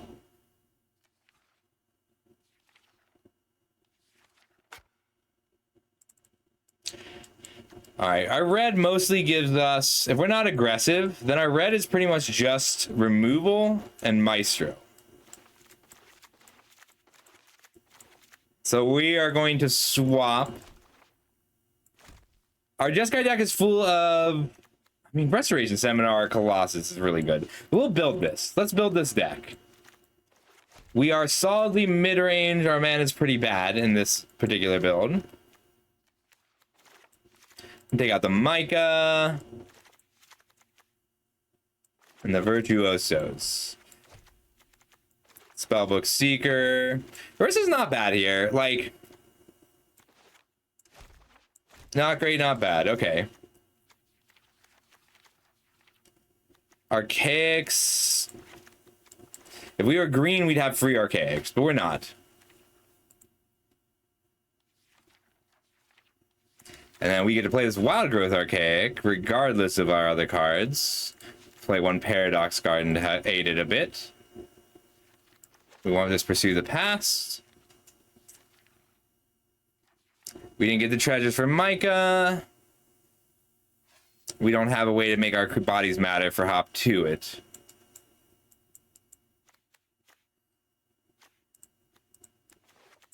All right, let's build. 6/6. These are our 4s. They're all kind of game enders alone. And we're tempo until then with Muse Seeker to dig. The colors up here. We're going to cut the Orisa. Overall, our creatures are just weak. Seminar is a great finisher, though. No potion in his trove, so we'll need these Seas that spoils both of them and the Pursue the Past. Anything else that cares about the graveyard? Not really. Dust Speaker is solid, but we'd rather have Muse's Encouragement for this deck. We're not good at triggering the Leave the Graveyard things that matter. We're great at digging through the deck, looking for Restoration Seminar. We can probably come down one Seize the Spoils. 2 7-drops, though, means 17 lands, all the dig, or 18 lands. And the road is, like, kind of terrible, but hitting our own creatures matters enough. And being able to pick it up with the Lorecaster is nice too. 1, 2, 3, 4, 5, 6, 7, 8. I think a road is still the cut because white's a light splash from here.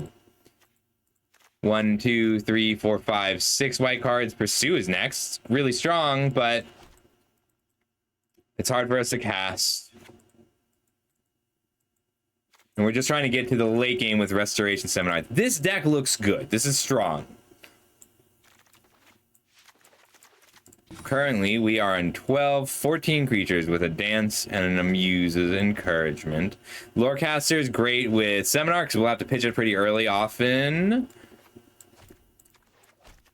And we just want to get one of these creatures down to start beating. They got the Amuse's Encouragement. Might be Deduce. I just like Deduce. We have lots of things that care about the trigger. And it's a 2-for-1. It makes a clue. We have 3 cards that make artifacts for Micah. Hi, Misha. Misha, hi. How you been? Are you in DC right now, or did you just get home?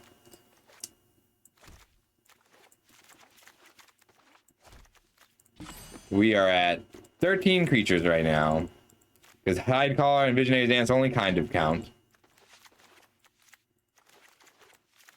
We get to cut one removal spell. 1, 2, 3, 4, 5, 6, 7. Ah, fair enough. Canada for work or Canada for fun?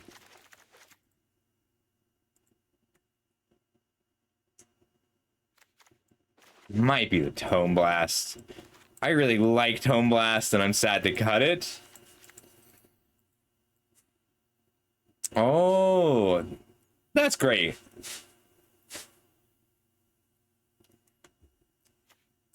I think we want to make one more cut and run 41 cards with 18 lands.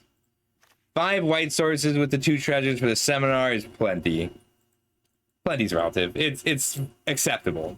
6 blue sources, 7 red sources. We really want to be on 7 and 7. Minimum. 8 and 7, more red than white or than blue. That's probably not right. Yeah, today went way better. Our luck was a lot better in general. 1, 2, 3, 4, 5, 6, 7.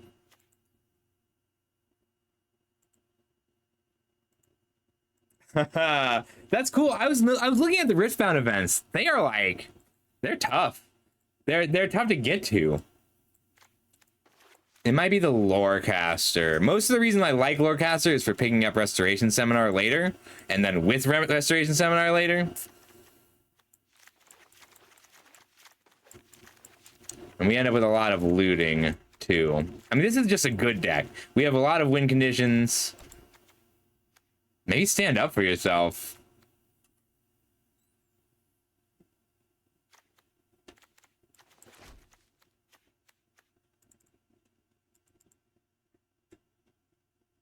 Could be the Muse Seeker, too.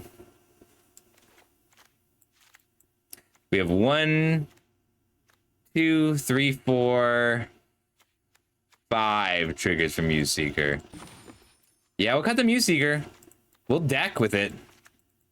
Like, we can keep the Muse Seeker, cut Seize the Spoils, but I think I like it more this way. I like Muse Seeker. 18 lands, 41. I can bring a road back in for a Tome Blast.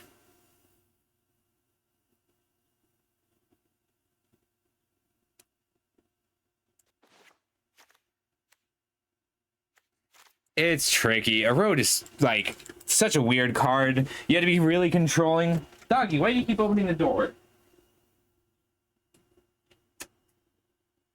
Rebel won't open the door. Like, Rebel won't, he keeps the door, like, he doesn't like the door being closed. Buddy, in or out? I'm shutting the door now. You can come in or you can stay out. Come on. Shutting the door now.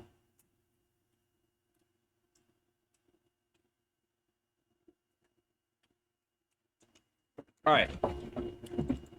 I'm gonna go ahead and hit done on this because I want to keep building.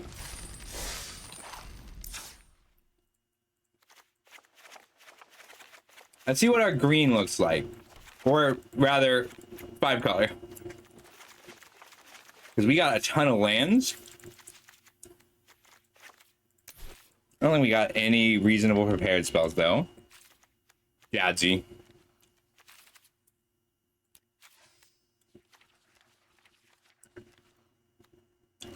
Really, I want to see what it looks like with a black base.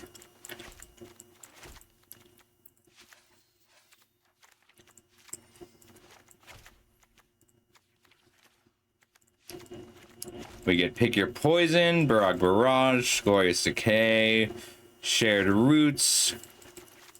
Way better early plays. Weaker plays in general. But green-black, relatively free white splash.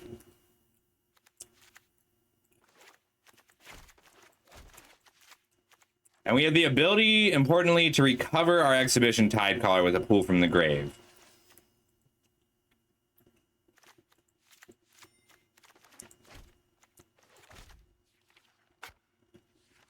I really love the Restoration Seminar, so I'm kind of sad to cut that.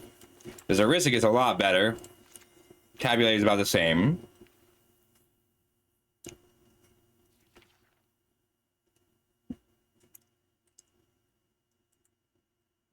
We have a pretty free white splash.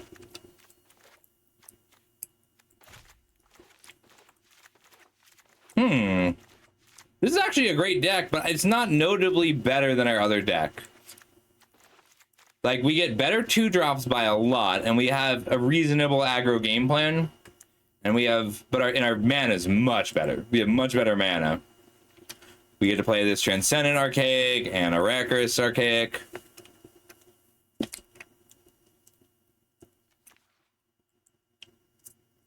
We could add in the Sky Whale or a Vibrant Outburst.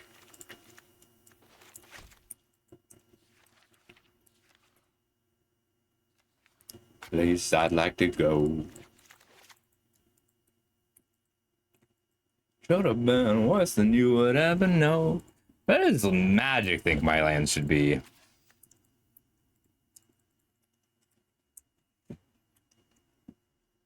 The increment here is pretty good.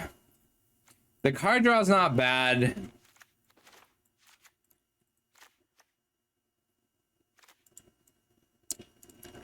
We're worse. We're way worse using Tidecaller.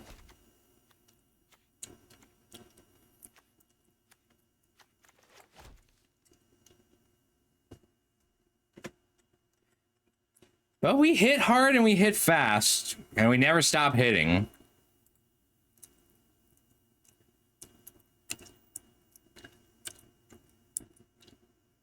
One, two, three, 4, 5, 6, 7, 8. Glorious Decay and Pick Your Poison are kind of... We can't play both. Well. They're kind of similar. Pick Your Poison hits an enchantment. We may end up swapping those again later. 1, 2, 3, 4, 5, 6, 7, 8, 9, 10, 11 non-creature spells. Jadzy's just really good. I think I like the other one more. The ramp is nice.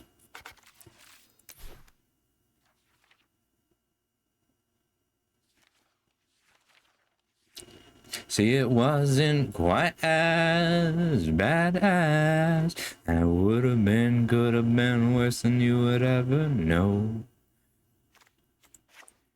I was patiently erasing and recording the wrong episodes after you had proved my point wrong. I think I'm going back. All right, let's see if we can make one more cut, or... work some things around.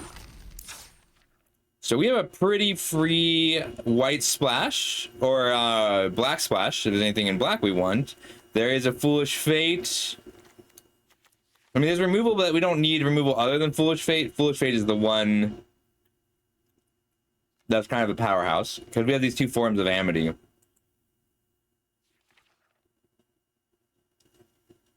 So I like this one just because we have so much more removal early. Like, we have removal early instead of creatures, and then the creatures we do have tend to be powerhouses. What we don't have are counter spells. That's always what I worry about in a deck like this, is a very late game without the ability to counter your opponent's Traumatic Critique. Right.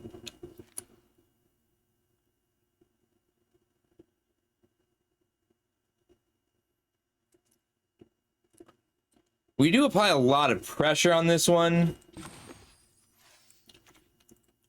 I could cut a Tackle Artist for something, or a Lorecaster for something at the lower end of things.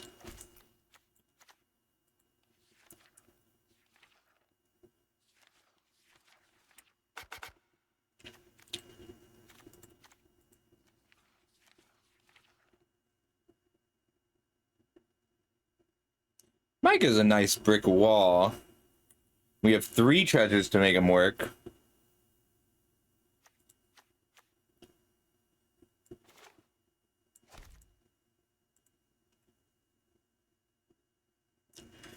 I'm kind of leaning towards Micah just because everything we play before him is such a massive threat. So we would swap out Lorecaster for Micah. We have a Clue and then 2 treasures, though, are our only artifacts. We didn't even get any, like, mages.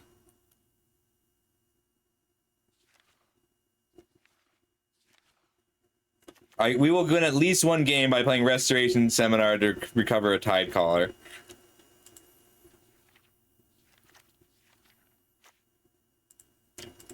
So Tabulator is a great card when you both need to dig and need to block.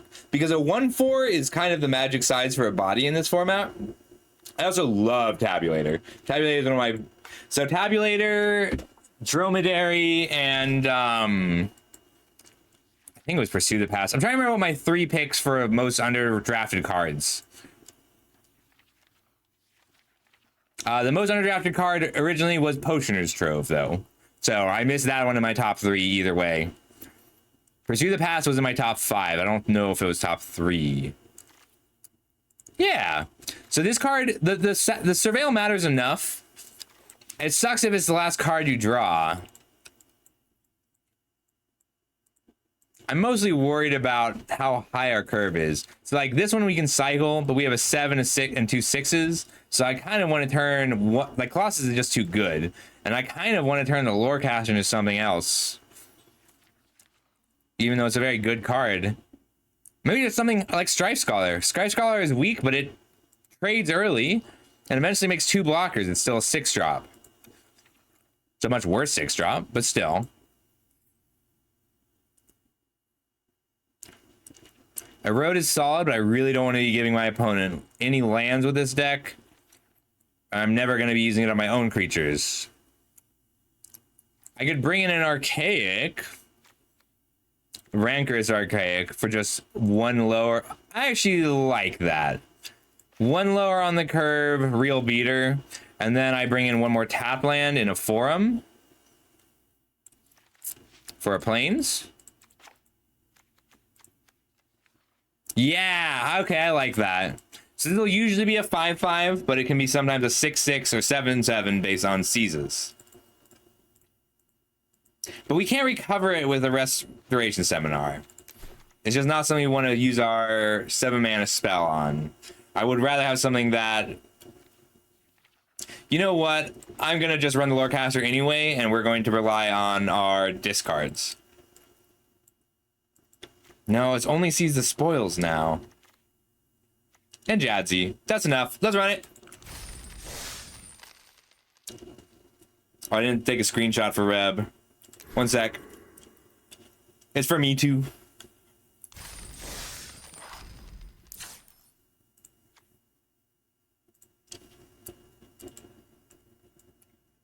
I like 18 lands, 41 cards a lot in this style of deck.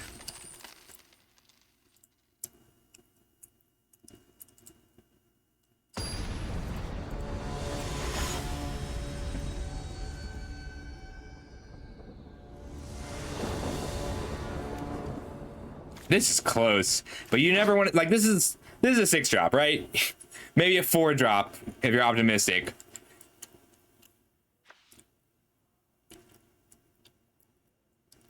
Ooga, ooga, ooga, chaka, ooga, ooga.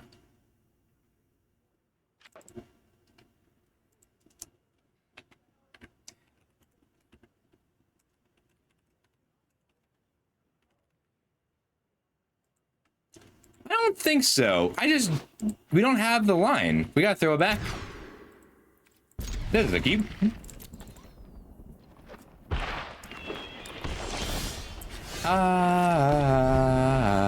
Good draw. So we can tabulate into a braid here. I think I braid this now though, because generally turning them off the treasure here is a little bit devastating.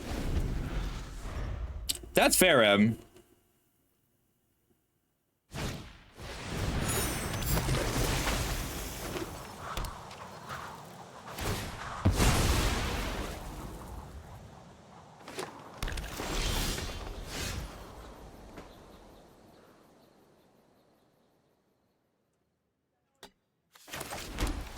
Tabulate.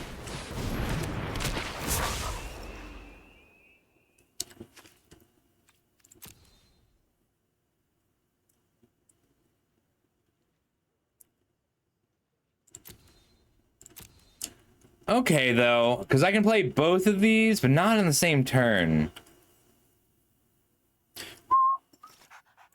I might be getting rid of both of these to dig for a land.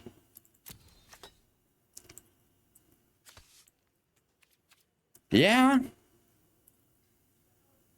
Feels bad.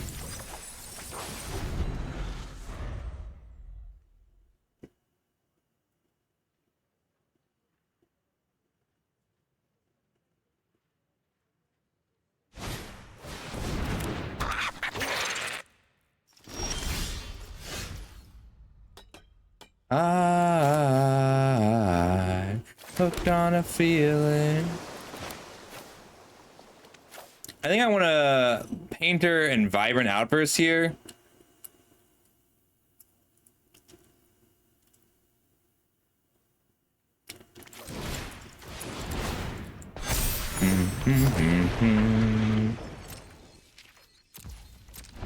I'm okay blocking and then playing the Outburst.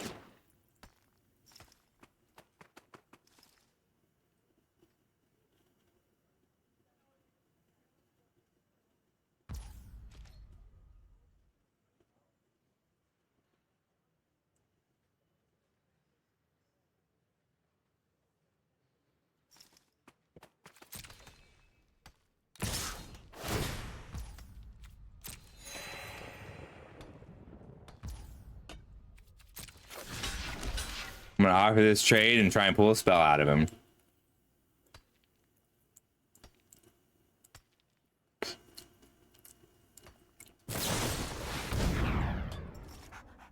That is not what I thought they would play.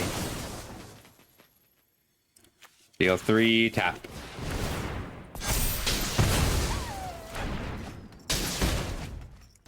Card's so good.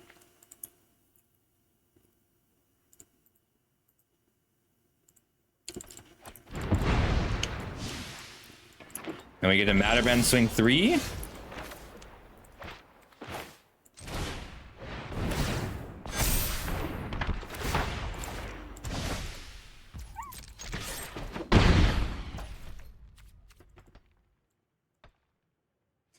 think I need to not play the land just in case the draw sees the spoil. Because I got 2 seeds of spoils in here. I need to make sure I have something to feed them.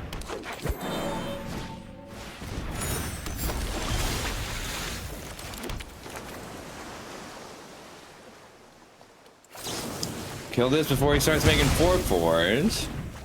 Offer a trade. I don't think he'll take this trade.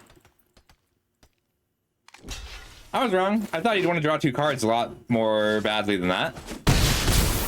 I mean, I want to draw 2 cards. I need to find some of my card advantage or like now.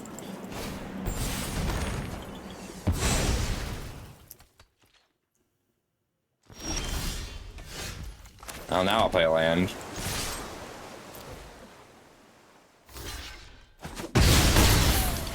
My new goal is to just cast this spell.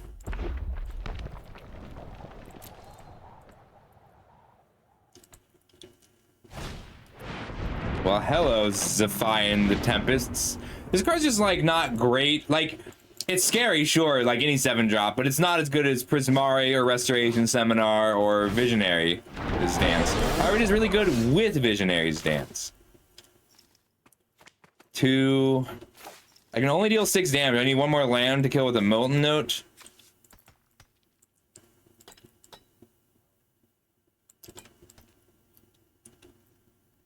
But wait, like right now I block here, but I'm taking 11. And it's just so likely that I draw a land that's not a plains.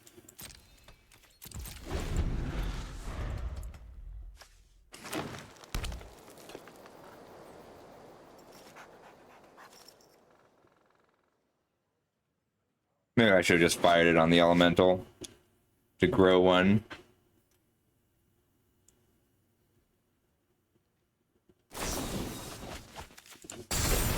I'm stunned.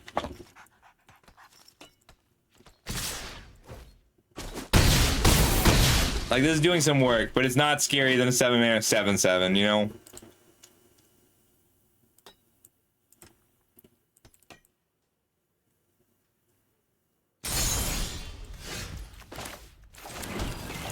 Well, we take 8 if we just kill this.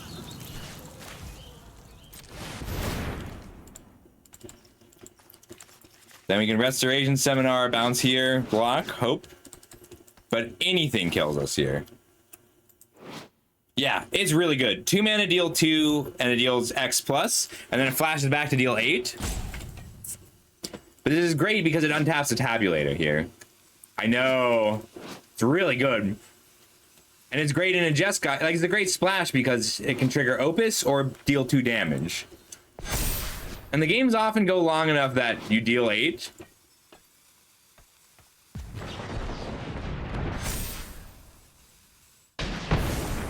Well, it's still not dead, so that's good. But I need something. Restoration Seminar doesn't do it anymore, because if I take 6 this turn, if I take 6 Restoration Seminar back the Matter Bending Mage, bounce a token, I still take 3.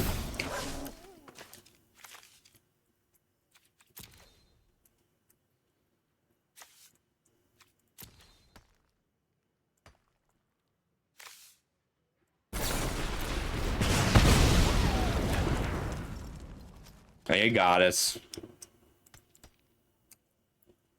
If we did a Season Spoils earlier, we could have gotten there. This is just a high risk card because that's 2 7-drops and a 6, right? That they had to get to against a potential aggro deck. Nope.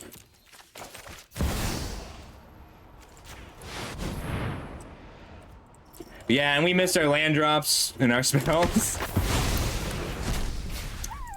Using Tabulator to dig for a 4th land and then whiffing was especially painful. If we had just gotten to 7 mana on time, we'd be fine. We don't have anything, guy.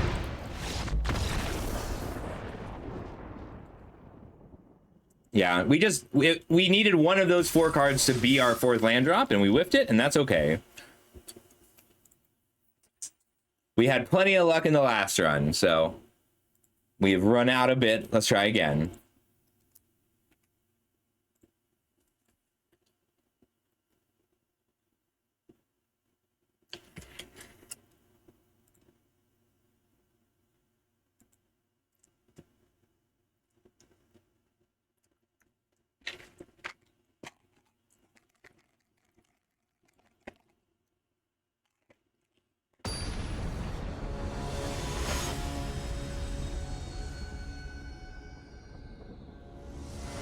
Watermelon. This is pretty slow. But Jazzy's quite a wall, and we can draw removal from here.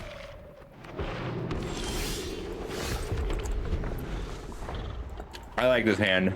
We just have to hope they're not this deck specifically. Hello, top deck. Thank you, deck. I love you.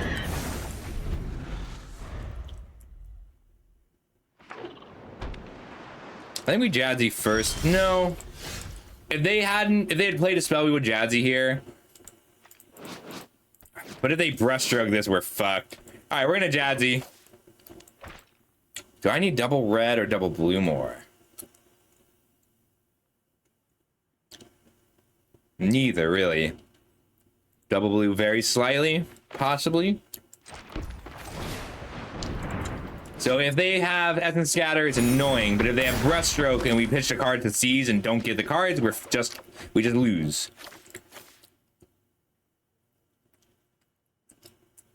I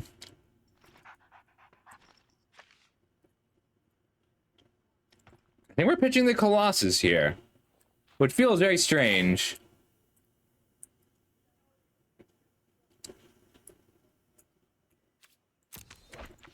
But we're just running out threat after threat for a while.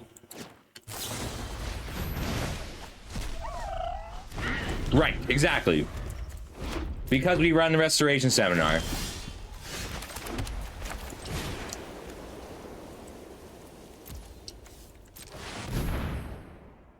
I've cast this for 0 before.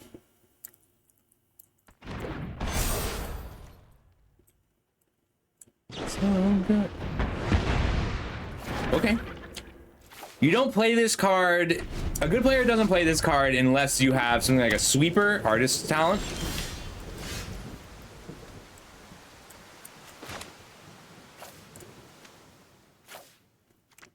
I'm gonna run out the tackle artists.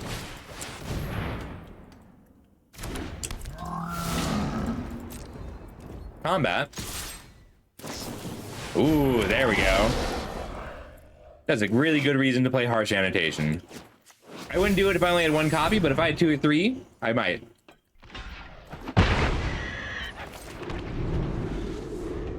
Next turn I get a Season Spoils and Jadzi.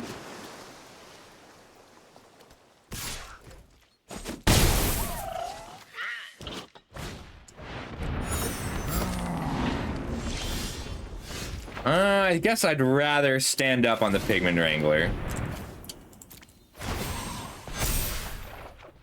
There we go. So we get to play this next turn.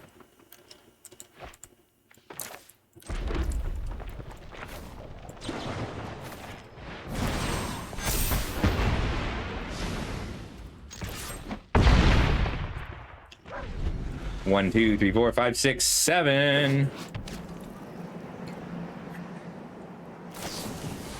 And they have no cards!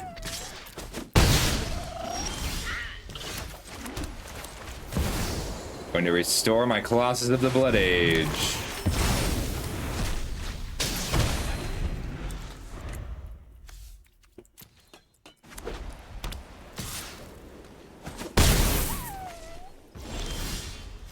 I don't have a target for Restoration Seminar, so I can Surveil for 1. And then still cast Jadzi or Tackle Artist. I'm not gonna. I still get to return Wild Growth Archaic to play. It doesn't do anything. It's gonna die as 0/0 immediately.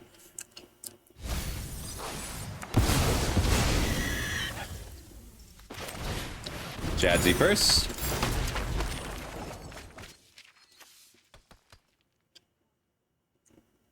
Kind of want to hide this.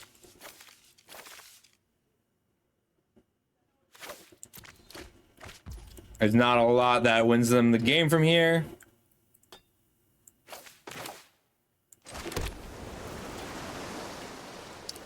At this stage, we're more likely to give them a win by milling them at 10. I'd rather just X equals 2 here.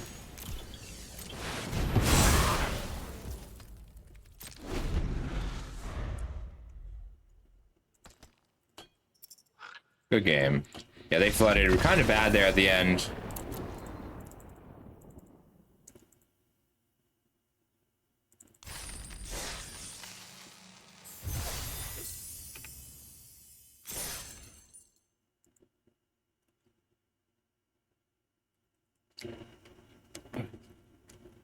What's the cost of the LCQs? Limited Championship qualifiers?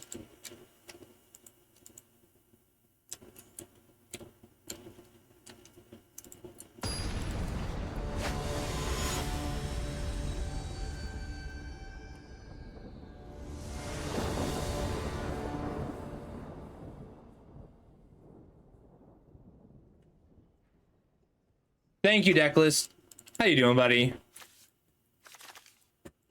Oh boy.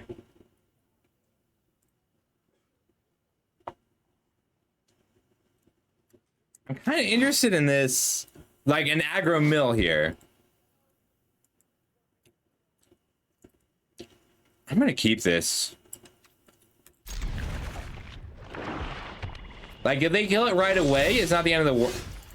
Okay, yeah, I'll run out of a tide collar here. I'm great. Yesterday was a rough day for boxes, but today's been really good.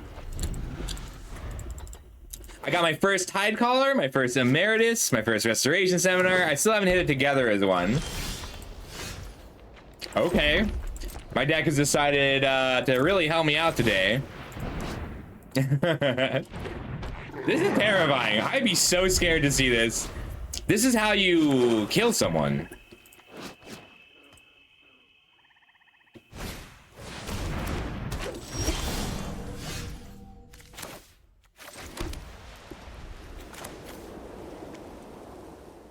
Yeah, we're just gonna kill this to attack.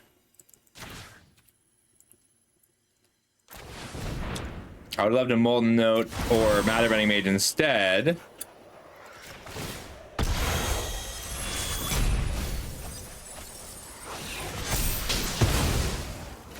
Maybe I should be milling myself because I have the seminar. But then I actually risk being unable to cast it.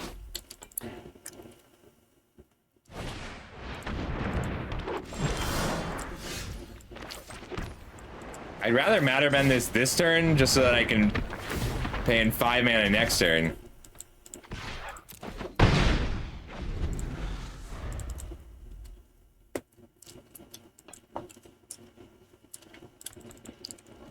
This is such a scary start. Like, what should you kill here? The bleh.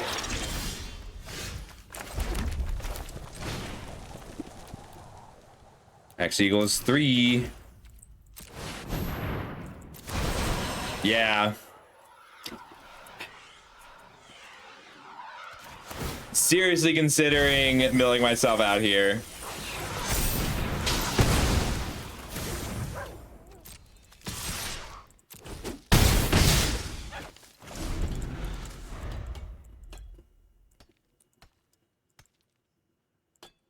My next 5 mana spell is free.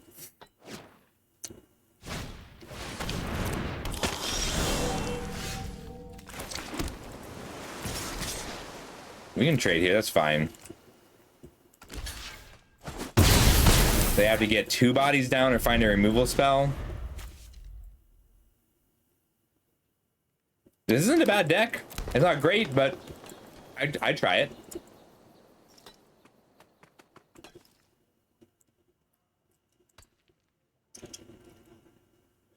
We don't have a lot of bad draws. This is the only card in our hand that can't currently be cast.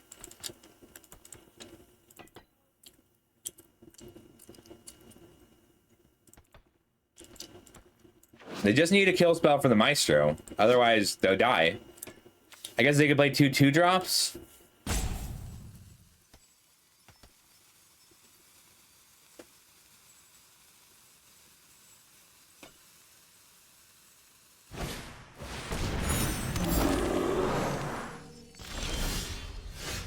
Cool.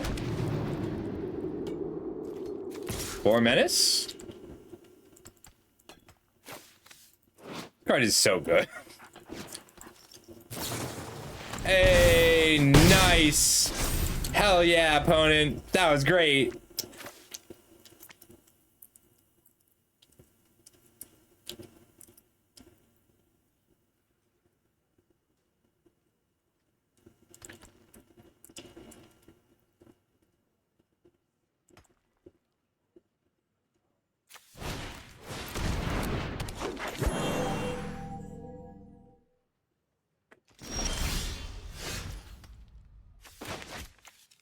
That'll do it.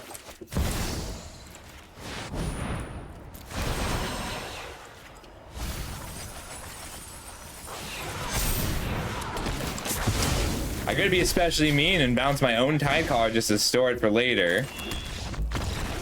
Yeah, that was very mean. Sorry, opponent.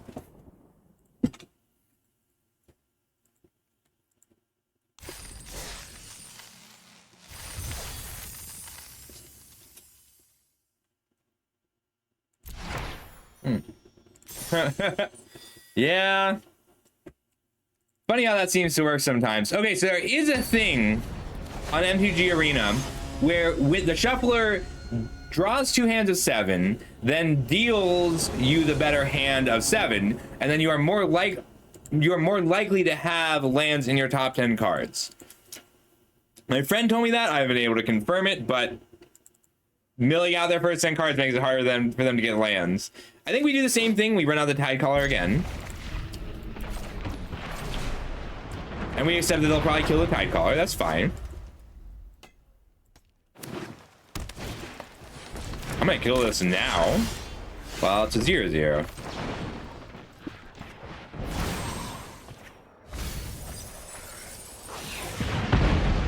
Blue, black, white. Getting in there. They're 5 colors. They're playing with 5 colors of removal.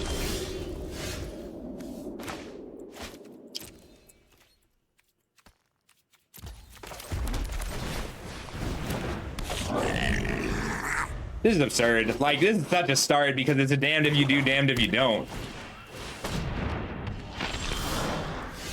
We'll dance. I don't believe I have any 1-mana spells. It's just a tide collar.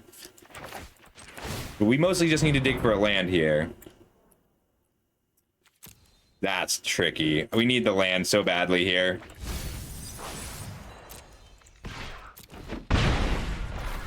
We get to Archaic into Skywhale, and it's a good curve out.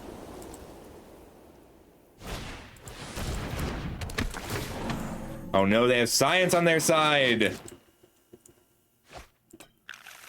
Trading here means that they can't Burrog Barrage. Looks like they have a Burrog Barrage.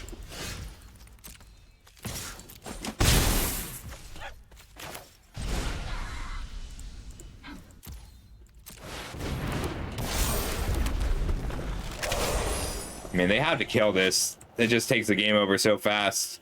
Rare, rare, rare is a pretty good start.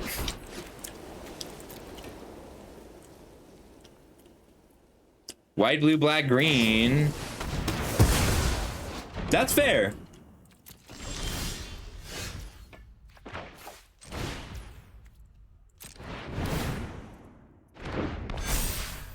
I'm gonna offer this trade, which is far away from it mattering, and I'd rather take out the Death Toucher sooner than later.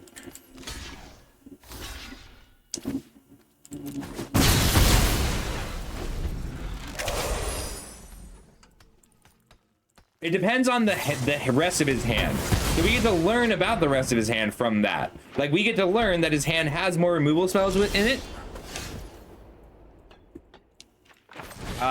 Because he took out the Tide Collar first. Because if I cast a spell and attack, dealing 2 damage isn't a huge deal. Milling him 10 is, especially for a more controlling game. So the fact that he killed the Tide Collar tells us both that his deck is a late game deck, something that needs to last a long time, and that he's not that scared of dying to loss of life. And those are both very valuable pieces of information. He's just 5-color soup, trying to make the game last until he hits a big bomb.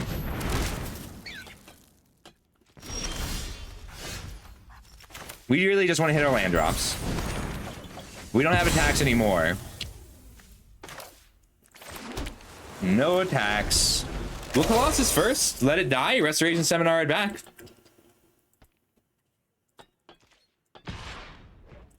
Taking 3.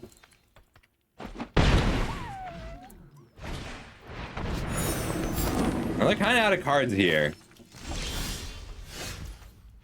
Colossus.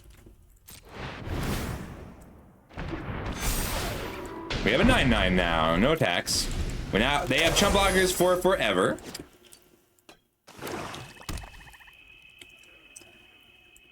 They're 5-color tokens, which is something that I really like. I mean, they're hitting for 8 in the air this turn. We're not safe right now. Well, maybe just 4 in the air. I could be attacking here, but I think we tabulate first. Hi, Rebel. Hello. I forgot about, no, wait, that's right, because it's still, we're casting a spell. That'll grow it anyway.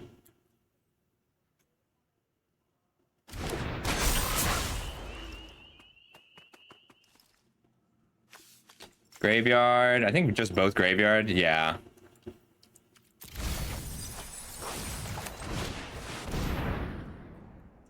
gonna pitch a mountain. Restoration Seminar is the last spell I need to cast anyway. I'm gonna start attacking here. Cool. Land for turn, 9 in.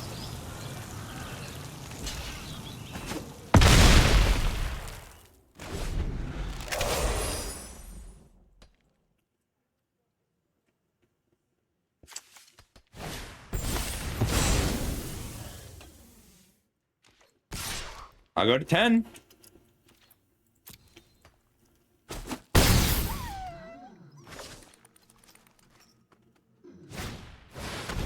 Ooh. I can't attack anymore, but I can cast Restoration Seminar.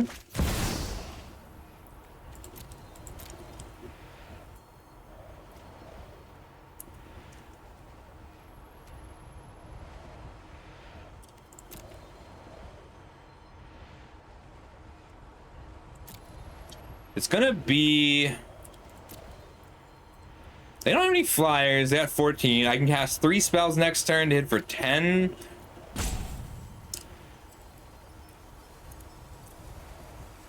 One, two.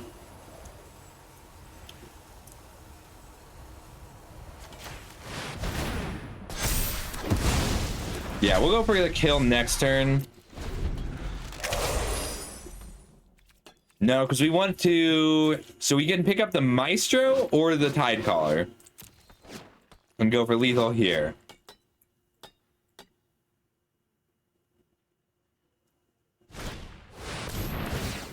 Or not.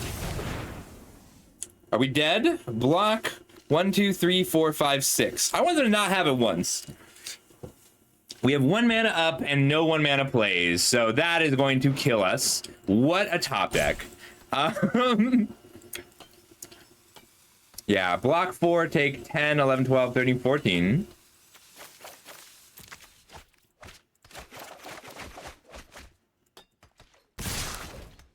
Wild. Well, we are back to our opponents always having it. And I didn't have an answer for it, so, you know. All right, so that is all of the sponsored runs. If anybody else would like to sponsor a run, we can keep going. Moment of Reckoning off the top is brutal. They did well. They played to it. Their 7 mana spell was better than mine.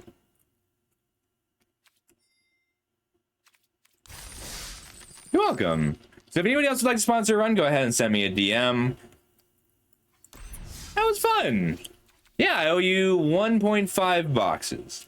I only have about 20 minutes left. So if someone wants to sponsor a run, I will do the entirety of it.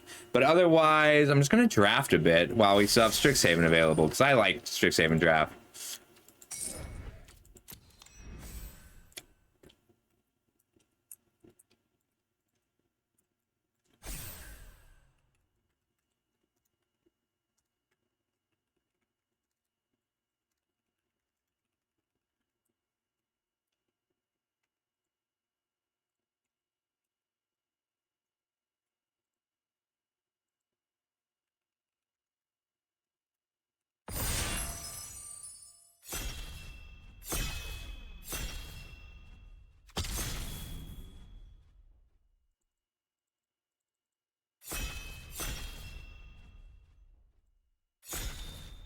That was a lot of fun. I can do a little standard too if you want, Reb. Variant Books is absolutely worth the first pick. So is Negate. Pilgrim the Age is the card that I love personally, but I think I just want Environmental Sciences. It's such an important card to have, and it's hard to get after the first pick.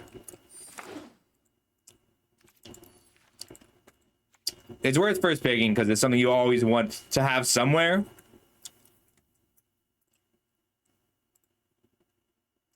All the other kids with the pumped up kicks, you better run faster than...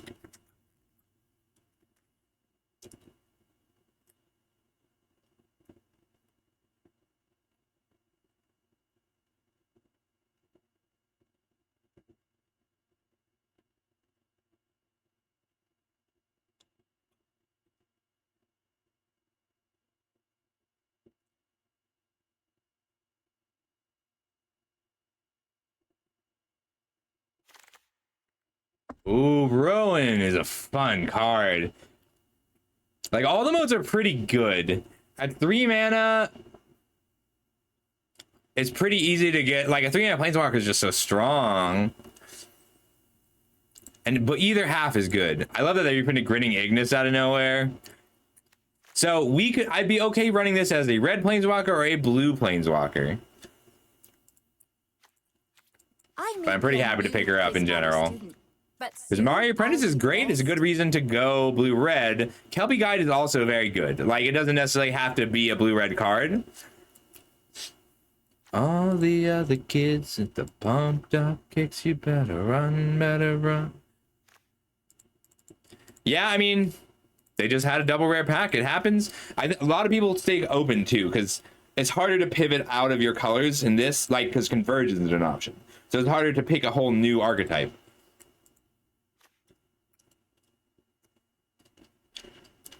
That's why Environmental Science is worth first pick. Like, it lets you splash easily.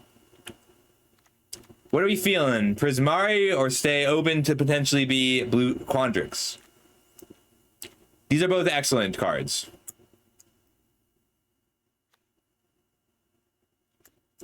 Let's commit. We'll be Prismari. Here's a good lesson. Prismari Pledge Mage is great, but I like Quandrix Pledge Mage more in Prismari. This is a scary aggro card. This is the best white common. It's better than it looks. I love Mercurial Transformation. I think we just want Quandrix Pledge Mage, though. I'd love to see Strategic Planning or Prismari Pledge Mage come back around. I've been so good. I've been so good this year. This is the deck for Curate. And this Ardent Dustspeaker is also very good. It's better in red-white, but it's solid in blue-red.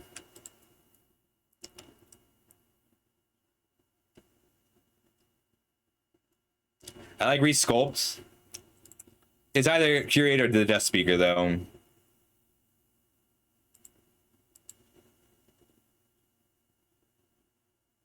I'm gonna take the Curate. It's a little early for it. Tome Shred is solid. It just grows easily. And Pillar Drop Warden's surprisingly good because there's a lot of 3/1 flyers, so it just interacts really well with all of them. Sudden Breakthrough is good in this deck. I think it is going to be the Warden. Now we need to find our big spells. That's what we're missing. We need Learn and big spells. Could go 3 colors for a Eureka moment. We're not really aggressive enough for the Interceptor. Yes. I mean, it's good in blue-red and it's good in red-white. But Fuddler's just fine. I'm going to take Eureka Moment, which is a speculative pick. But it's looking like we might have to go Teamer because blue-red is drying up. Sisleyer is fine. Fortifying Draught is fine. Like, gain 2 life plus 2/2 is fine. And the Sloth is just big.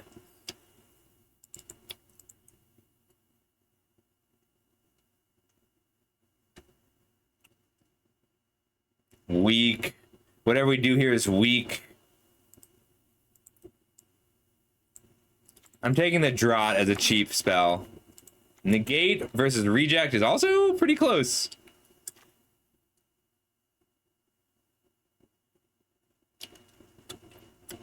It's just nice having these to do on turn 2, but I think Negate's better. Prismari Campus versus Biomathematician. Like 3 mana for 2 bodies is just great. You don't need a ton of fractals for it to be good. But I think the land is valuable right now. I'll be pissed if the person on my right goes Prismari after passing me the Prismari Planeswalker.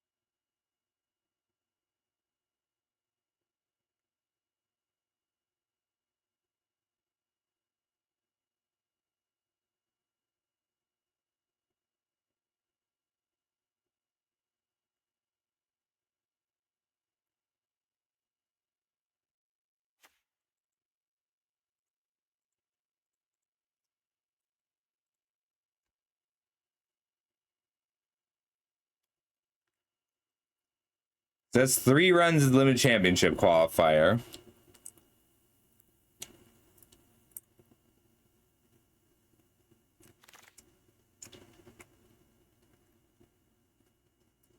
Ooh, a Snarl. I like the Amplimancer too. But man is just so bad in this format. Yeah, so we didn't wheel our Prismari Pledge Mage, which means we are fighting currently for Prismari. So being in Teamer or going green-blue with a little bit of red is a good compromise. But we don't get to do the blue-red thing if we can't find the big spells. That's the crux point. And we haven't found lessons or learn cards. This is rough. Like these packs have been particularly bad for us.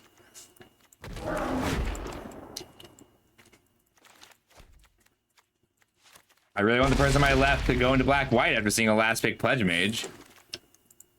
Well, hello, Blue Sun Zenith. I don't know this card. Exile top X card of your library for each land, make a treasure for each blue card, draw a card for each red card, deal 1 damage to each opponent. That is not very good.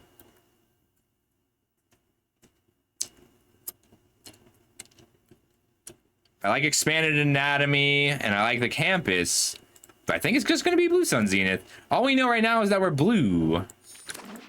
And Drox cards is strong. Ooh. Whenever Velomachus Lorehold attacks, look at the top 7 cards of your library. You may cast an instant sorcery with mana value less than its power from among them without paying its mana cost. I'll splash this. We're taking it over Iteration.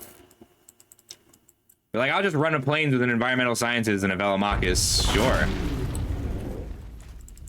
There's our first learn card. Spirit Summoning is good. Professor Symbology is good. We could go Jeskai. If we go Jeskai, then this Professor Symbology is great. White is pretty open, too. And we haven't found, like, the Quandrix cards. I'm going to take this Professor. Iteration. Study Break. Spectacle Mage. I think it's going to be the Study Break here, if we're going to be Jeskai. Iteration's great, though. I really need a copy of Fractal Summoning somewhere, too.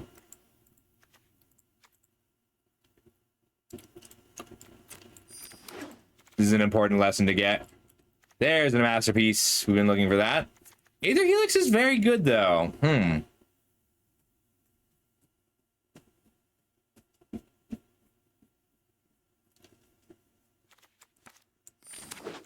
It's just something we need. I love Pilgrim of the Ages in this style of deck. Do I want it more than the Elemental Masterpiece and the Rise of Extus?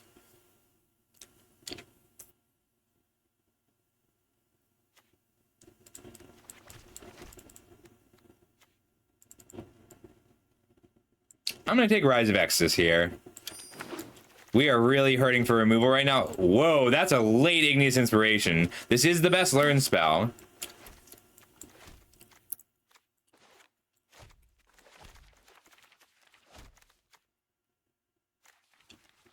Might make the cut, but probably not.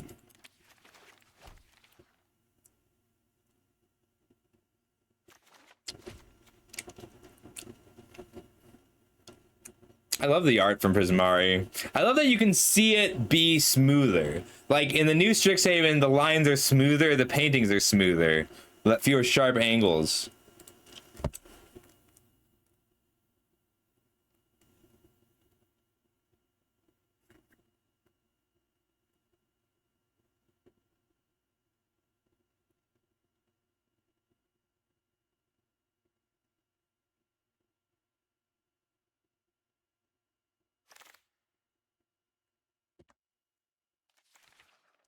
Reject. Mercurial transformation is still pretty good. Like, it's just a good lesson. I think we might end up being like a full serpentine curve deck. Yeah, I like that. Let's take the curve. Historians on the chopping block now.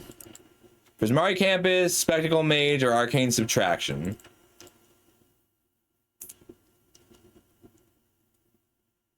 I'm gonna take Arcane Subtraction here. This will be a fun one. Thorold Apprentice makes your creatures ping. I'd rather have Pilgrim of the Ages or Study Break here. If I had more lessons, it would definitely be Study Break.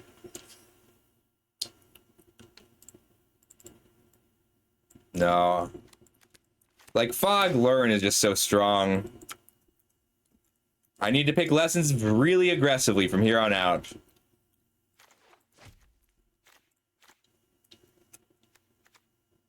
Lessons and removal is what we need. I like Make Your Mark just as a way to make a creature a little bit bigger and turn it into a 3/2 over the first year. Like, it's a lot like a creature. Spectacle Mage I'd take if I had more cards like Elemental Masterpiece, but since I don't, we'll take another Study Break. Fog Learn is good. I might end up playing with these if I can't find more spells.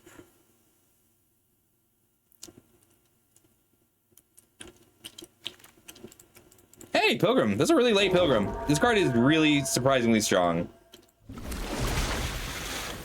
Helix. Pledge Mage is great. First day of class is great, but we want Helix. We need Helix. We need heated debates, removal in general, and lessons. We only have 2 lessons with 1, 2, 3, 4, 5 learn cards. So we want to try and get to 5 lessons.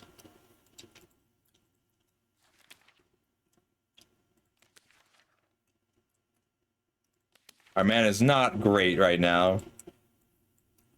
We're moving red over to a splash. We're blue-eye with a splash of red.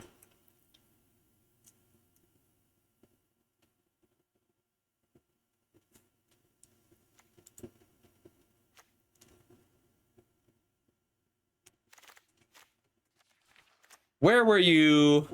Where were these cards earlier? We would have been blue-green. I think we just want Curate, but Inkling Summoning is something we can learn. I'm going to take the Inkling Summoning.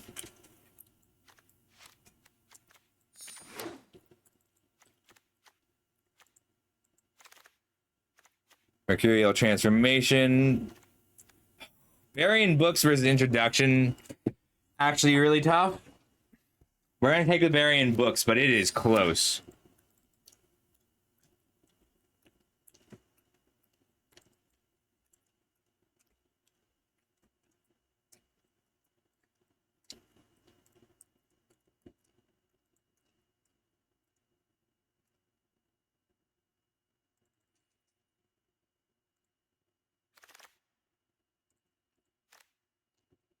I really like Grape Shot, if you didn't know this about me. Maelstrom Muse is also very strong in this format. I don't think I can make Grape Shot work anywhere. Taking the Fractal Summoning means I'm a little more likely to wheel one of these cards. 1, 2, 3. But we are right now a Serpentine Curve deck. I think I need to take it. More Learn is something I would really like.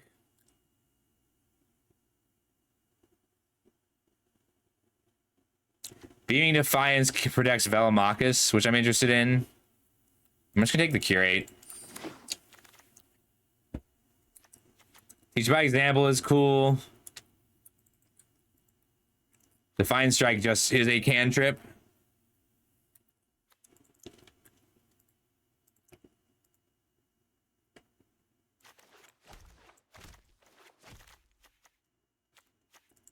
I'm gonna take it.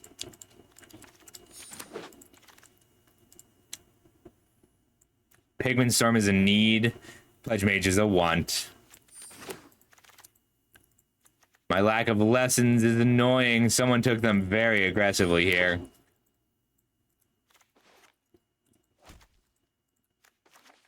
All right, 528.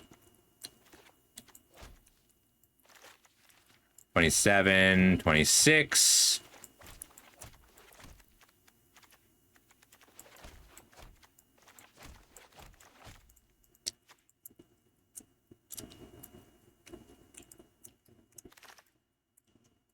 There's a lesson. We want this.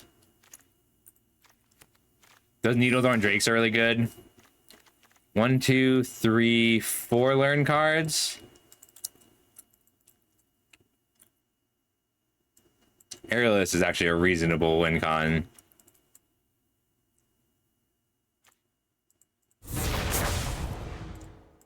Really late combat professor.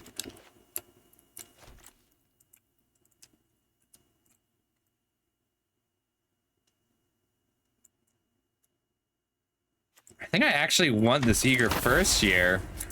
It just hits.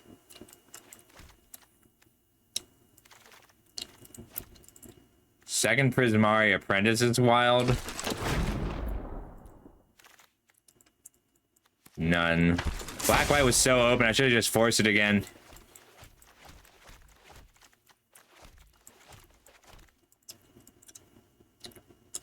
Would like one more lesson.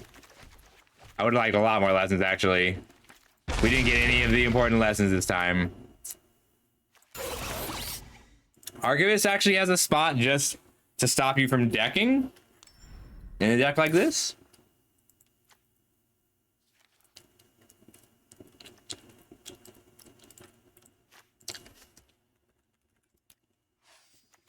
Oh. 4 lessons, 1, 2, 3, 4, 5, 6 learns. We have to cut at least 1 learn.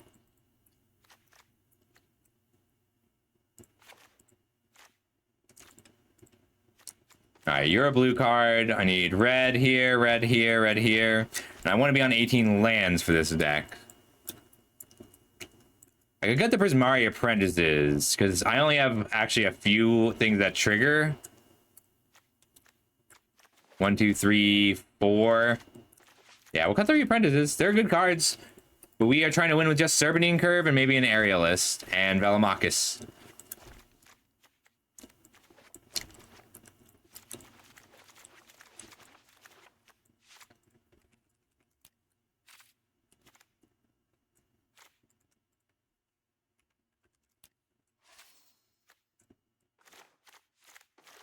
One, 2, 3, 4, 5, 6, 7, 8, 9, 10 creatures.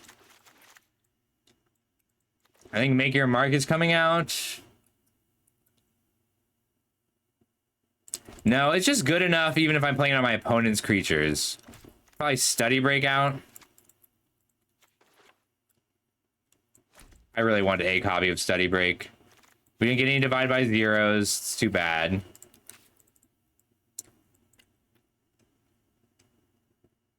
It was a very hard control deck.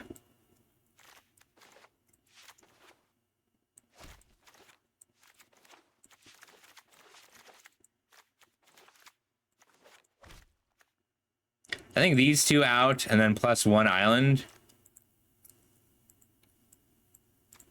7, 6, 6, 7, 6, 6. Let's run it.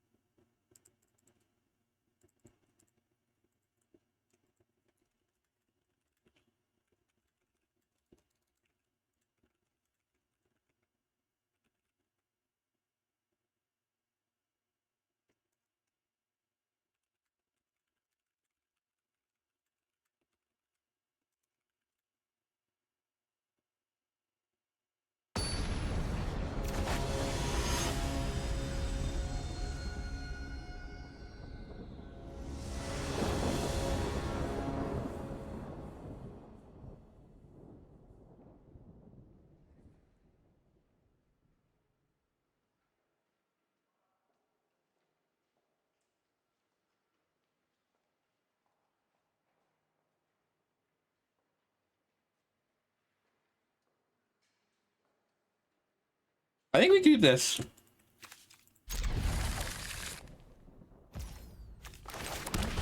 We reject the first play and then just kind of chill. Ooh, Rowan is good here. Show you an island.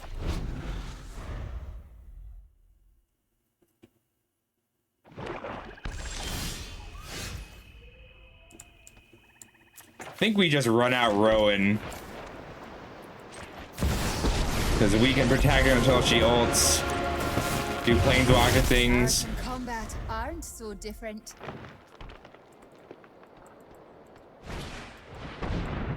Ooh, cultivate. Cultivate is like first pickable in this set. There's nothing else that does the same thing. Don't worry, this won't take long. Negate, reject, burying books.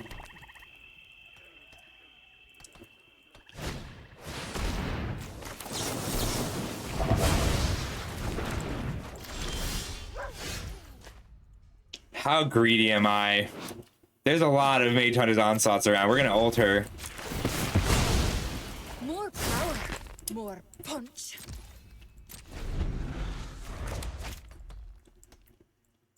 Not hitting our land drops is a huge problem right now, though.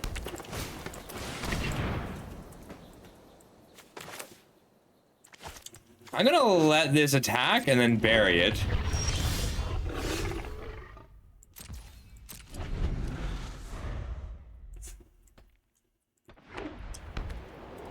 It's a 4 mana, 11/10.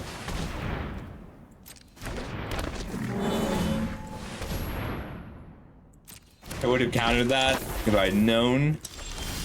Ooh, no attacks.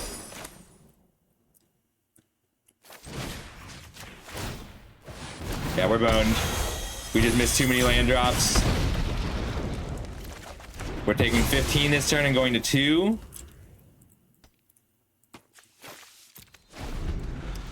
We're running 18 lands, so I was really hoping that one of our top 6 cards would be a land. We have just missed 6 land drops in a row.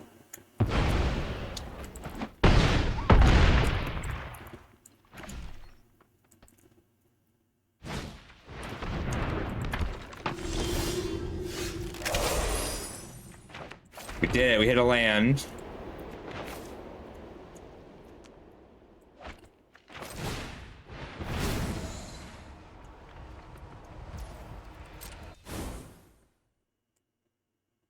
But yeah, we just die here. Doesn't matter anymore.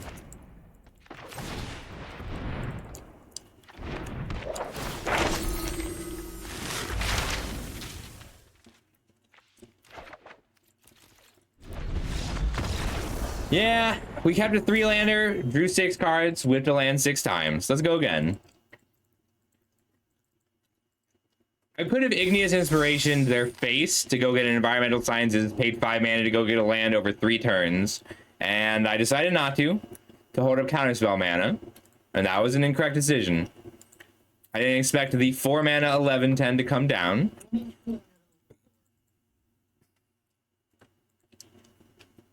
Wait, you gotta shut the door!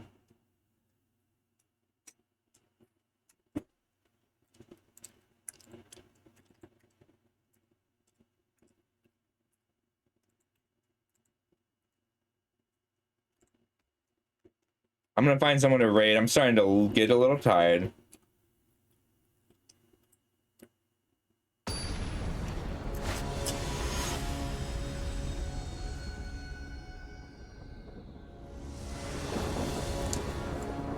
This is a great hand. Pilgrim's really good.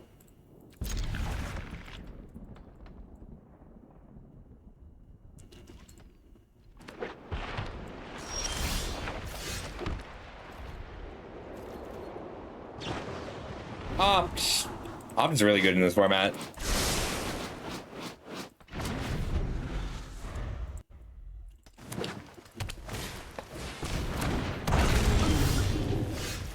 I'd rather hold the reject than the helix. That's wrong.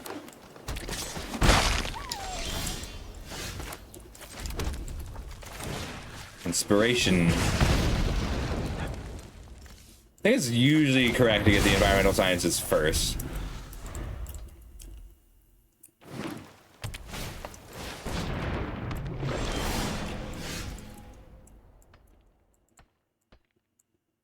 red source is what we want to get.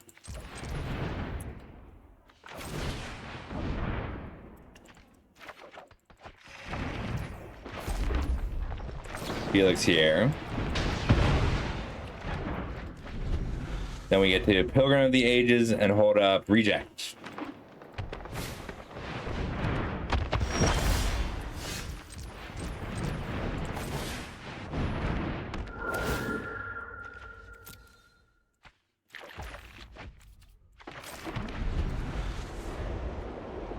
Probably just jump logging here. 5-mana 5/5 is great in this format. Yeah, I'm fine letting this die just so I have the ability to pick it up at instant speed. Oh, I can't reject that.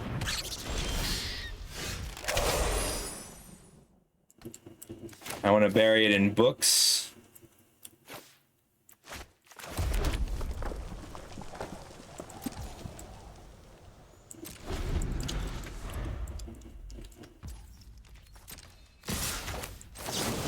Bury you in books.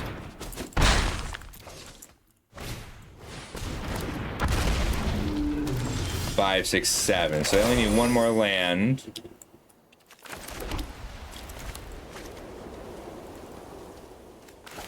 I want an elemental masterpiece this turn. The next turn I want a Pigment Storm and Reject. Then follow it up with Velomachus. Because we know that they're gonna play this on turn on the next turn.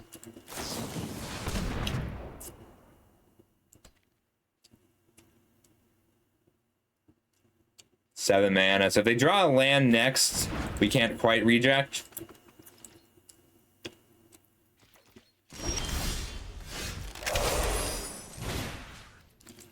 Pigment Storm. Swing for 8.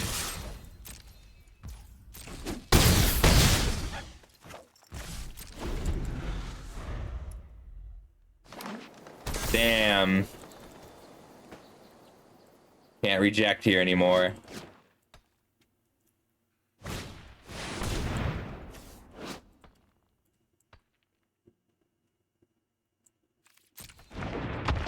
I'll study break instead here. Tap, tap. Learning, an Inkling Summoning. Good game.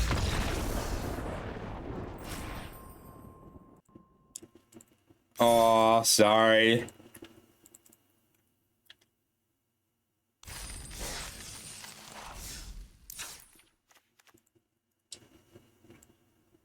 Yeah, looks right.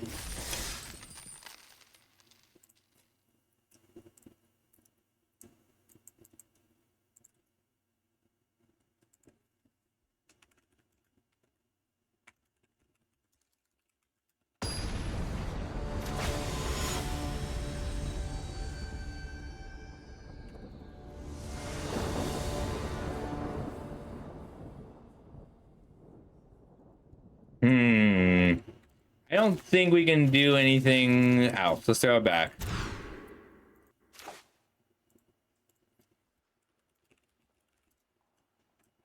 This is not a good hand, but we'll keep it.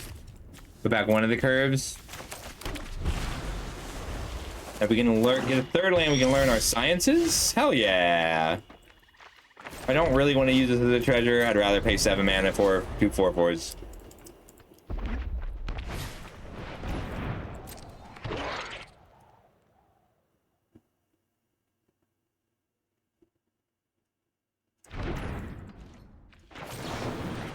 I just also want to learn environmental sciences.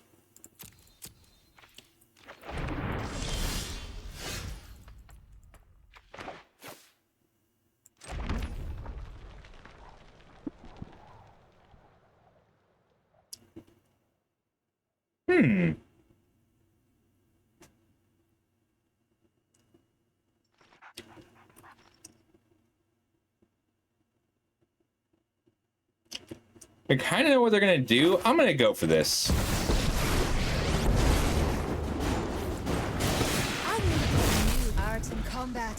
Then I can environmental sciences and igneous inspiration next turn.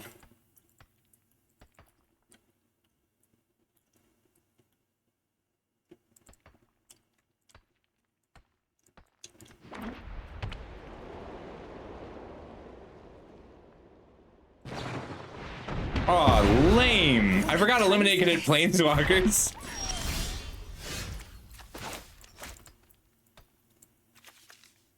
Yeah, we'll get an island.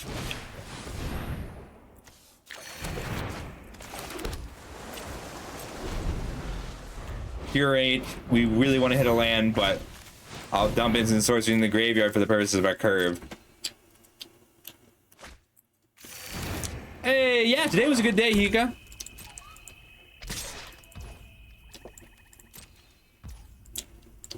Yesterday we just were so cursed. I was trying to figure out why, and it was like we didn't hit any of the rares we needed. But today we got Emeritus, we got Moment of Reckoning. We still haven't hit it together as one. And we're just cooling down a bit.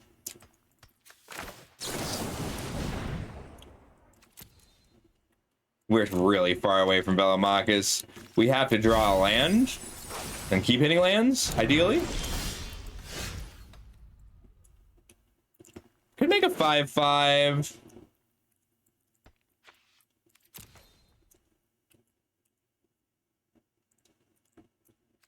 I only got one environmental sciences.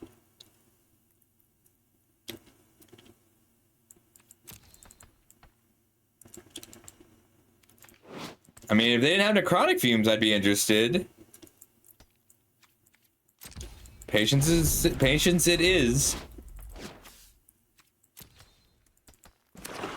We did not get enough lessons, and I'm feeling it. Take one less damage. Are they counterspelling my subtraction?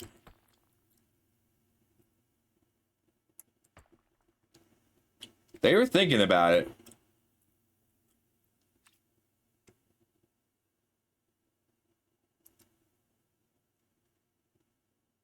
I'll just take fractal summoning.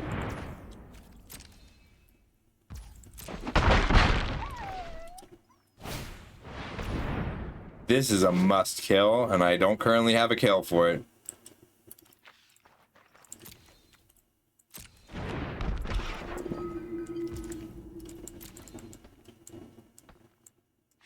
It raises the chance that we can kill it to make a treasure here.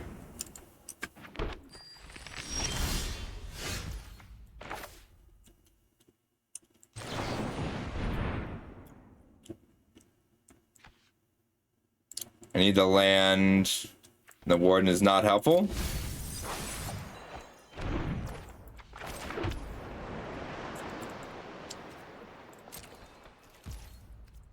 I'm really feeling like we didn't find an introduction to an annihilation or a necrotic fumes. Somebody just took all the lessons.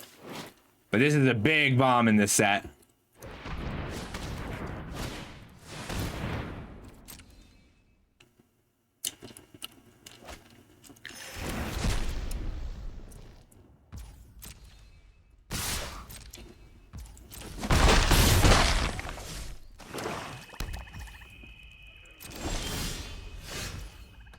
I mean, I can Igneous Inspiration and Lightning Helix, which feels really bad. But I think it's correct.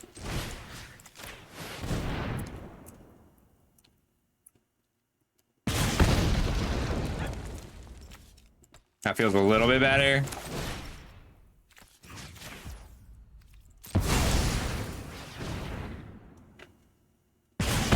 All right. We killed the big problem.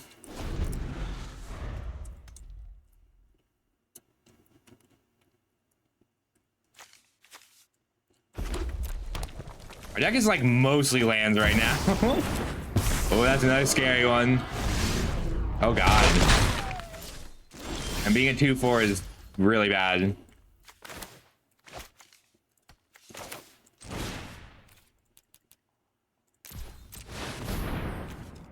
Whenever they cast, it's a cast trigger. Being brutalized.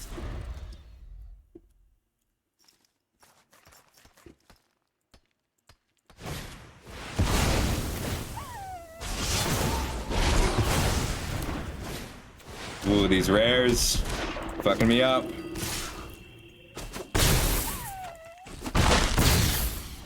I have so many deal 3s in this set deck. 5 coming in.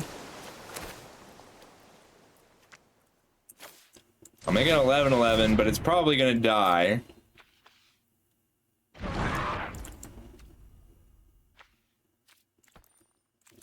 If they hit the fumes, I need a helix here.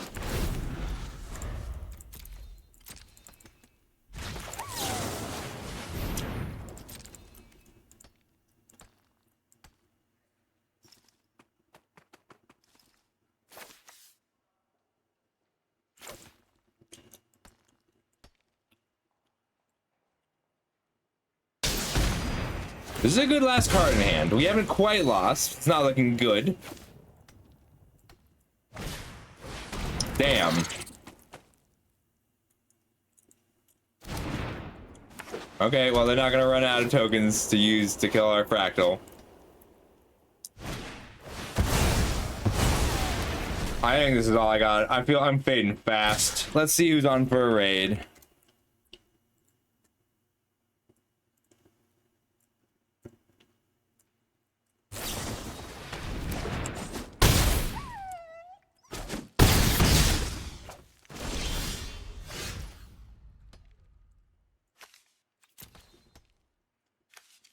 I don't have enough. I only have one lesson left.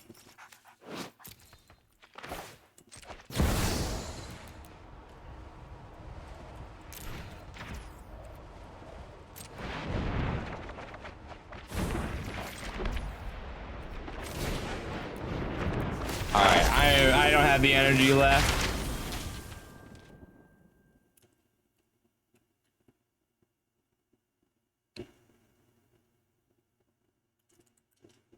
That was a lot of fun. Today was a good day.